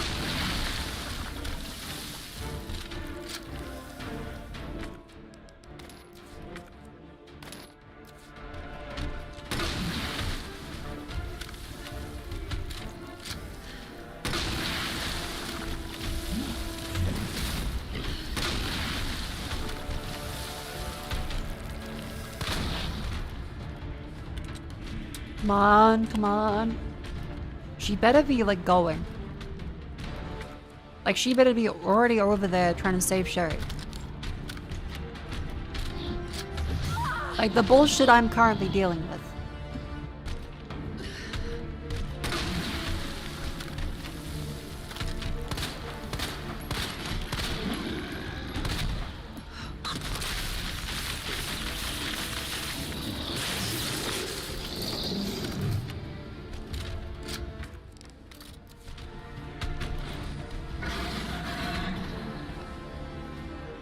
You're doing great. Doing great, though. You just heal, though. I want that to be like an insta-kill. Well, good news, we have plenty of bullets. Oh, fuck. Reload.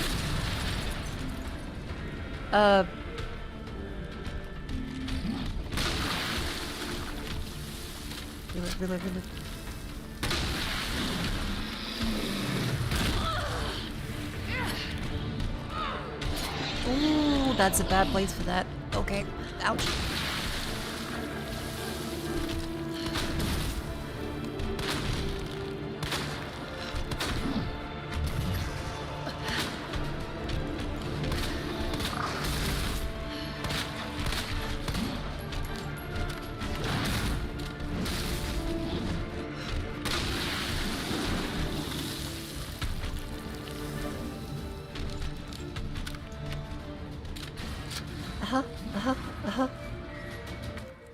Well, okay, it may be time to use other gun. I keep forgetting their first aid sprays. Oh fuck.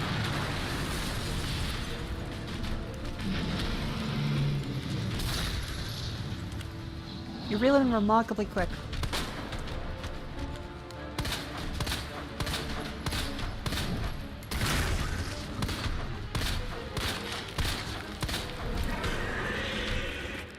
That needs to now go on the top slot because we, nope, bottom slot.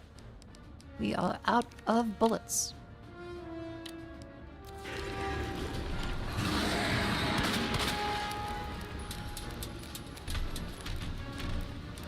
You have reloading incredibly quick.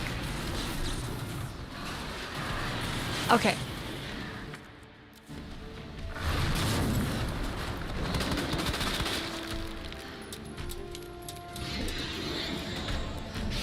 Shit. Wow. Okay.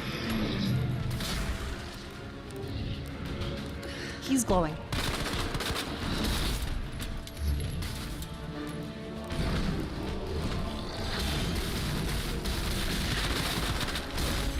Uh-huh. Uh-huh. Uh-huh. Flashbang good.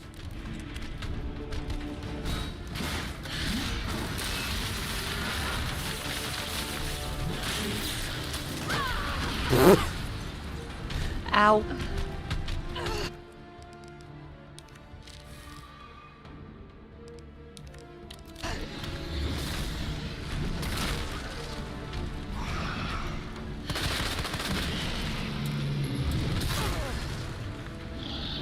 Come on.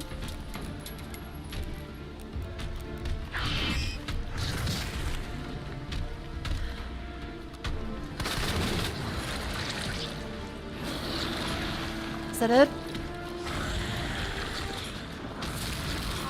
Oh, that looks like it.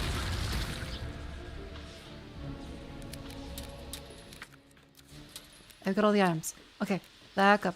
Target has been neutralized. Ending And we got out of bullets. quarantine.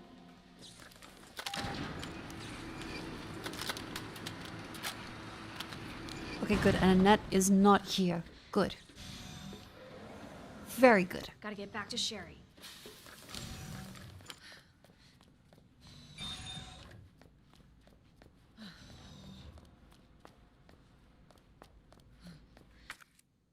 Aha. Aha. Okay. I'm gonna need another knife.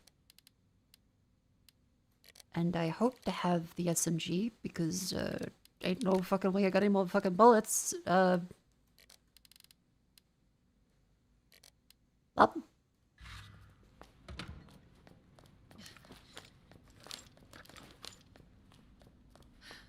I think we're doing quite well. Save? There is no save back there. Oh wait, there's a video player. Is this a different video? Let's check out a home movie. Maybe it's different for Claire.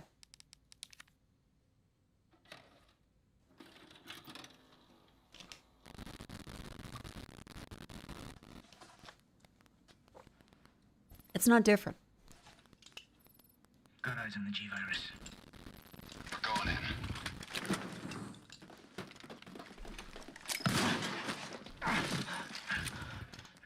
Dr. Birkin, you'll come along with us quietly. You think I didn't know you were coming? This is my life's work. Is that anything different? I'm not handing over anything. We have our orders, Dr. Birkin. I'll ask you one more time.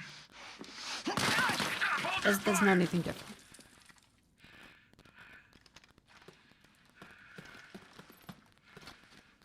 Alright.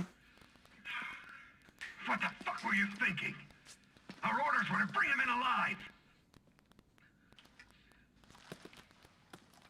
Somehow you'll panic at a dark room but look in for a giant monstrosity boss fight. Well, that's because the giant monstrosity is like a very easy pattern. Like every time. That's correct, sir. Whereas the rest of the AI is meant to be smart enough to engage with the entire game. I have much more to worry about.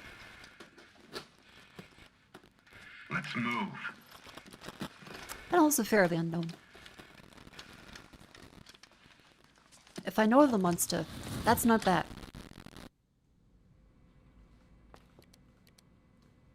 Oh yeah, the suspended the thing. That's right. So that isn't different. That's just a torch. Alright, Sherry, don't worry. I just saw your dad get killed. All was well. After I killed your dad, too. Not a dad killing, come to think of it.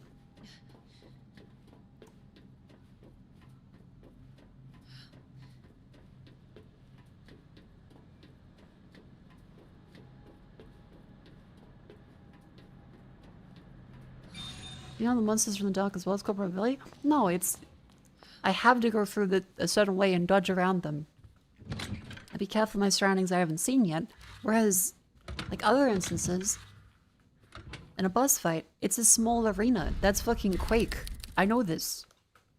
Whereas, open world-ish, that is full of all kinds of scary shit I can't predict, and have to run around, that's bad.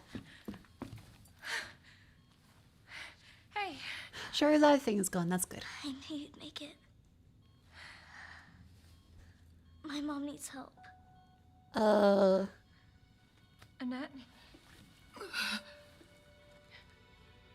Sherry. How are you? You don't look so good.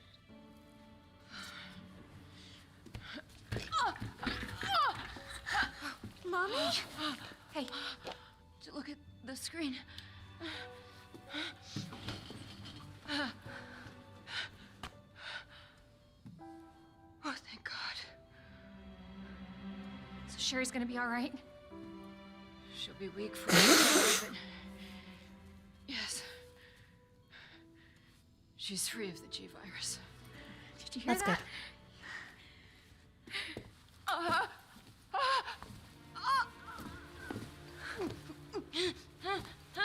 Is this chest burster or is this dying of every wound? What happened to her? She was attacked by the Don't worry about me.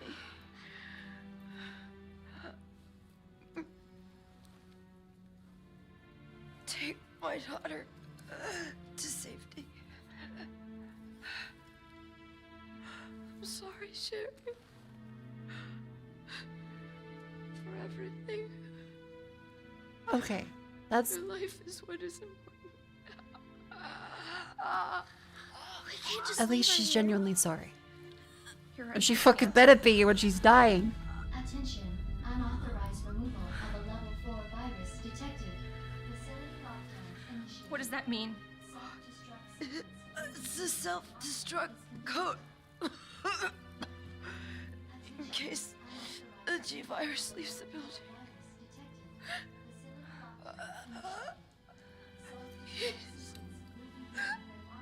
Save my daughter. Okay. Also, to be clear, she was working on the virus that was killing everyone, including her daughter. This doesn't fix the problem. She may have saved her daughter from the virus she was helping develop and test on other people and children. Mom, please say goodbye. That's only because the scientists had a protocol if they themselves got infected. And she would have left the daughter to die. She loved you, okay? You really gotta We get can't going. say that to a child.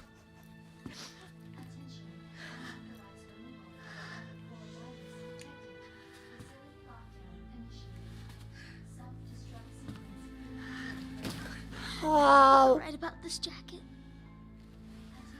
I'm so lucky to have you. Oh. Talk more about that later. We gotta hurry now. Come on. Come on, Sherry, we need to sign adoption paperwork.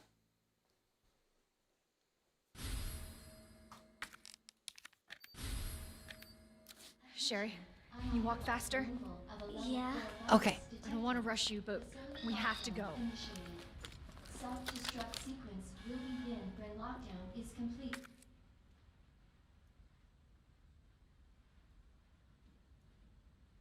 I may have to go back out the main shaft area. Attention, unauthorized Sherry? removal of a level 4 Good. virus detected. Attention, self-destruct sequence initiated. Use the central elevator to evacuate Sherry? immediately Sherry, to come on. the bottom level train platform. Sherry. Attention, self-destruct sequence initiated. Come on, Mako, come on in. Let's get the hell Get in, out Sherry, of get here. in, get in, get in, get in. She's tiny baby legs. I will carry her then. Go, go, go, go, go, go, go. Attention, self-destruct sequence initiated. Use the central elevator to evacuate immediately to the bottom level train platform. Just because she was a bad guy doesn't mean she was a bad mom. She was a horrible, horrible fucking mother. She died to save her daughter at the end from her own fuck-ups of killing her daughter. Claire? Yeah? And the rape monster virus. For being so nice to me. For helping me. I'm really glad I met you. I'm really glad I met you too, Sherry. She nearly left Say Sherry good in the things fucking until I get you out sewer. of this place. On purpose. Attention, self-destruct sequence initiated. Use the central elevator to She has redemption for being an awful mother by saving her daughter's life at the end. She's still awful. Attention, self-destruct sequence initiated. Use the central elevator to evacuate immediately to the bottom level train platform. This wasn't part of the original, by the way? Oh. Self-destruct sequence What do you mean she wanted to kill her daughter? Like, intentionally? She was gonna just leave her to die in the fucking trash pile because she didn't think she could save her. Even though she knew about the virus, she just didn't try.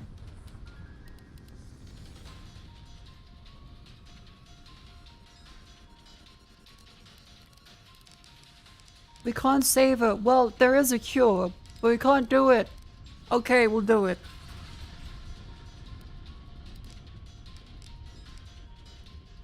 We didn't mean for this to happen. Our murder-rape virus was only meant to murder and rape other people.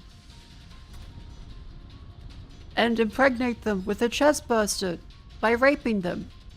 We call it reproduction. This isn't an exaggeration from Mako. This is the actual plan. That they're like, we didn't mean for this to happen. We only had an orphanage and a full facility full of people we tested and had monster raped.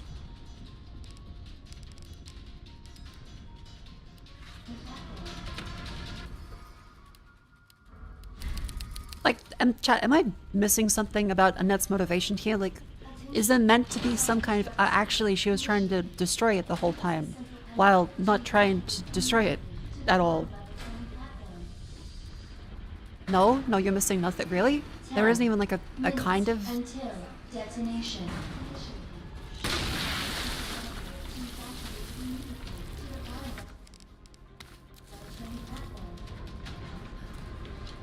Nope.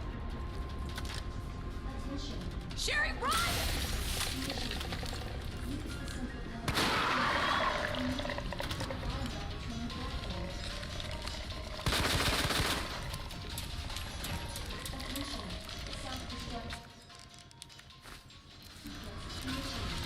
Sherry, down, Sherry. Down, Sherry. Sherry? Sherry. Sherry?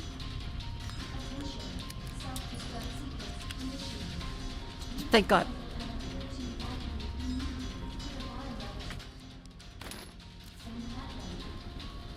I think Annette's meant to control malicious or stupid naive?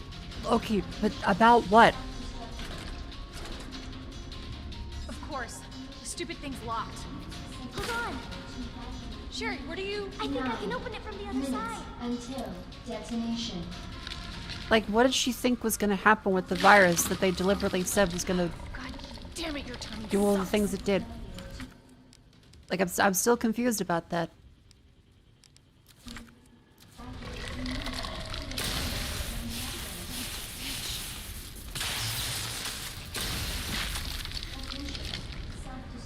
She's definitely trying to stop a G outbreak, but yeah, she helped make it in the first place. Okay.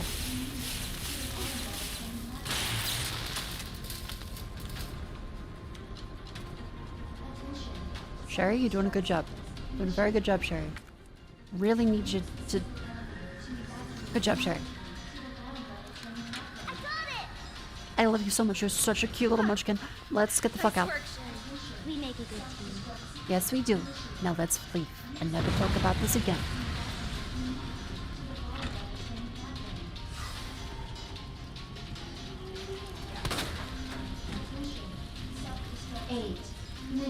Until detonation. Sherry, you hanging in there? How you doing? I'm right behind you. Good. Atta girl. Think we're almost out of here. Clear. Maybe we can use that. Worth a try.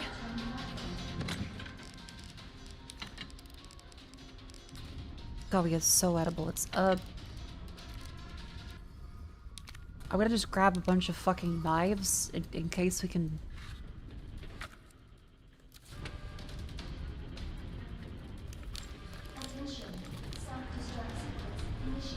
Okay, ladder at the back, ladder at the back. Oh, is that the... what about this? Oh my fucking god, okay. Yep. I will. I will take that.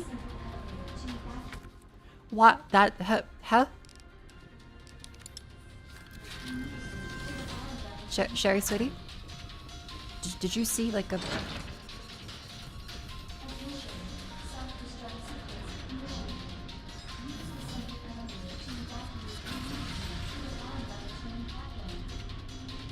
7 Okay, good.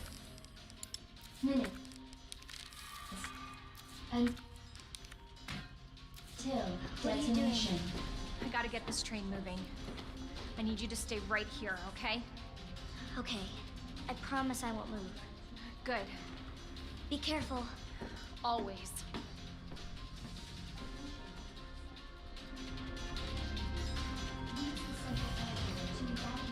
I will protect Sherry, even if the fact of having a minigun right now is kind of scary. Because what the fuck was that going to be for? Okay. Alright. Did something. Okay. Alright, it's working. Claire! What? Oh my god, Leon. Leon? You're down here too? Yeah, but the whole place is coming down. Look, you need to get out. Fast. I know. I found a way out. I think we can all make it. Where are you now? Claire, are you still there? Leon? I'm sorry, you're breaking up. Don't worry about me. Just get out of here. Leon! Leon! Damn! Classic.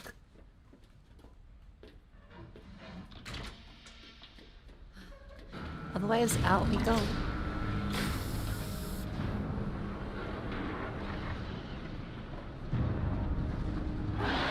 I like Leon's voice in this. I think he does a good job. Because he's meant to be more experienced in it.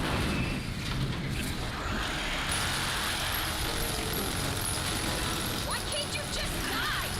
Holy fuck! They make the hyper infectious by a weapon. Now earlier, they made the hyper infectious by a weapon. How could this happen?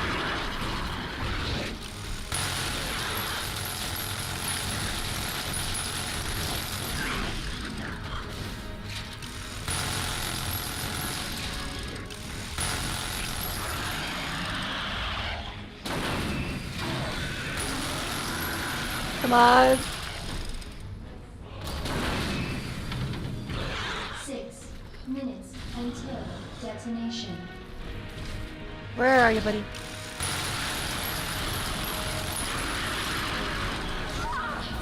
Okay, didn't expect him to like clip around the train like that. I thought he'd bump into it.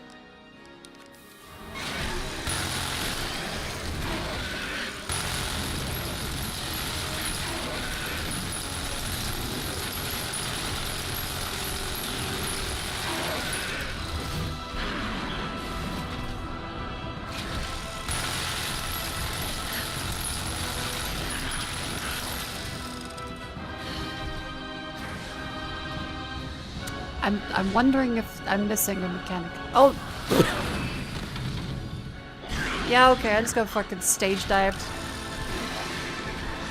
Dear lord, dear lord, dear lord. Oh no! No, no, no, no, no, no, no, no, no!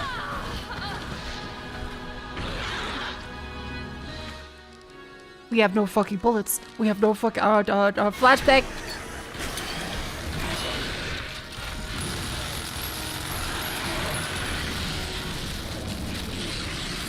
We have one bullet left.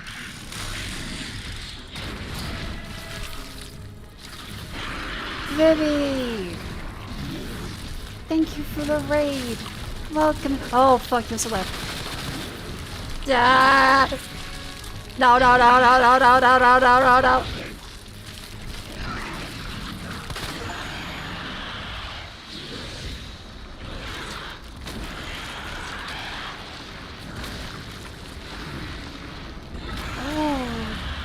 Oh, that's gross. I hope that's dead. That's dead. That's hopefully dead. Tommy Bell, thank you for the gifts of the Vivi.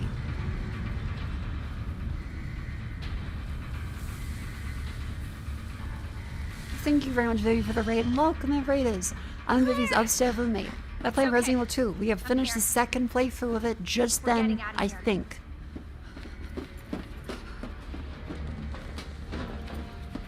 I think. And we finished the Leon playthrough. This is like the the side B, which is the more difficult, true ending one to get the other side of the story. It doesn't actually make any sense. I think the original was meant to make sense. The remake doesn't make sense. They kind of do the same events. There's some differences, like Sherry appears in this one. But the mother is awful.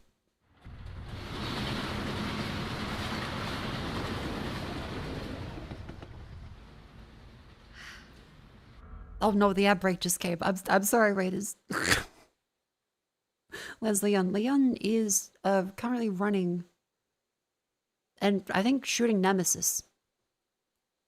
I'll pause. Chat, let the chatters know that I've paused it and I'm waiting for the ad break to be over.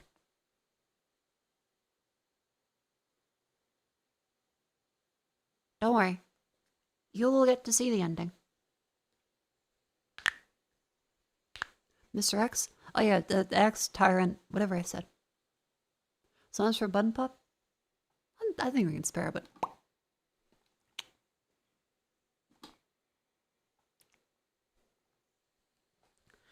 Ba-da-ba-ba-ba. Yeah, thank you very much, Vivi. I hope you had a wonderful stream. What actually were you doing? Yeah, oh, karaoke. Ah. Hell yeah. Just chat it? Oh. What'd you chat about? Nothing but talking for hours? Hell yeah. I did a little bit of that myself at the start with the Margaret Thatcher stuff. Chance to an end of the karaoke. Gotcha. So I mentioned Star Wars and you went to emote only. Ooh. Mako karaoke land. Well, my bones sound like a symphony, so that's good enough.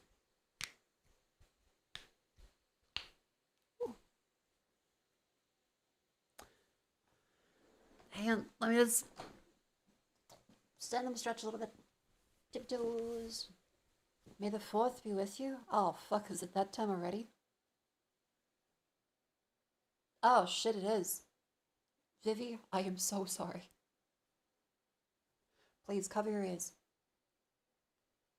Chat, if you keep making May the 4th jokes, Vivi will leave. Like Mary Poppins, she would just, like, pack a suitcase and an umbrella and, like, float away.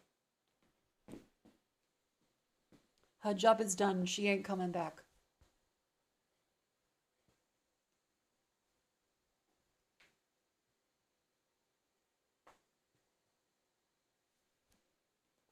Bend the knees. Go get food soon anyway? Hell yeah!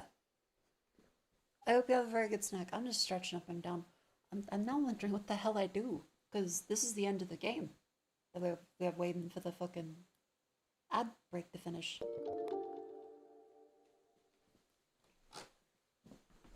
Mako, may I ask for one fun fact about yourself? Oh my god, how dare you ask that of me? Who are you? I'm kidding. One fun fact about me is... I guess if I had to think about it... A fun fact about me. Like, there's the obvious, the teacher stuff. There's... Oh, my thumbs. My thumbs bend back. And I've had some people that their thumbs like straight. When they stick out their hand with like a thumbs up, mine bends backwards. Like not like super far backwards. Like if I had to see angle, I'd say like 45 degrees. Hitchhiker's thumb, is that what it's called? Mine bends. Further than straight, yeah, like my thumb is backwards. Your right thumb does that? Oh, you can't go backwards. She can't say your name. I also struggle to say purple alarm. Pup. The more I enunciate and do like this presentation voice, purple burglar alarm. But if I don't have a more traditional voice that I would typically speak in, purple burglar alarm. The syllables get messed up. I have to do a kind of news presenter voice in order to say purple burglar alarm. around the purple burger alarm just sounds kind of fucked up otherwise in like a traditional Australian speech. Also being double jointed? Not quite double jointed. Kind of like Mecha Man from Dispatch? Oh. Say go to the hospital? Go to the hospital. I say that one. That's like a particularly strange thing.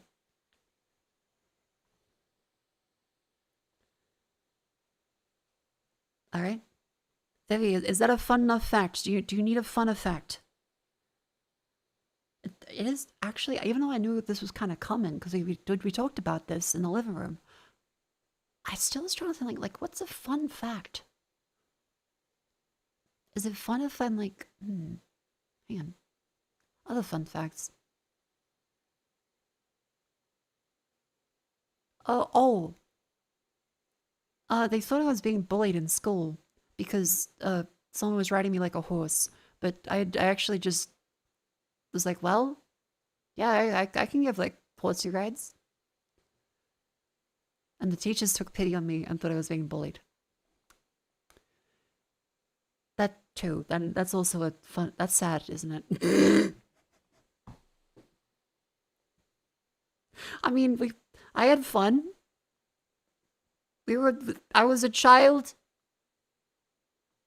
Other people were children. No, this isn't like the fucking slavery auction that Australian schools have. That's okay, that's not a fun fact. Don't do that one. Don't do the slave auction. That's a very unfun fact. It's funny. Okay, in Australia, the concept of the year 12s do a slave auction. It sounds so bad. It sounds so bad. Sounds so bad. A slave auction, which is a charity auction for selling your labor to do whatever the person who buys you says, like a slave. And so, to raise money for like, I don't know, fucking the Red Cross, the Breast Cancer Foundation, the year 12s will auction themselves off to the other students and the teachers. So they'll get up on stage and then they're like, all right, who wants to buy John? And they'll be like, me, $7.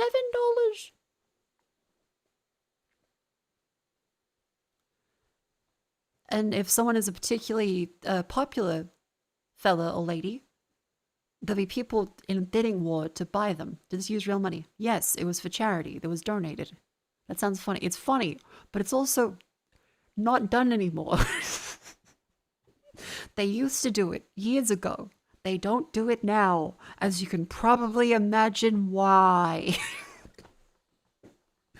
Because when I said the slave auction, everyone said, what the fuck? So no, I do not live in Django Unchained. That is just Australia schools that are shockingly ignorant in like a dumb way. They didn't mean like actual slavery. And it's for charity. To be very clear, when we had like one student from, I'm trying to think, I think it was either Sudan or Ethiopia. It was like a, whoa, welcome in. And then I remember we had a fucking slave auction.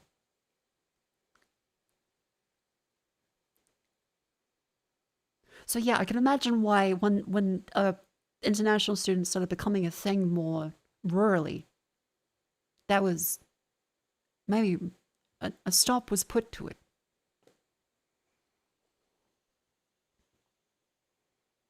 Did you ever get bored? No, I did not want to go on stage and have people buy me. I have not done that, no. Because I also was like, wow, this feels like it could be a very bad idea. But it's for charity? I don't know, like fucking, I can sell cookies. I can go on like a fun run. I can sell raffle tickets. I'm not gonna do a fucking become a slave that has to do everything someone says for a day. What if they make me clean like a fucking toilet?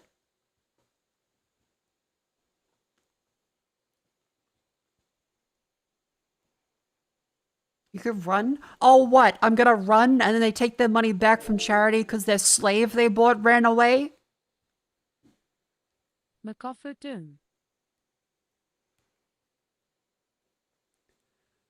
No, because they're great. Thank you for the 17 months. Wasn't in it for the kids, it was voluntary. They donate money to charity, it's funny. That's it. They get to donate money to charity because they don't have jobs, they're children.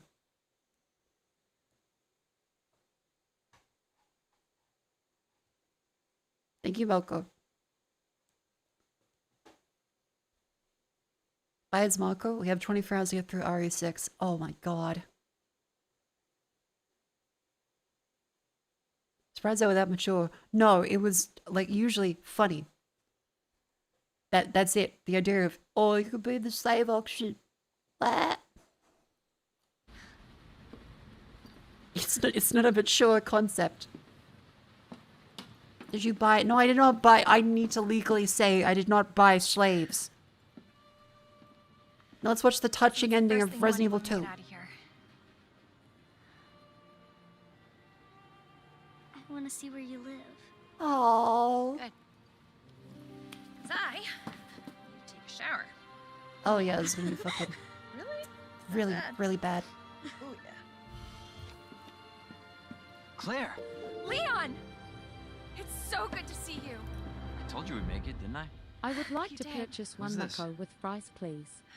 This is Sherry. Okay. Jesus. That's the reaction? What Okay. was that? I don't know. That's the reaction? You stay here with Sherry. I'm gonna go check it out. Okay.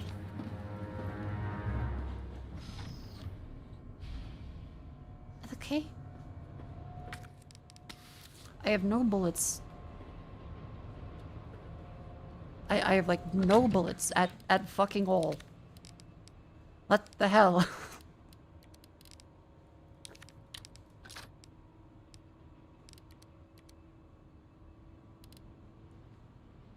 Gonna need getting more of this, aren't I?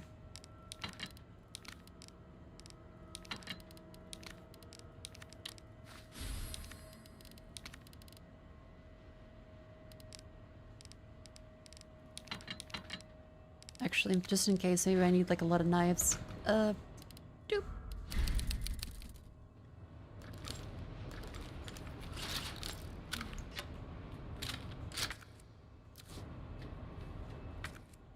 Fucking.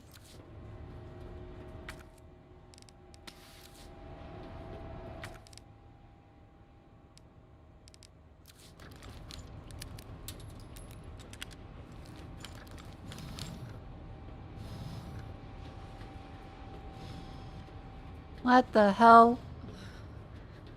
I thought this is the end. Oh man, come on. What the fuck? You gotta stop meeting like this.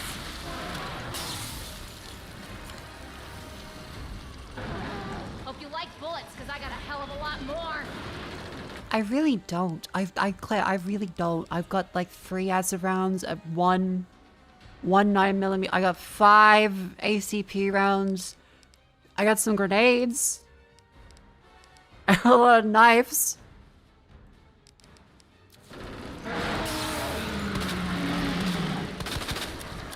Yeah, that's that. Sake, how the hell are you still kicking? Good question.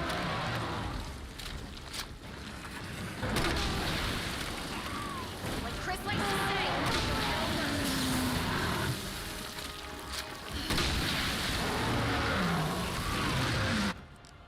What the fuck?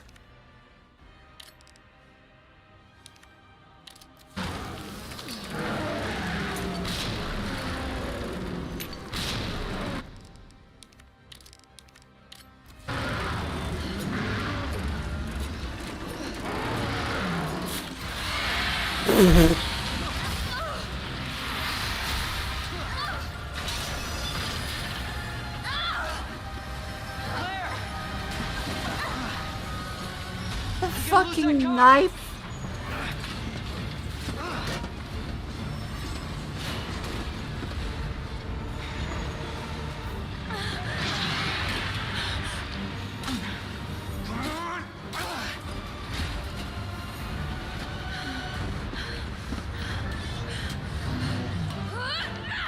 I mean, that's just a bigger knife, really.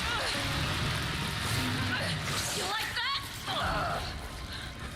Fine, fucker! Give me your hand! Before marriage? Bye. Oh.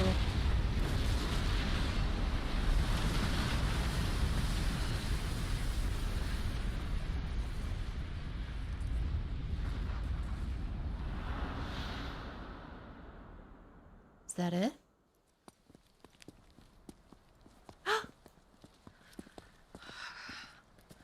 So, are you guys like boyfriend and girlfriend? No. We're just... well, we actually just met last night. Yeah. That would have been one hell of a first date, though. Yeah, you have no idea. Look!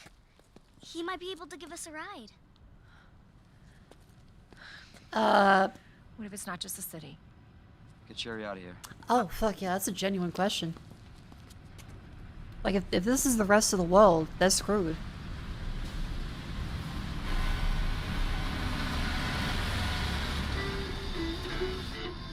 What the fuck? Hey, that was Live Another Day by the great. He was friendly. Okay, so it's Is it over? just Raccoon City. I don't know. But if it's not, we'll stop it. Whatever it takes. Yeah, you damn right we will. As long as we stick together, we'll be fine. Come on. Hey, you guys can adopt me. Adopt you. We can get a Aww. Puppy. and a parrot. Here. No, I always wanted pets, but my mom said they're too messy. a little bit. Next up on this boring Wednesday is a song to get your blood pumping.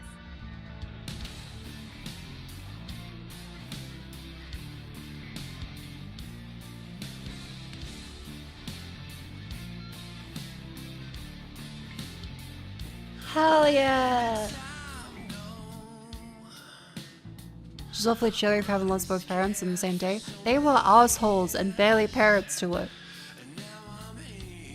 Like, Sherry is completely in the right to be sad. She's a child. But they were also horrific pieces of shit.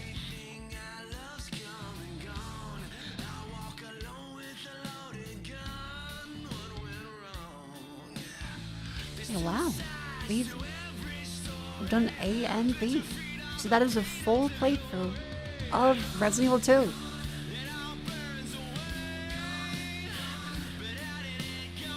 Hey!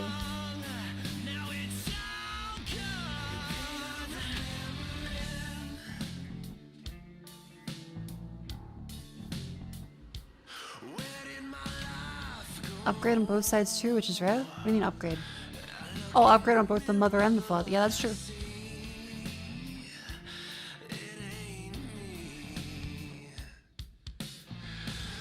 Time for bed. I mean, I can still keep going. Because I won't be streaming tomorrow. Because tomorrow is I'm gonna be hanging out with Jets and Vivi.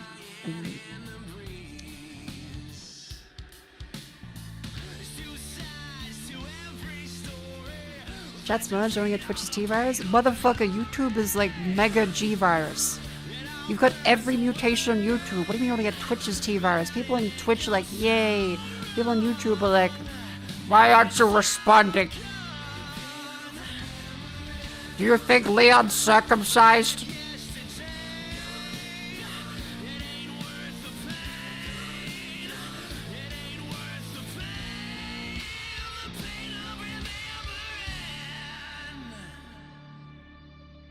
Do you? I don't know. I don't have these questions or answers. In Australia, it's not really done much. As far as I know. Which is Apparently no knowledge.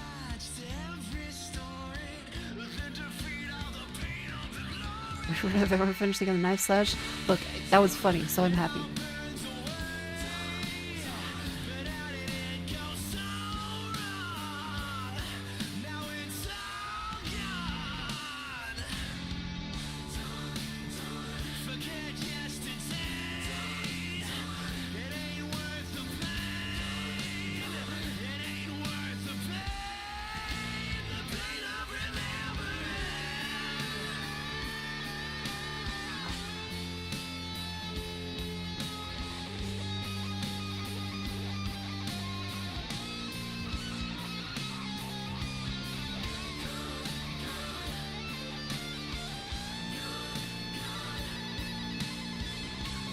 Next up is 3 Remaster? Yes, the next up is Resident Evil 3's Remaster. And so the question is, do we continue? Do we continue Resident Evil 3 Remaster? So remember, like, Resident Evil 3 is kind of short, isn't it? The remaster.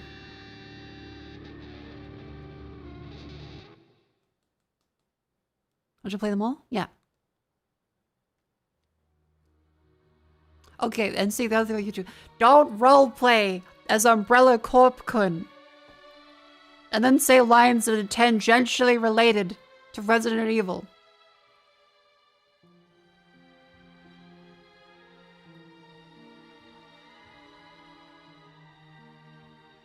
YouTube chat is like, ew, icky Twitch chatters. I'm gonna roleplay, but badly.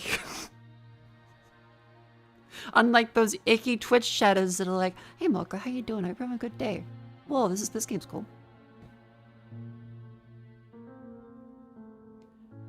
YouTube chatters that are lovely, you know who you are. You're all wonderful. I don't mean you. You're doing great. Also, Dual Monkey, thank you very much for the 12 months. I didn't want to interrupt during the cutscene. Roleplay? What do you mean? Do you see my handle? This is exactly what I mean. How old are you?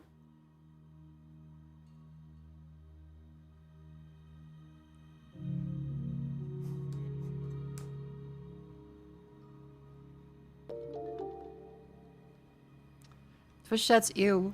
Well, YouTube chat is hell yeah. What the fuck? Animated Acumen, thank you for the 5 gift subs.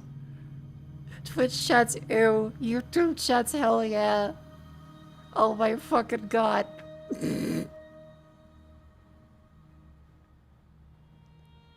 Ah!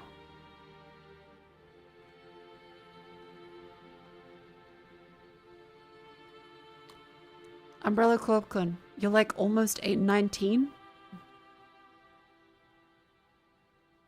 Don't you like fucking college? Study? If you want to, you're like, no, I work on the G-Virus. I'm gonna fucking shit kick you. College? Hell no. Okay, don't say hell. Don't be getting in here and be like, hell no, I don't go to college. I roleplay as a company from a video game on YouTube live stream chats. Don't say hell no. Just a regular no. Hell no implies you think that's like a, well, obviously I don't go to college. That's for losers. That's why I'm on YouTube roleplaying. Have some self-awareness. If you were bullied in school, this may be why.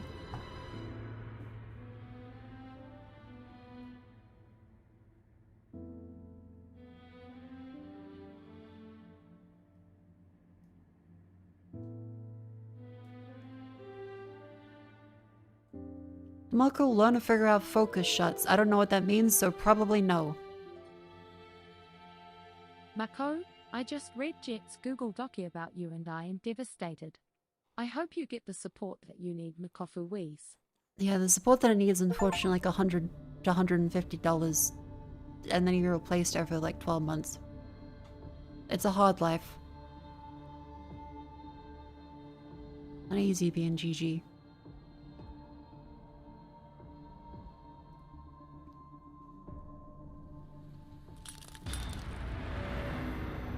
get a C rank for Claire. Leon second story mode or costume Claire, M19. Of course you're American. Okay, you say of course American. As if it's not like, what time is it? What time is it, USA? In Washington, it's 11 a.m. Good morning.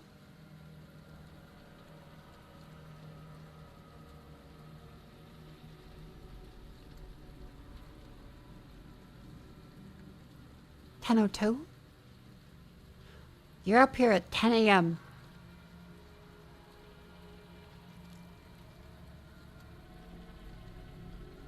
You'd be like, of course I don't go to college. I posted on YouTube about role-playing Umbrella Corp. Of course I'm an American. Have some shame. Like a little bit.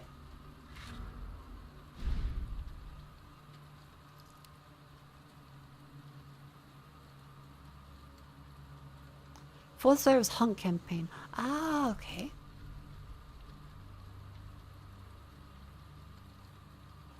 Money, yeah, let's see. Bonuses, you got records. All the stuff in there. Chemical flamethrower model. Spark shot model, got a problem pump. Okay, okay.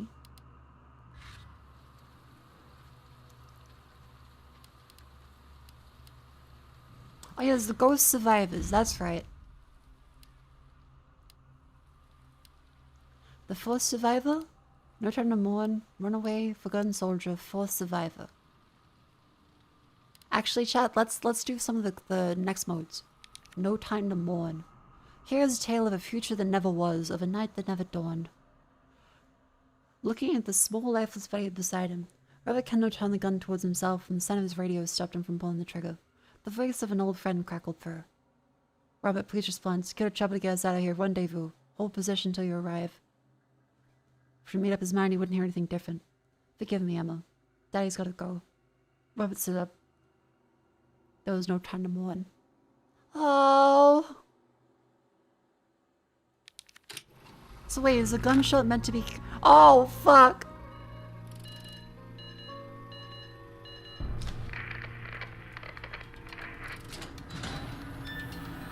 Hang on, never mind, chat. There's Kendo to play.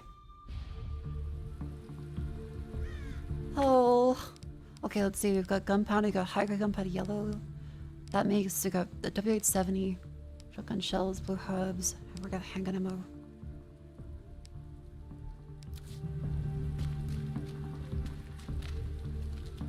That's locked. Alright. So trying to get up to the sewers then. Do you have a torch? We do. Please radio recording. New monster got glowing eyes. Going on point blank, died and released purple smoke. Now he can't stop coughing, he's having trouble breathing. Someone's around, instead of killing them, made them mutate. Oh.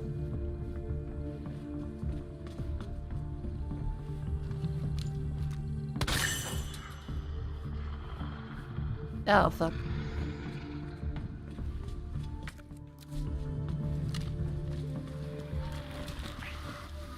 Oh, there was purple gas? The music is neat. What the fuck?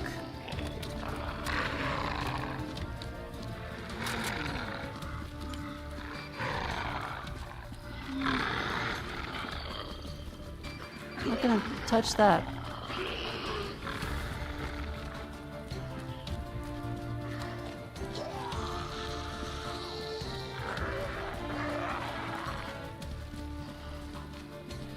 Okay, go around, go around, go around.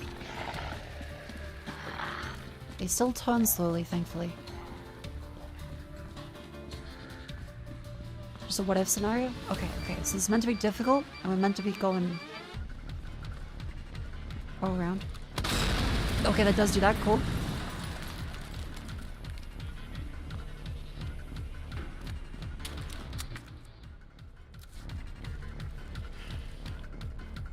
Ooh, this is funky.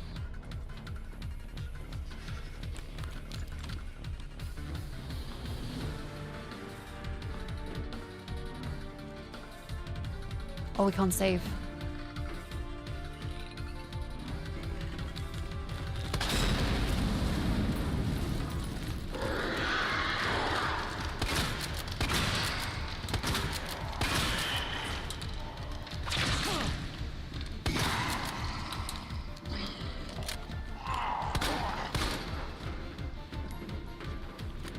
Okay, just shoot in the knee, run pause. I assume we don't have enough bullets to do all of this, so we just gotta keep going.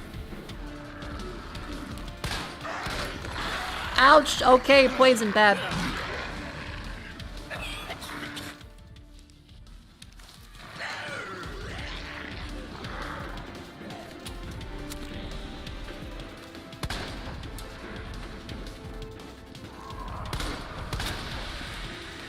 That drops a backpack full of stuff.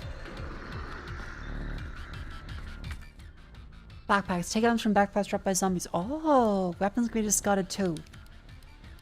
Combine these ones. Handgun ammo. Shotgun shells. Shotgun shells from 6.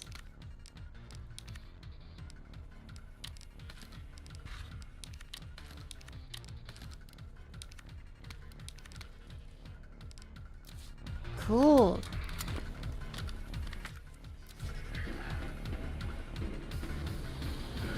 Let's see their grimace fumes.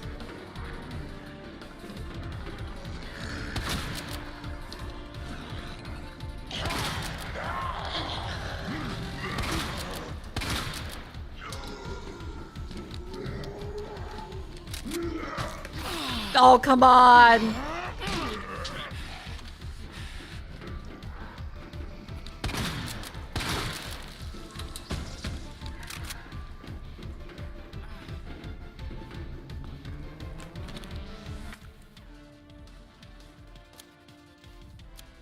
Up or down, down.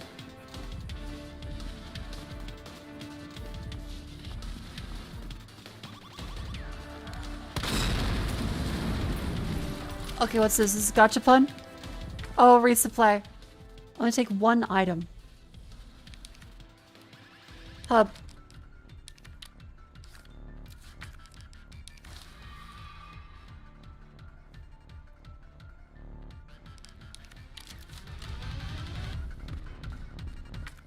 Okay, that's cool, interesting.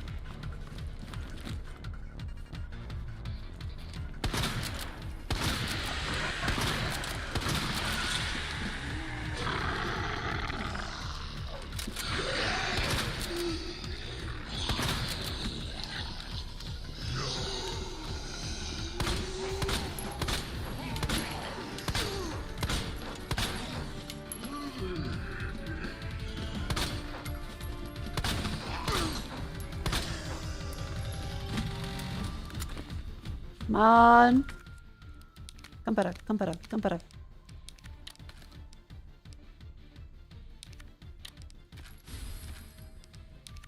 Good. Come on.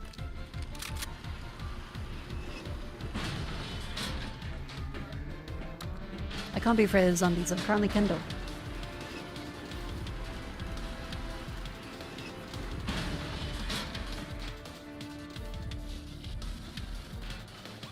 Okay, gachapon.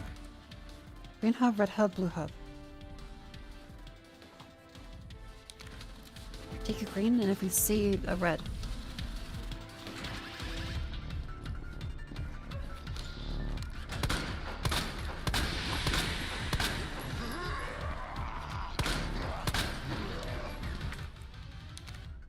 Okay.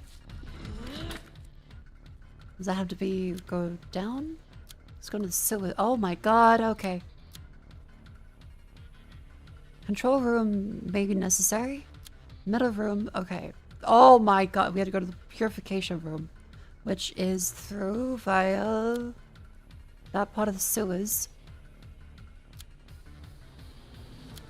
Workroom down there. Lower waterway goes up through there, which goes to control room, which goes down into monitor room.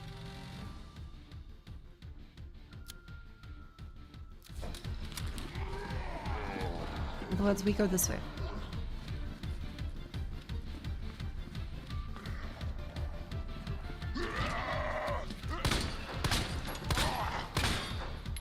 mean, it's stupid. There's no need for all that.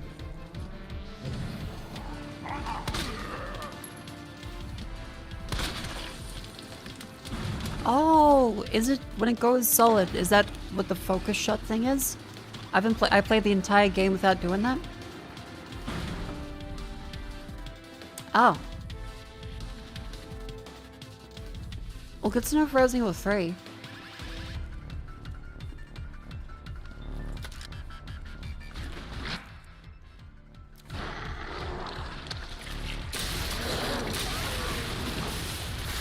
Shit! I didn't think there'd be a guy that would jump up like that. That's bad. Well, that sucks. Oh, that fuck! I just got out of the... No! That sucks.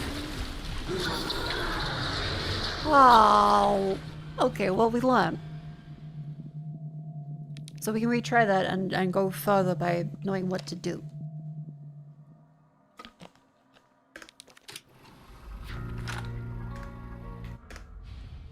It's another route of things to take.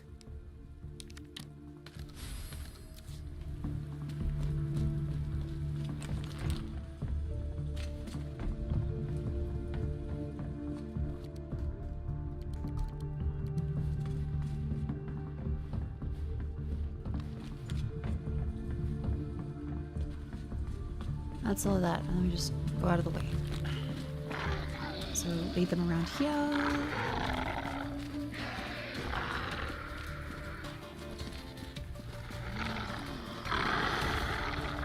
Yeah, this is the what if.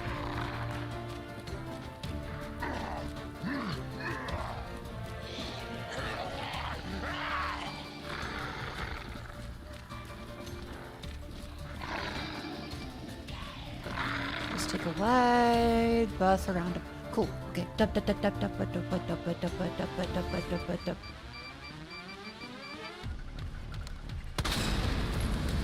God, the music is cool.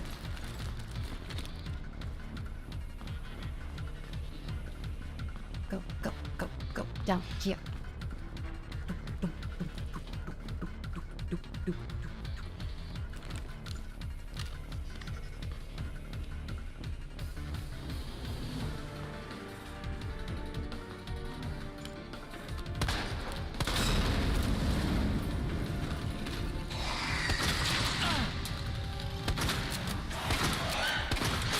Okay.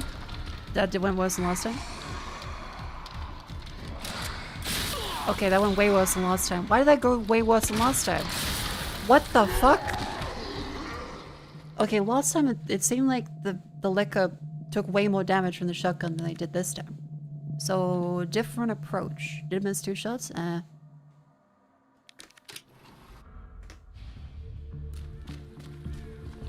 Okay, we can do this.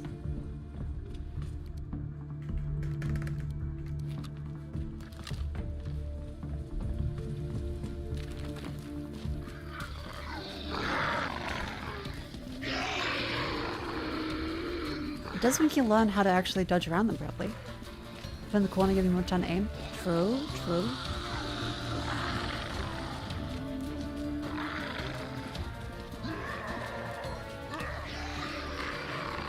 Just drove it down here.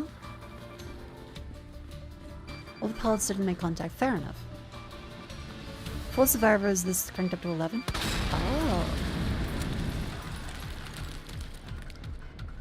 I'm like, this is a very cool idea.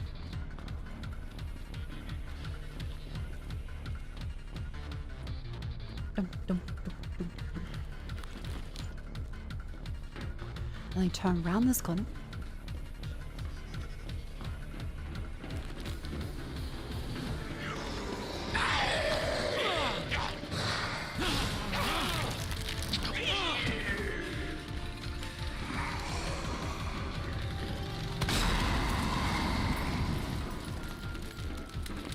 Okay, that's what I meant to do.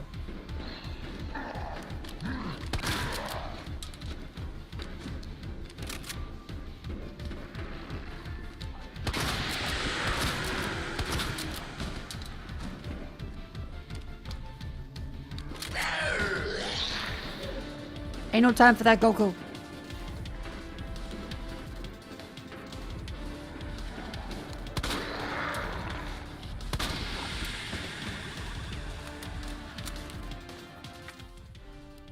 Okay, find that. Good.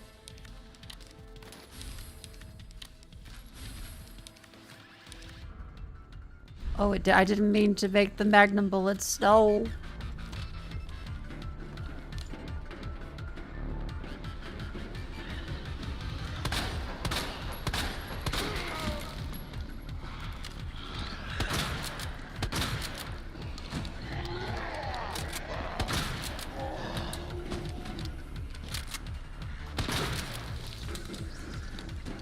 Come on. I got this, I got this. Dum dum dum dum dum dum.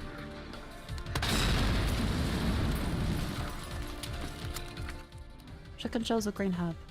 Green hub. Back to fine, good.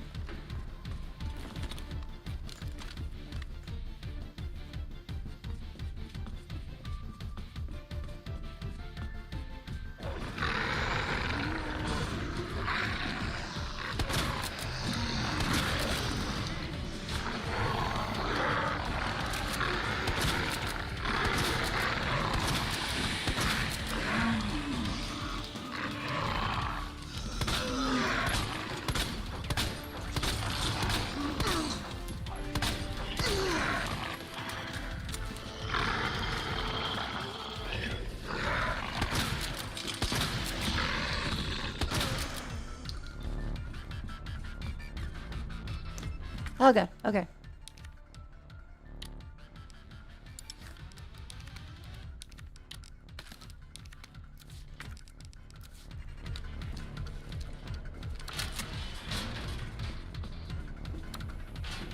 I think that's probably a better way to do that, but...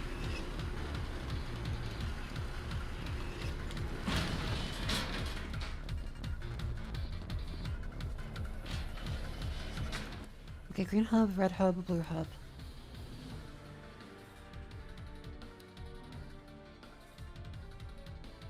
Green.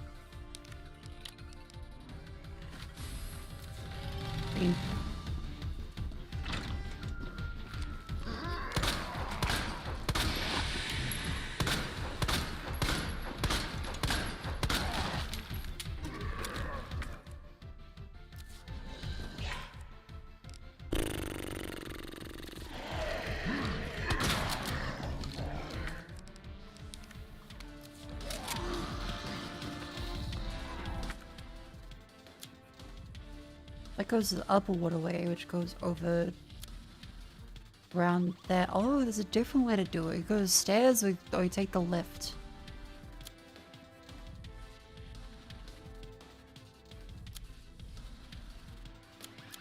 Because this takes us down a low waterway, which go up via there, which... Yeah, shooting the legs does knock them down. And we'll conserve bullets just to save this one. Walk around here.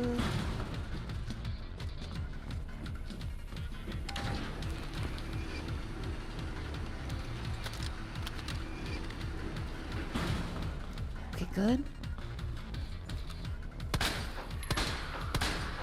Oh, come on.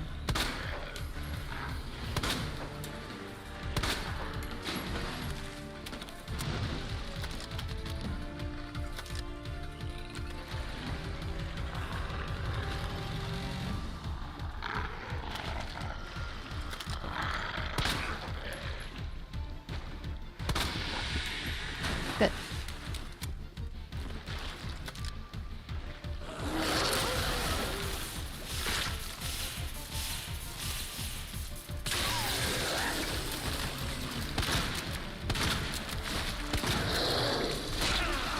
Oh, come on, really? What the fuck?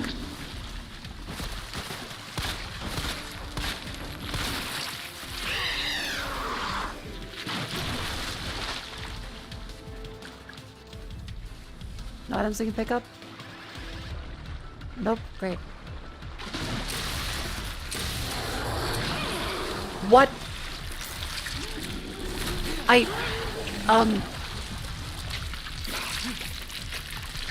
Why did that happen?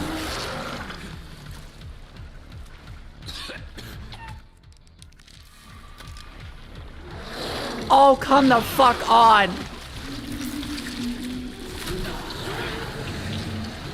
Like, why did the shots just attach? Also, it doesn't give me like immunity for poison there, so I'm gonna just be coughing and dying. Oh man.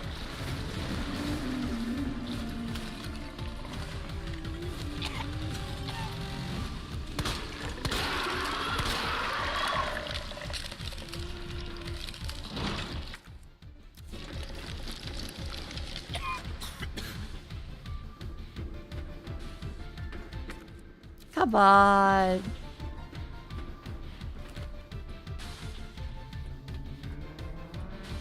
Okay, so there's 3 of the fucking things. No, no, no, bad time to go, bad time to go.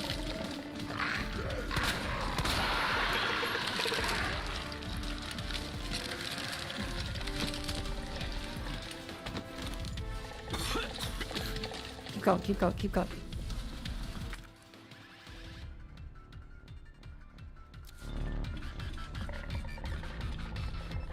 Oh no!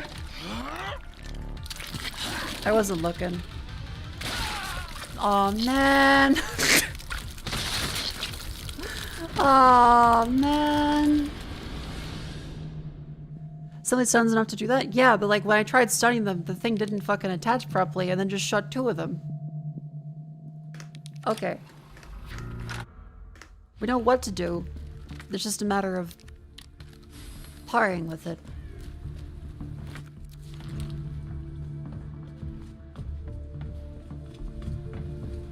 And Leah Soda. I think I can do this. Like, we got really close.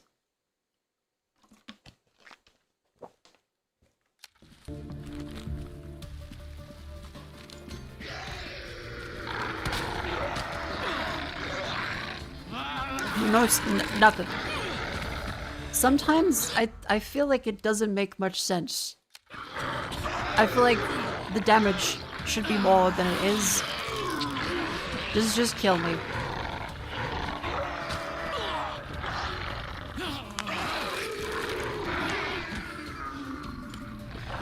Also, now I can survive 3.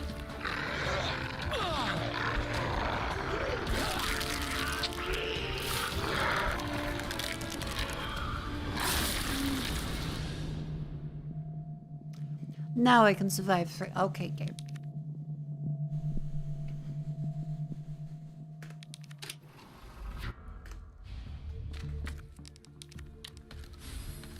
Okay, combine. Keep going.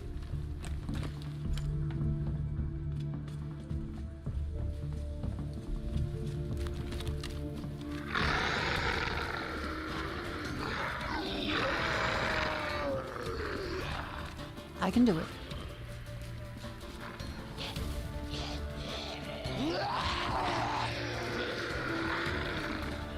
As long as we stay around that, they have to lurch forward to actually turn, I think. G stands for Golgotha.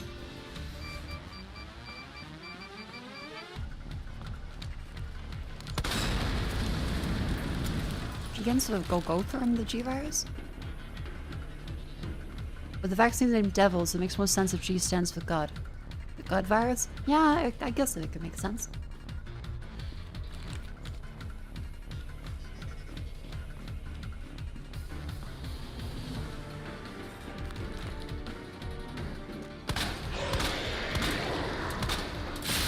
Oh, come on, really? You so- what the fuck?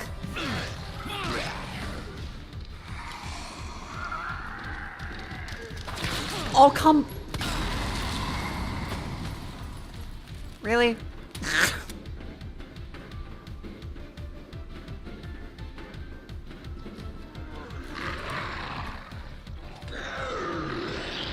Like, come on.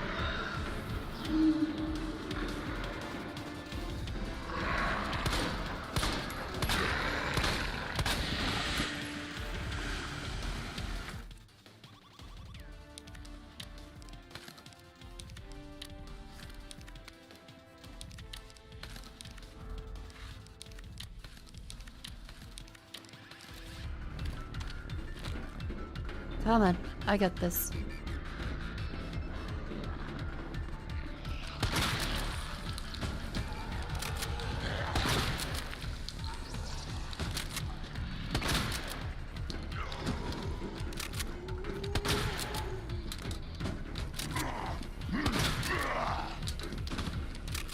I got this, I got this.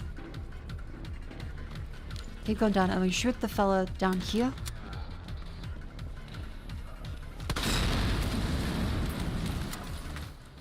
And I'm gonna take a green herb. So I'm gonna die otherwise.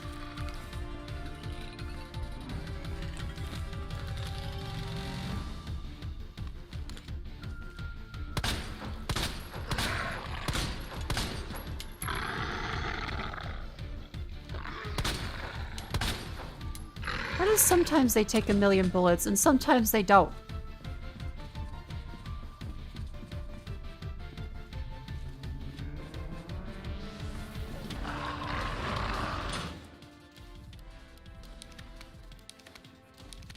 Damage is random?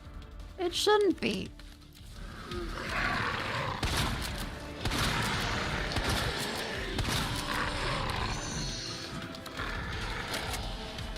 Okay, we don't have to stay the whole time. That's good. So we kill that guy at the door and then we keep going forwards. Cool. Gotcha. Green herb.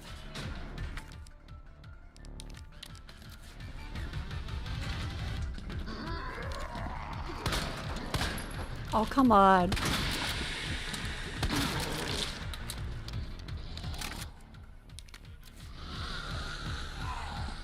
Run over this way. Keep going. There's treatment for the ghost survivors stuff. Gives more inventory space and starting items. Oh, okay. That's kinda cool.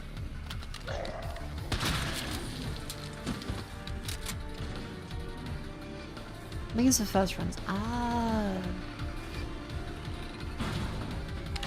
Very familiar with my lovely downstairs roommate.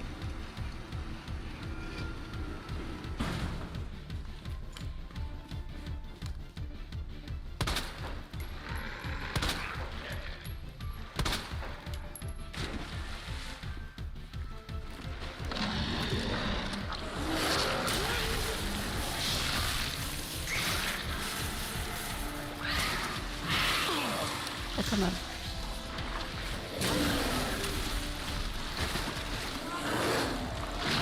No, no, no, I meant to switch to the fucking shot again! God damn it!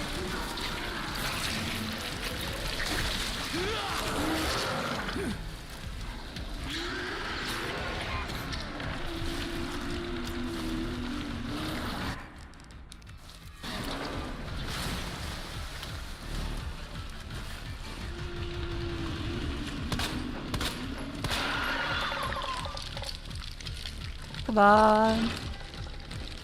I got this. I got this.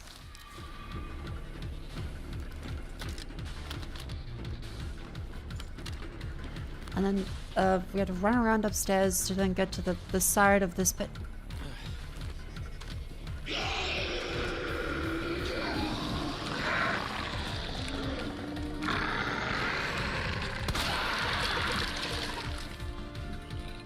Just hit the balls. Just hit the balls on them. Safely ignore that one. Run away.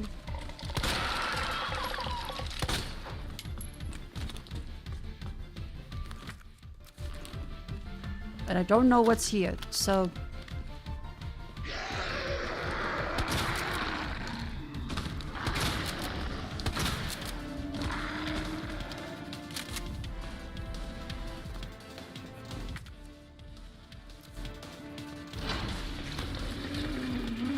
Oh, what the fuck, Birkin? Oh wait, no, that's just the G-virus, fellas. Oh, come on! Now we're poisoned. Now we're poisoned.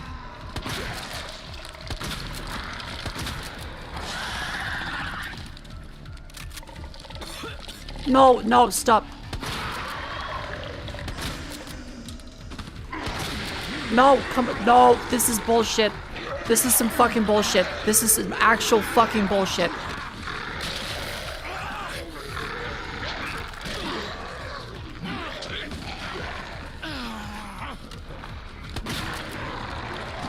calm the fuck. This sucks. This actually fucking sucks. So you can't do anything.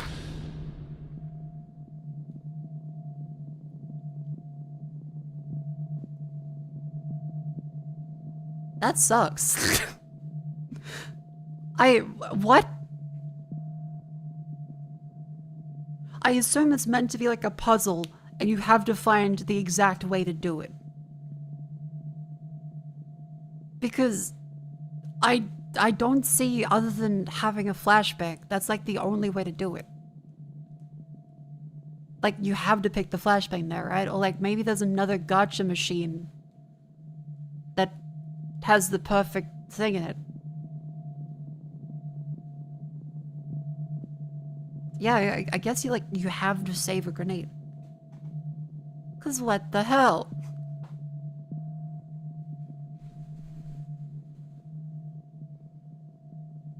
Yeah, what damage will your shotgun be? I'm thinking 2.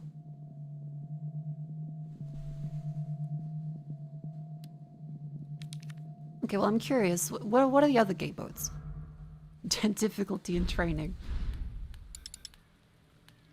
Runaway. Take me to special someone, Catherine Warren believed Diane's words. A gentleman and the chief of police after all, not to mention a good friend of her father, the mayor. However, after he loaded the orphanage, he let the mask slip. I think you may become my greatest work. She fell into despair as she heard the words. But fate was on her side. She took the jail cell keys from a would-be killer made up her mind. I have to go. I had to rescue my love. Ben.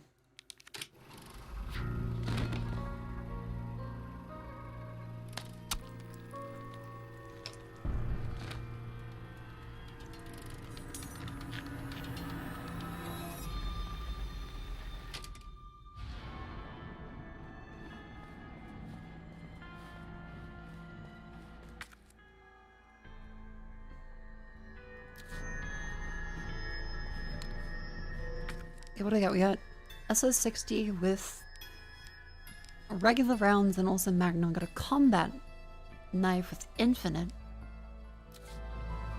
Okay. Letter to the director. Do you recall the white specimen discussed in last month's report? They're named Paleheads, a special mutation. Unlike normal specimens, they have the ability to regenerate. Difficult to stop these with weak weapons. Not impossible, but it would take some time. Wouldn't try it myself. Must use high-power weapon and damage the faster and regenerates. Team is currently searching for a way to reliably produce Paleheads. Therefore, I request to double the number of subjects sent to the laboratory. This is the price we must pay to secure a brighter future.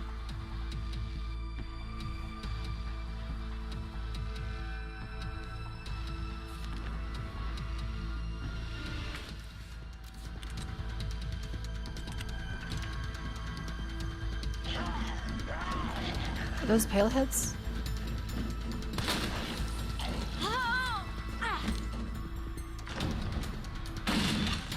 No, that is definitely a Palehead.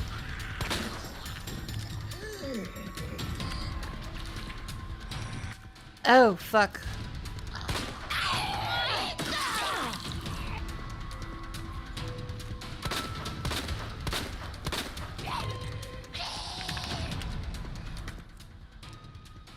There goes that knife.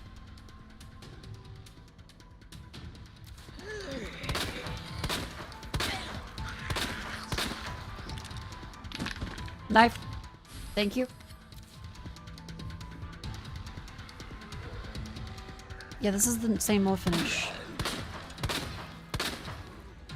as Resident Evil 9.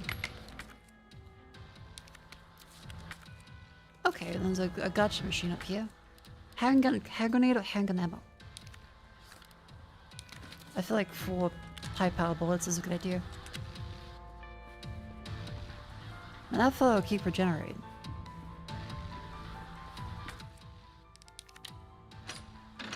Cool. Are none spoilers are out? No, the orphanage in Resident Evil 2 is the orphanage in Resident Evil 9. Don't spoil Resident Evil 9 for people. It's the same orphanage. By the way, I have to pee. I'll be right back. It's an ad break. Enter the ad break. Oh my god, cinema trash. Yay.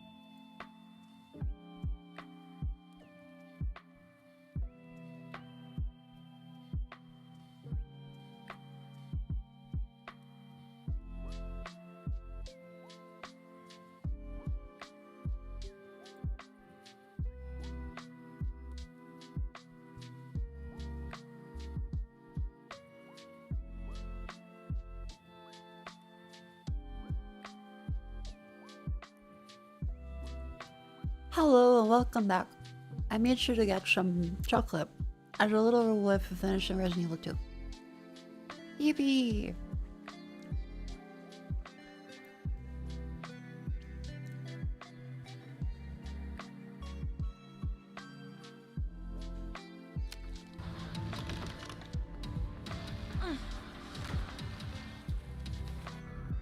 This is not good.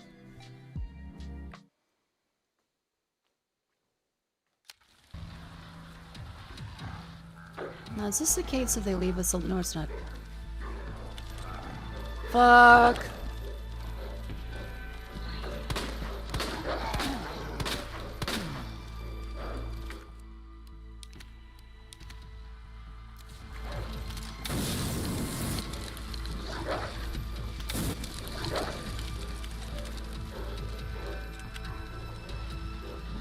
Ah!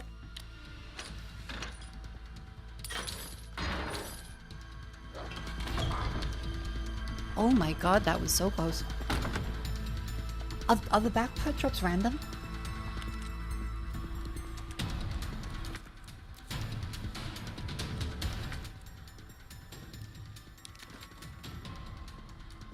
Oh, I should have taken the flash grenade. Shit.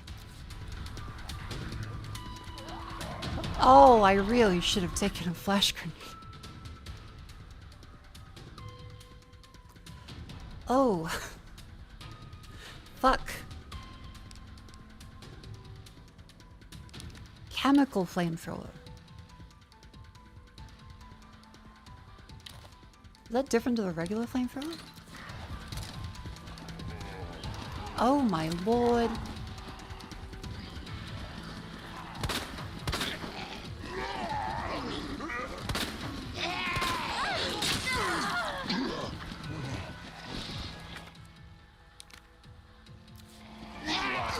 No.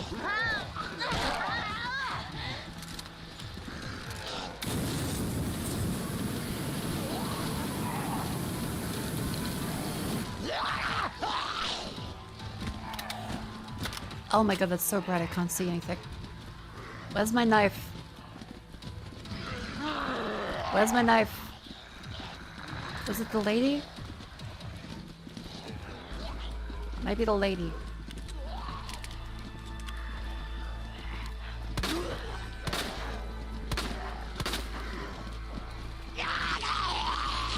Which one had the knife? This one.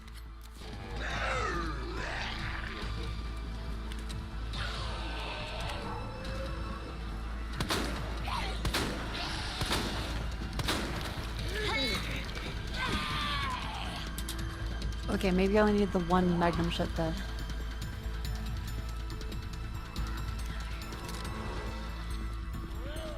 Okay, just ignore you. Gotcha fun. Great pub, thank you.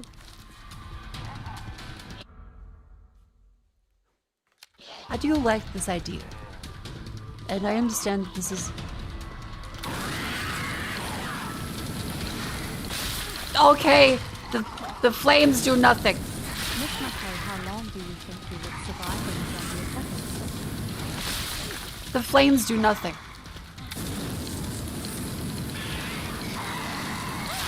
What the actual fuck? I thought the whole thing was you can burn them and it's bad. It's raining? It's fucking chemicals. I'm shooting like fucking napalm at him.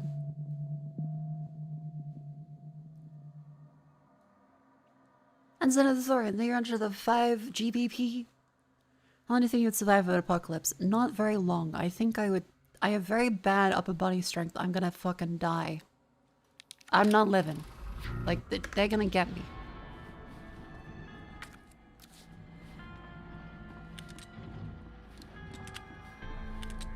Your first zombie is regular fellow.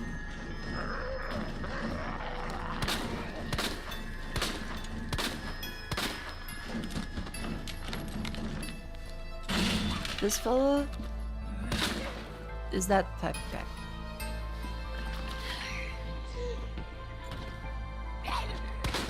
Oh! Oh no!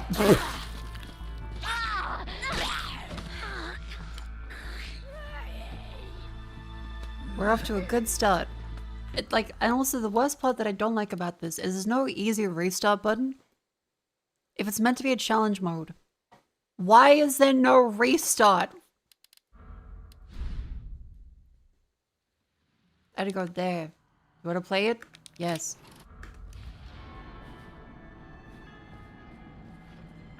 Still in the lick of the flamethrower, just doesn't take enough to stagger them.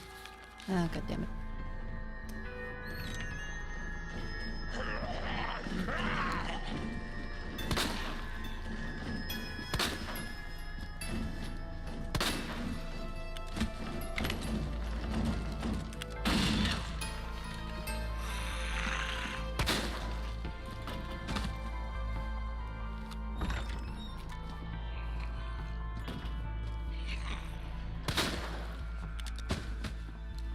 There you go. Good, good, good, good, good, good, good.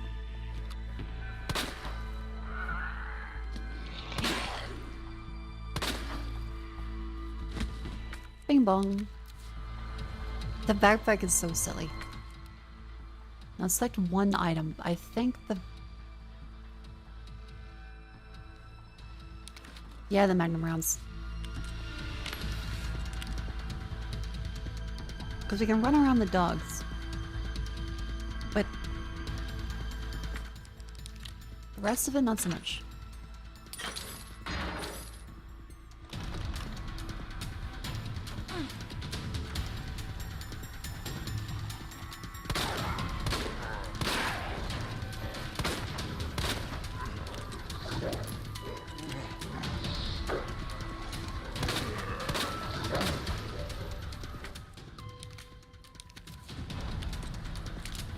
Wait, gotcha. Gotcha machine. Well, so yeah, she is wearing high heels. That's not very good for anything, really.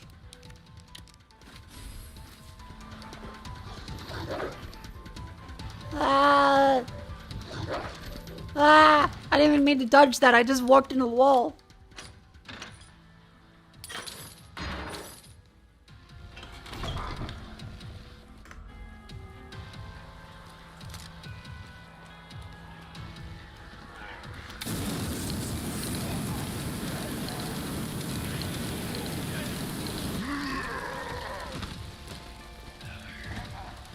Okay, I think that's the best thing to do there.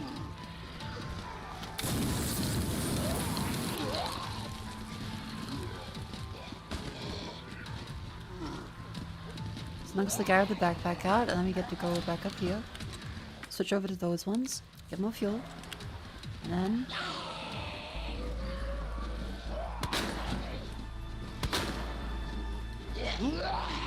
Ah!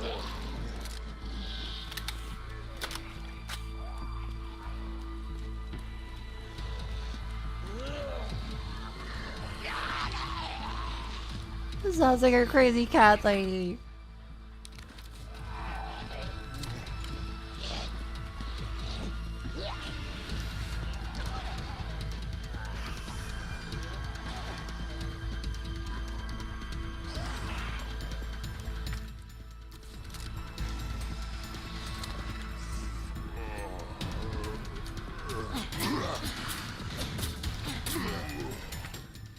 Okay, that does work.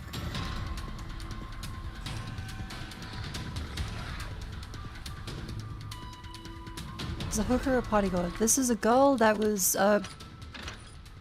lured by the police chief. And then he tried to fucking taxidermy her.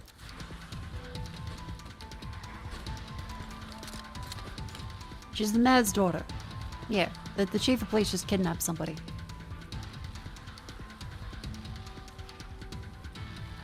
What does he understand on the Berkeley knife is? It's tied to FPS, isn't it?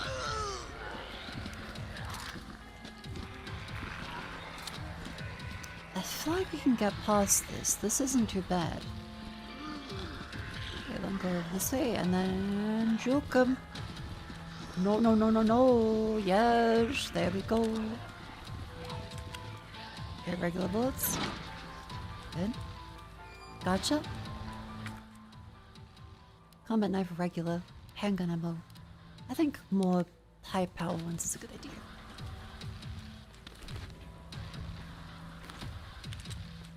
Speaking of which, there is some throw bullshit at us right there. And we have time, so we can also go slow.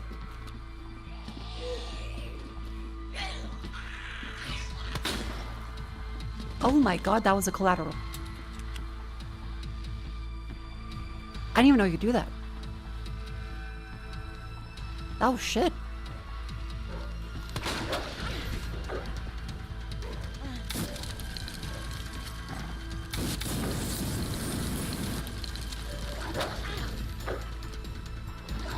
No.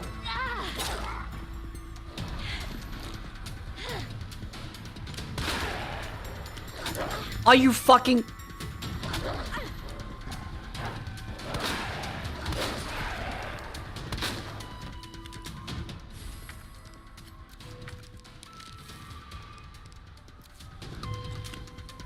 What the hell?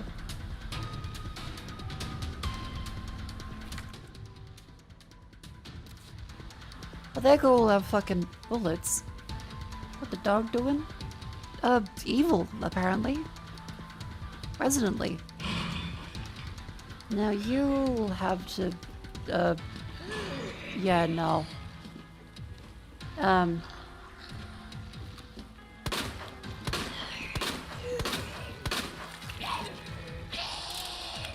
Just give me a sec.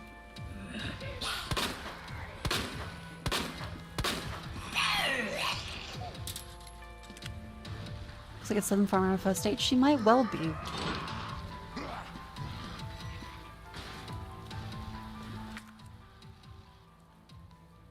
Where am I trying to go? Oh my god, I need to go into the fucking police station.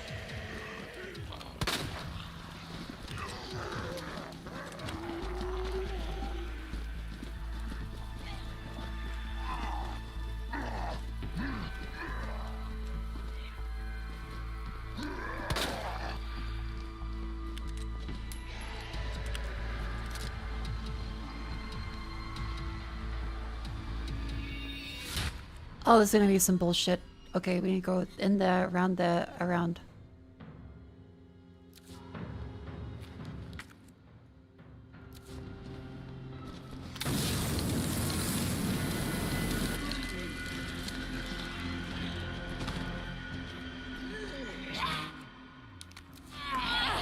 Cunt. There goes the knife. So, uh-oh.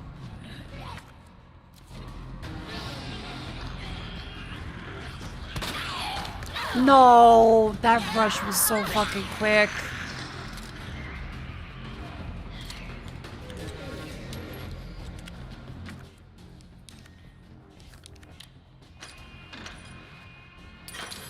Come on.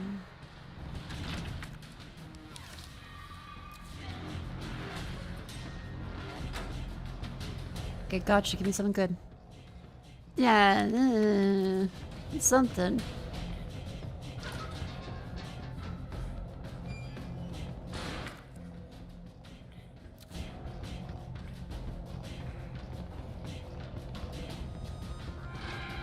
Cunt. Oh, fuck you.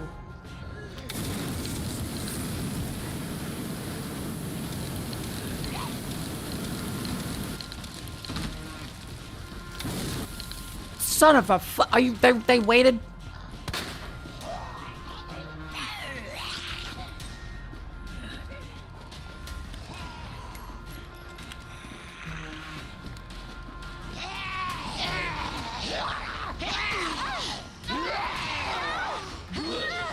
Yeah, that's just that's GG. Unless really needed that fucking. Oh, what the hell?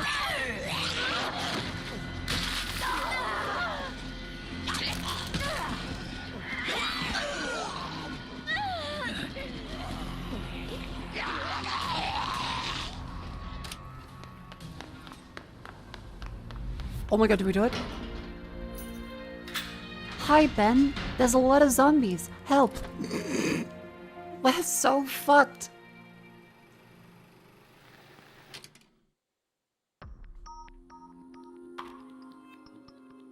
Oh my god, we actually did it.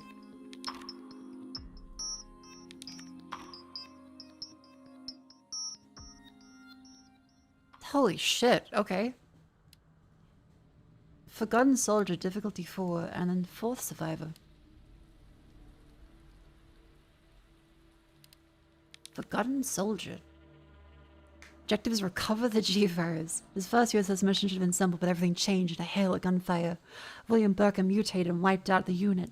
One soldier narrowly escaped and headed deep in a nest. Self-destruct sequence initiated. His final mission. The Forgotten Soldier. Ghost.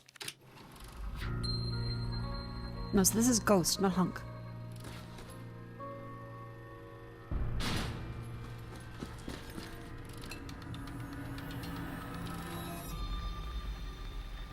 Attention.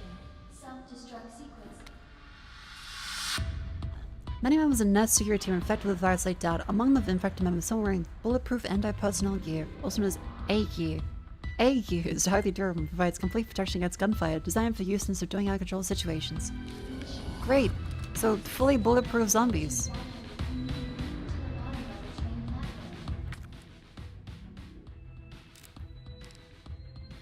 Oh my god, we only have bullet.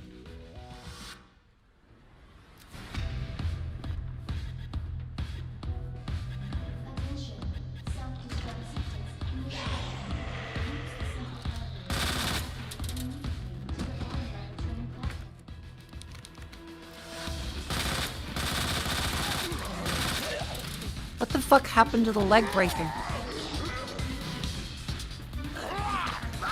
Cunt! He's wearing a face shield. What do you mean he could bite me?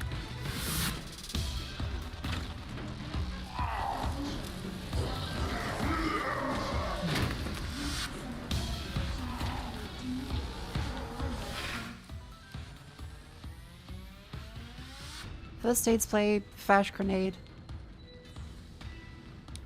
I feel like the grenades, what we've learned is take that.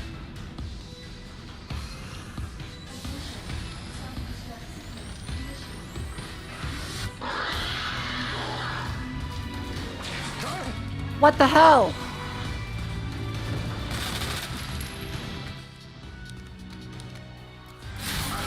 Oh, come on!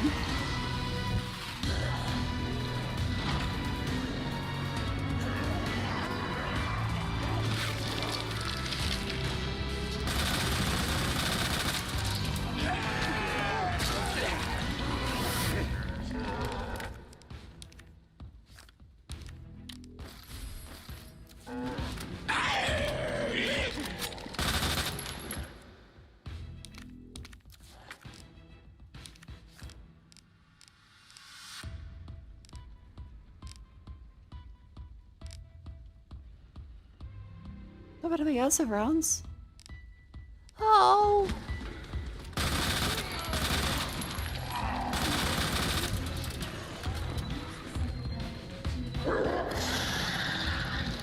Just keep going, just keep going, just keep going, just keep going. Oh boy, I can wait for first aid spray. No, really? Ugh. Shotgun, grenade launcher, or deagle. Shit.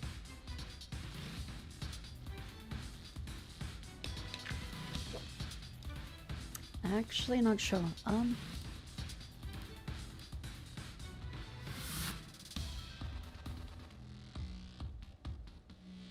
This is 4 bullets. This is 7.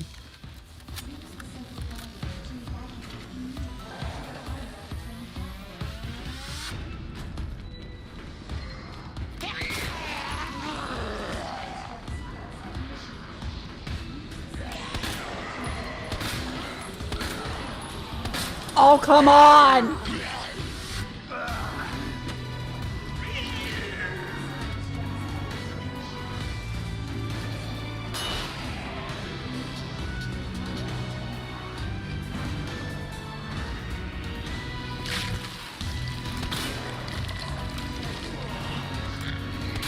No! What the?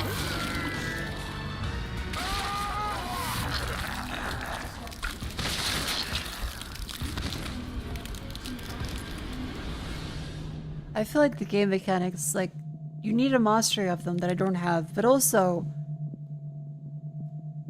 there are times where it feels like the misses just out of all the animation change.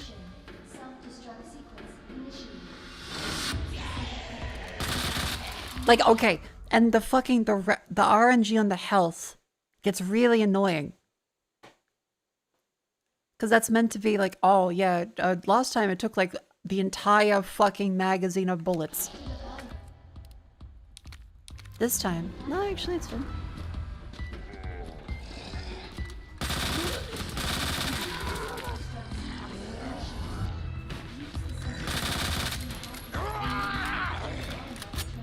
It's a higher difficulty. And that doesn't mean the game just ignores its rules.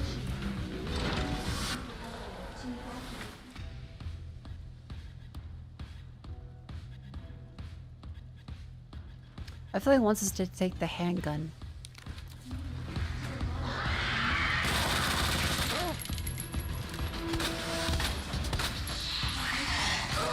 Like, I don't know how to dodge that. I don't know what to do there.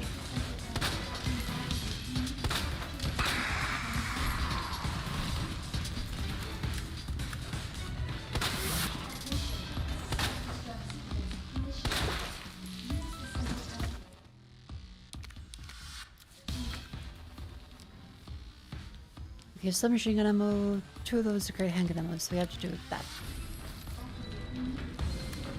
This at least gives us lots of bullets there.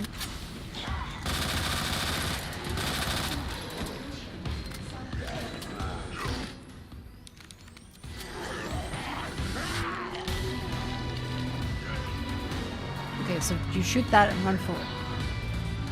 Gotcha, gotcha, very good.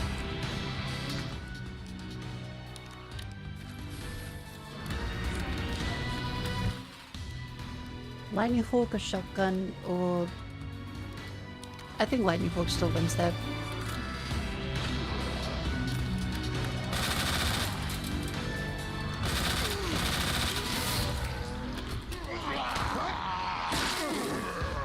Ah.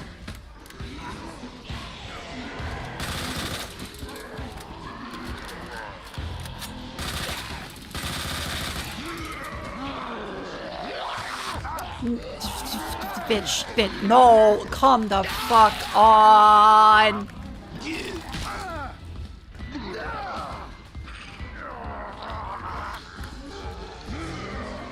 Like, cool idea, but it does feel bad.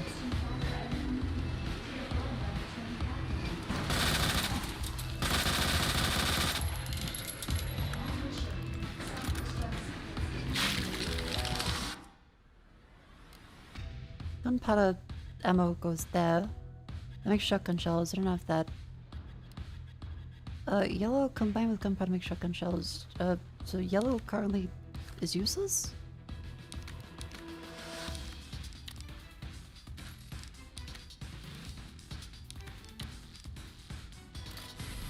Oh, that makes a grenade. Okay, that's much better.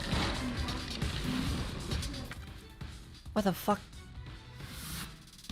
Monitor room.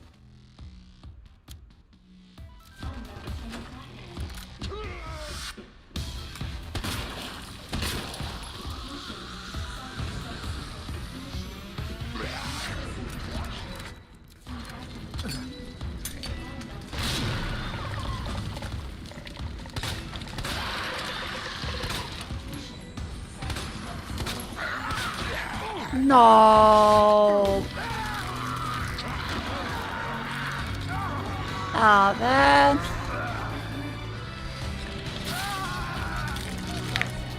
Anyway, I think I'm not good enough for this.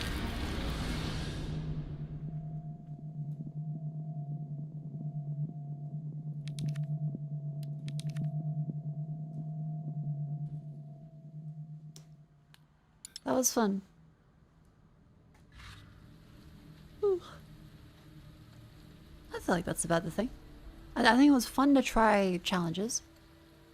Because I don't usually do challenge stuff because I'm not a very try the same thing over and over to get it. But I think people that like that, hell yeah, good for them. I find it annoying. I do enough like slam my head against a brick wall trying to get stuff to work. And also, yeah, like, I feel like the extra modes, it would be nice if you could play them and it doesn't make you sit through super long animations every time. Of just, here's the start screen. Here's the load screen. Here's that screen. Oh, you died? Here's a super long desk. You can't skip it. Oh, there's no restart button if you know, like, you want to restart it. You have to go back out to the menu, load screen. I just hit that. Oh, here's the load screen. I think it could respect your time a little more. It just feels, like, annoying. I think overall, they're cool modes. And, I mean, we even beat one of them, which I didn't expect to do.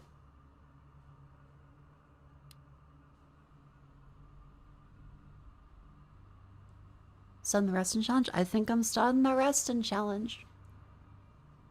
Try the full survival release? Okay. Let me try the full survivor.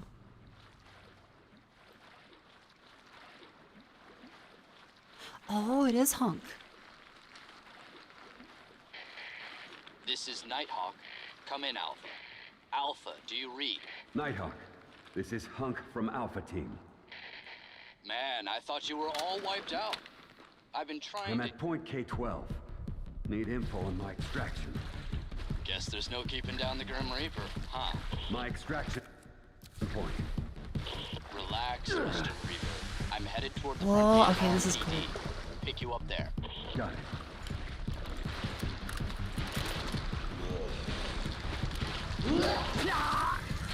Mr. Reaper, you've been bitten. All part of the plan.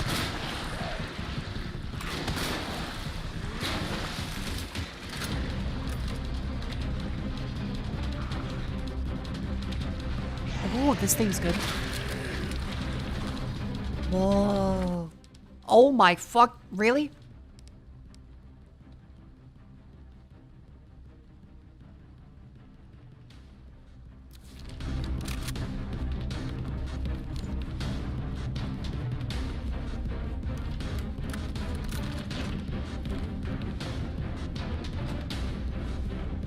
Mako, this move Hunk is canon? Ah, so this isn't what if, this is just actually what he did.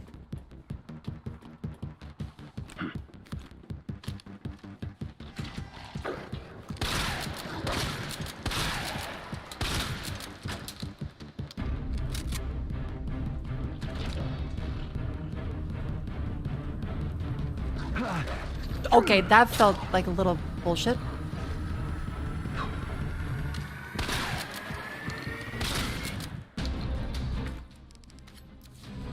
I think I clipped the door.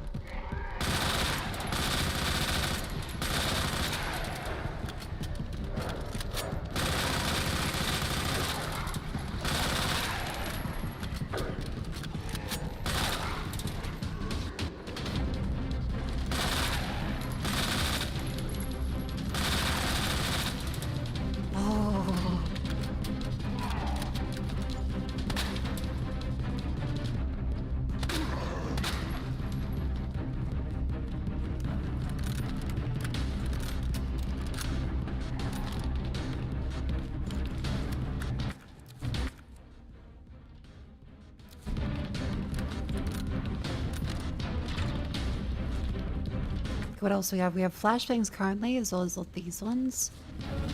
Whoa.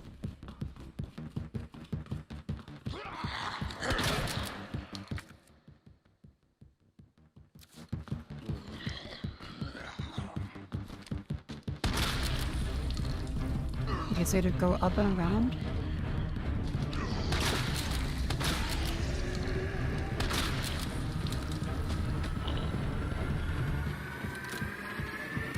God, the music in this is so cool.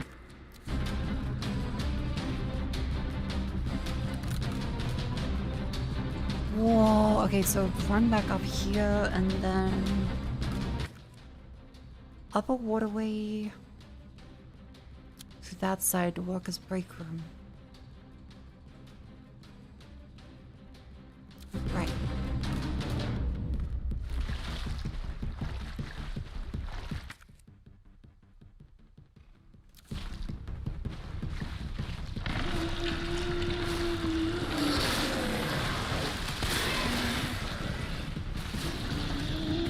Ah.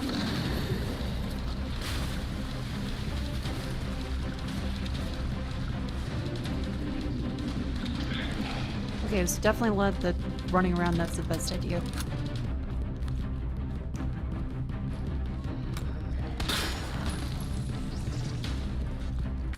This feels like some bullshit. Is there a tofu one? So I know about the tofu. I've heard about that.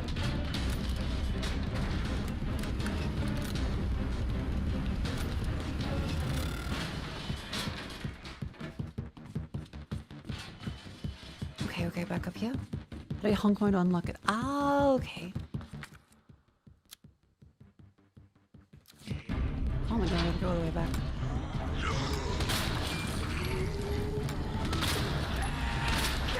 Bitch.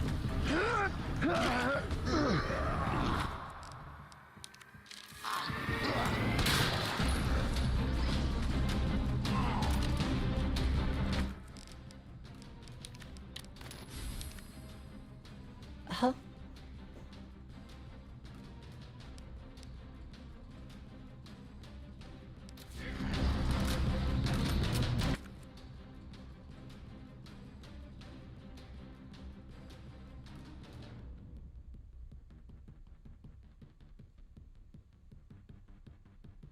This one works, yeah.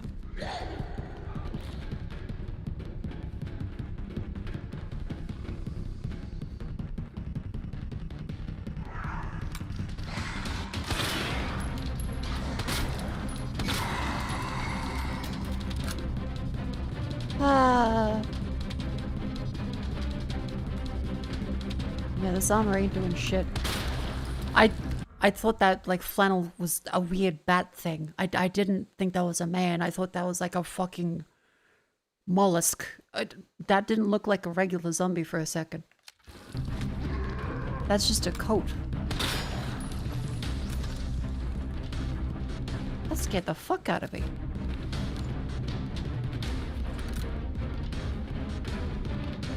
Why did it look like that?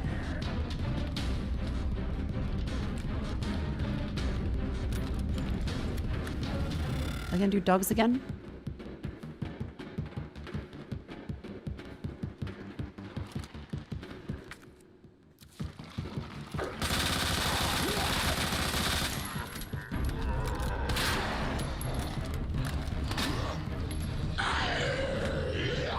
Ah! I'm doing okay. I'm doing good. Smooth as a cucumber. That's not a saying. No, no, no, back up.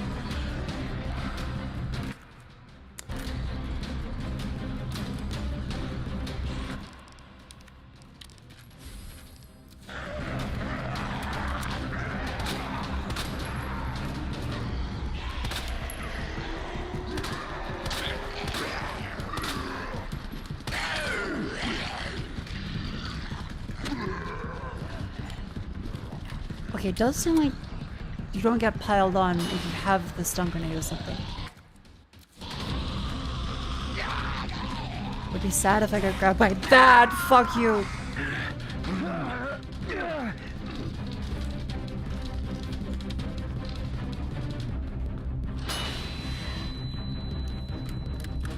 What the hell? Okay, now this is up through here. Oh.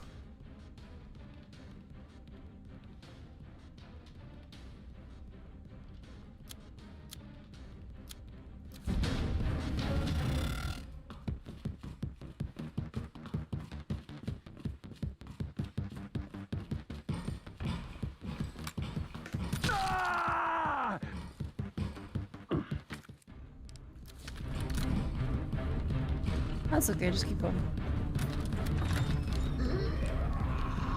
Cunt.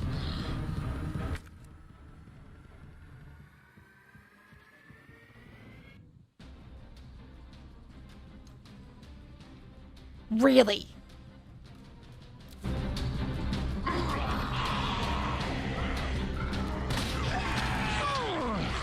Really?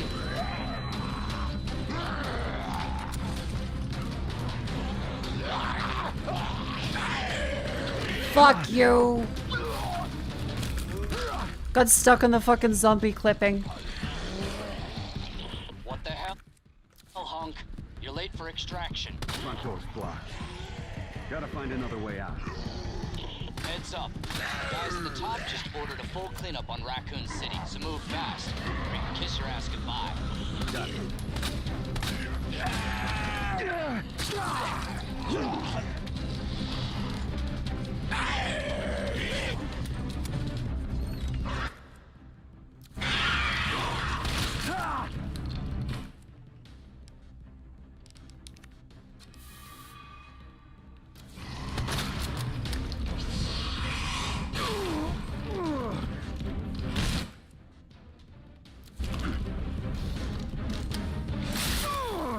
Cunt. Bitch, really?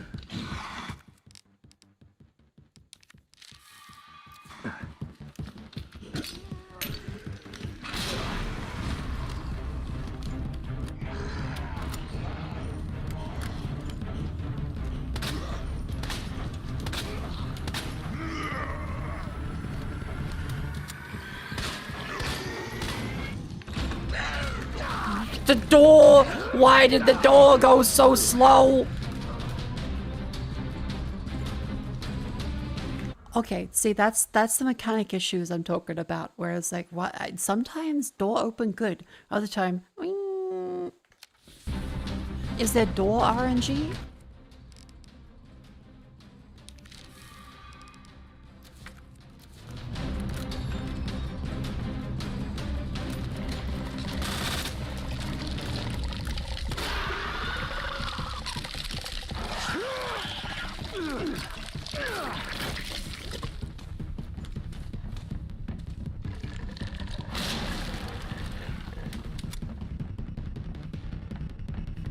Come on, man, come on.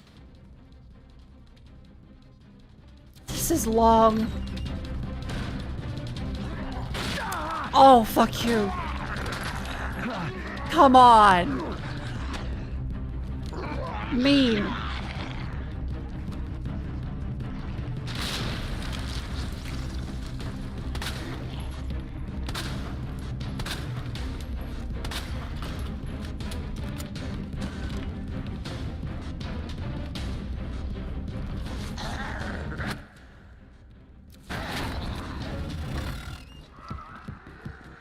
Man. I mean, I think I'm doing pretty good for a first try.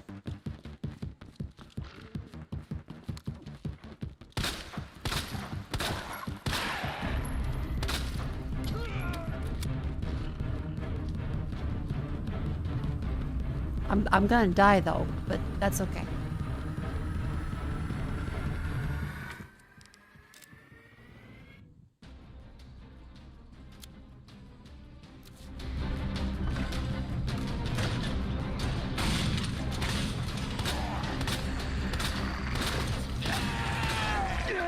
That's it.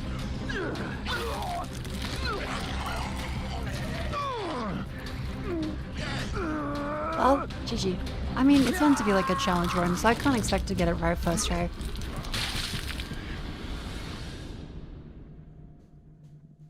And it is like literally going through the entire game. I think that was really cool. I think I did my best. I give it a good old try.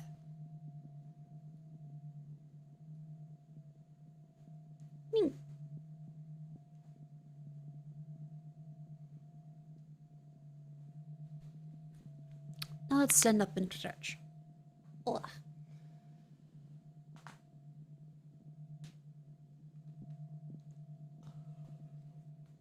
Does give you super limited ammo? Yeah, it does trick you, or it makes you think of the start. Oh, I have a lot of stuff. And then you go, well, huh, I have to get through the entire game. Oh. And Honk is really cool. I'm glad I get to play that. Ooh, my neck.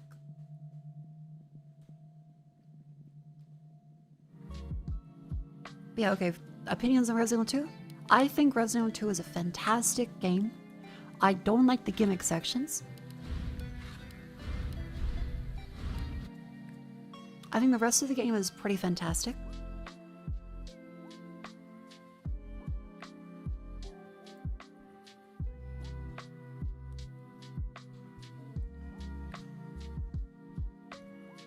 I think the rest of the game is pretty fantastic. Is RE2 better than RE1?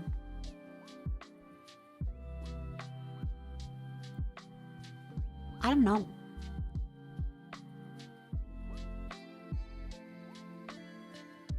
I don't know.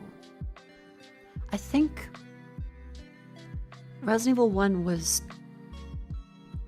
a very, very tight experience, and the bosses were mostly just damage. Resident Evil 1 didn't have many gimmick bosses. The entire thing was navigating the mansion and going back and forth between things.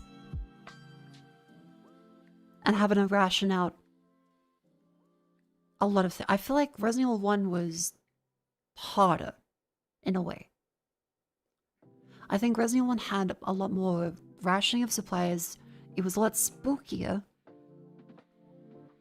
Even if I'd say I felt super duper duper scared with Resident Evil 2, especially that first playthrough with Leon.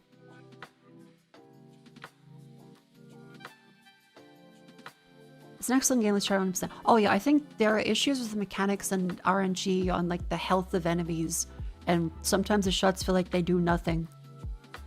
Sometimes they insta-kill.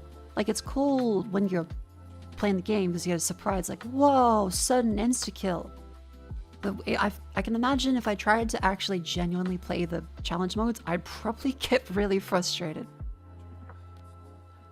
Like, I think they're really cool they have that, and I'm sure people that like challenges really like them.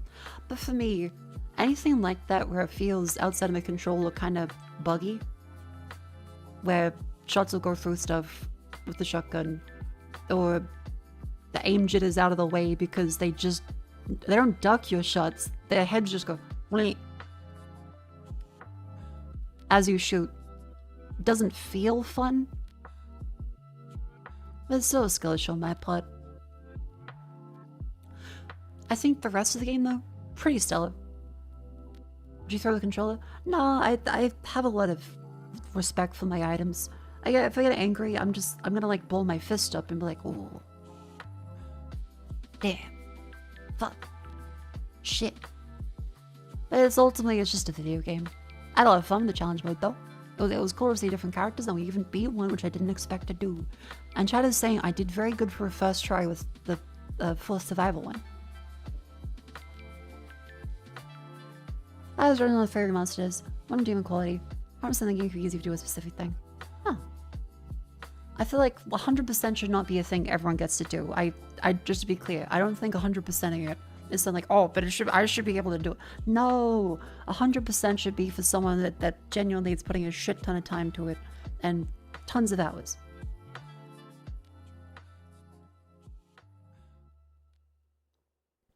Got about 70% through for Survivor. The last part makes Kendo's hallway of death look meek. Oh god. Yeah, I feel like that hallway feels bullshit because it was my first time reaching it. I assume it's just like, oh, if you have a lot of grenades, then that would be easy. Whereas the first time it's like, you get there, you're like, oh thank god, and then they're a helicopter. Oh no!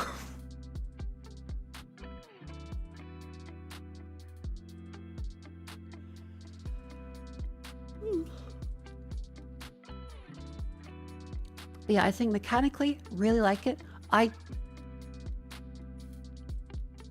guess I understand the perspective of, like, now I've fully played through it. I guess I understand the perspective of making them have like 50 million headshot resistance for zombies. so as to encourage people to be conserving ammunition by running past them and making a choice to leave a zombie alive or not. But I do still find it quite weird. Like, I'm not sure if it's the best way to do it, but I'm not a game designer, so I can't really say what it is. Just that it felt very odd, even though I know it's an intentional decision. Shooting a zombie like 10 fucking times in the head did feel weird. That's all I can really say. It felt weird.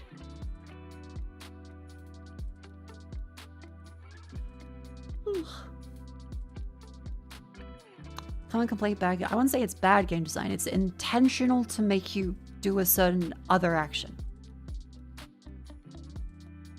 Plus, I mean, there is a skill issue on my part of not doing the centering. The focus shot thing as often.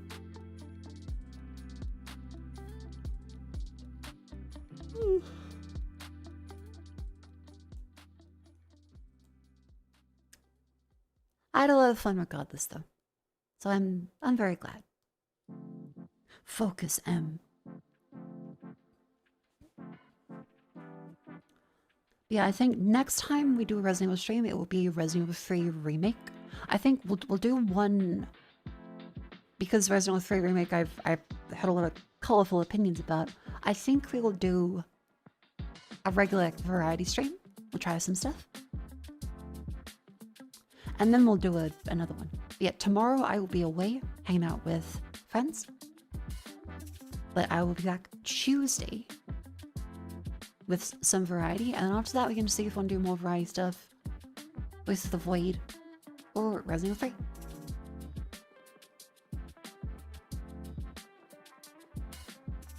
Seriously? Yeah, I'm gonna play Resident Evil 3 Remake, and then we'll play the original, I think was the consensus.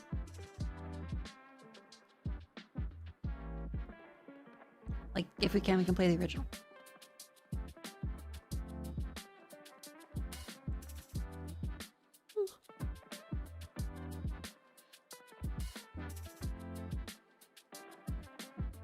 Done some more Void stuff.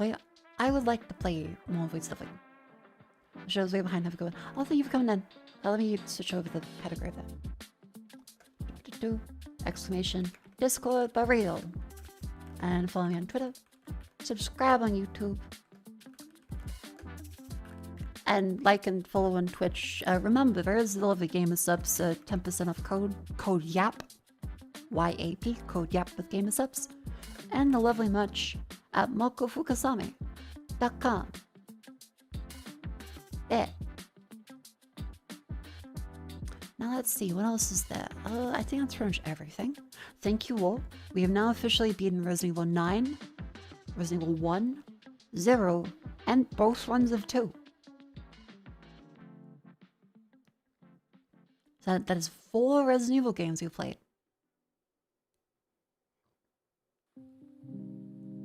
Hooray! Oh yeah, by the way, my other recommendation, watch Barbarian. Like Zach Cregger, Barbarian. Watch it. If you like Resident Evil, watch Zach Cregger's Barbarian. He'll be making the Resident Evil movie, the new one. You will feel, rest assured, and really excited if you watch Barbarian now. You should watch it.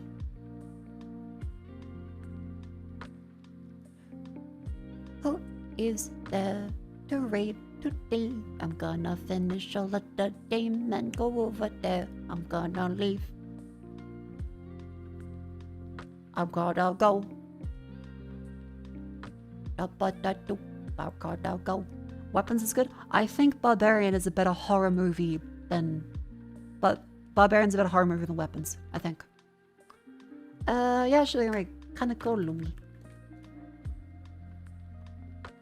Weapons had some scary moments, but it was mostly like, ugh, ew, ew, ew.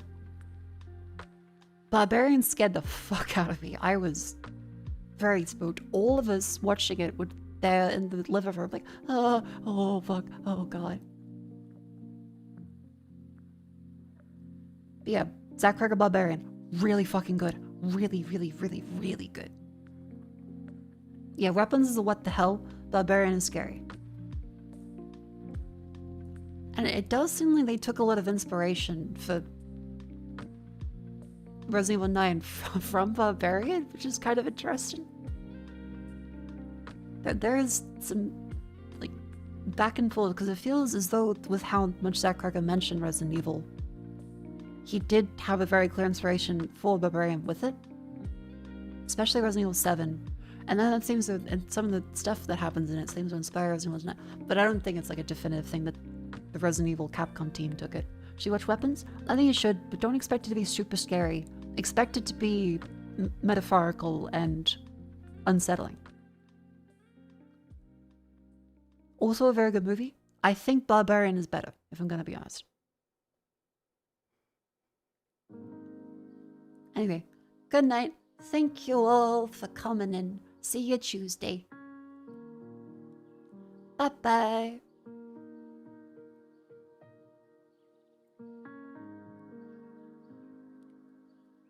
How the reason people get hamsters for kids, they're specifically short-lived. I thought hamsters were easy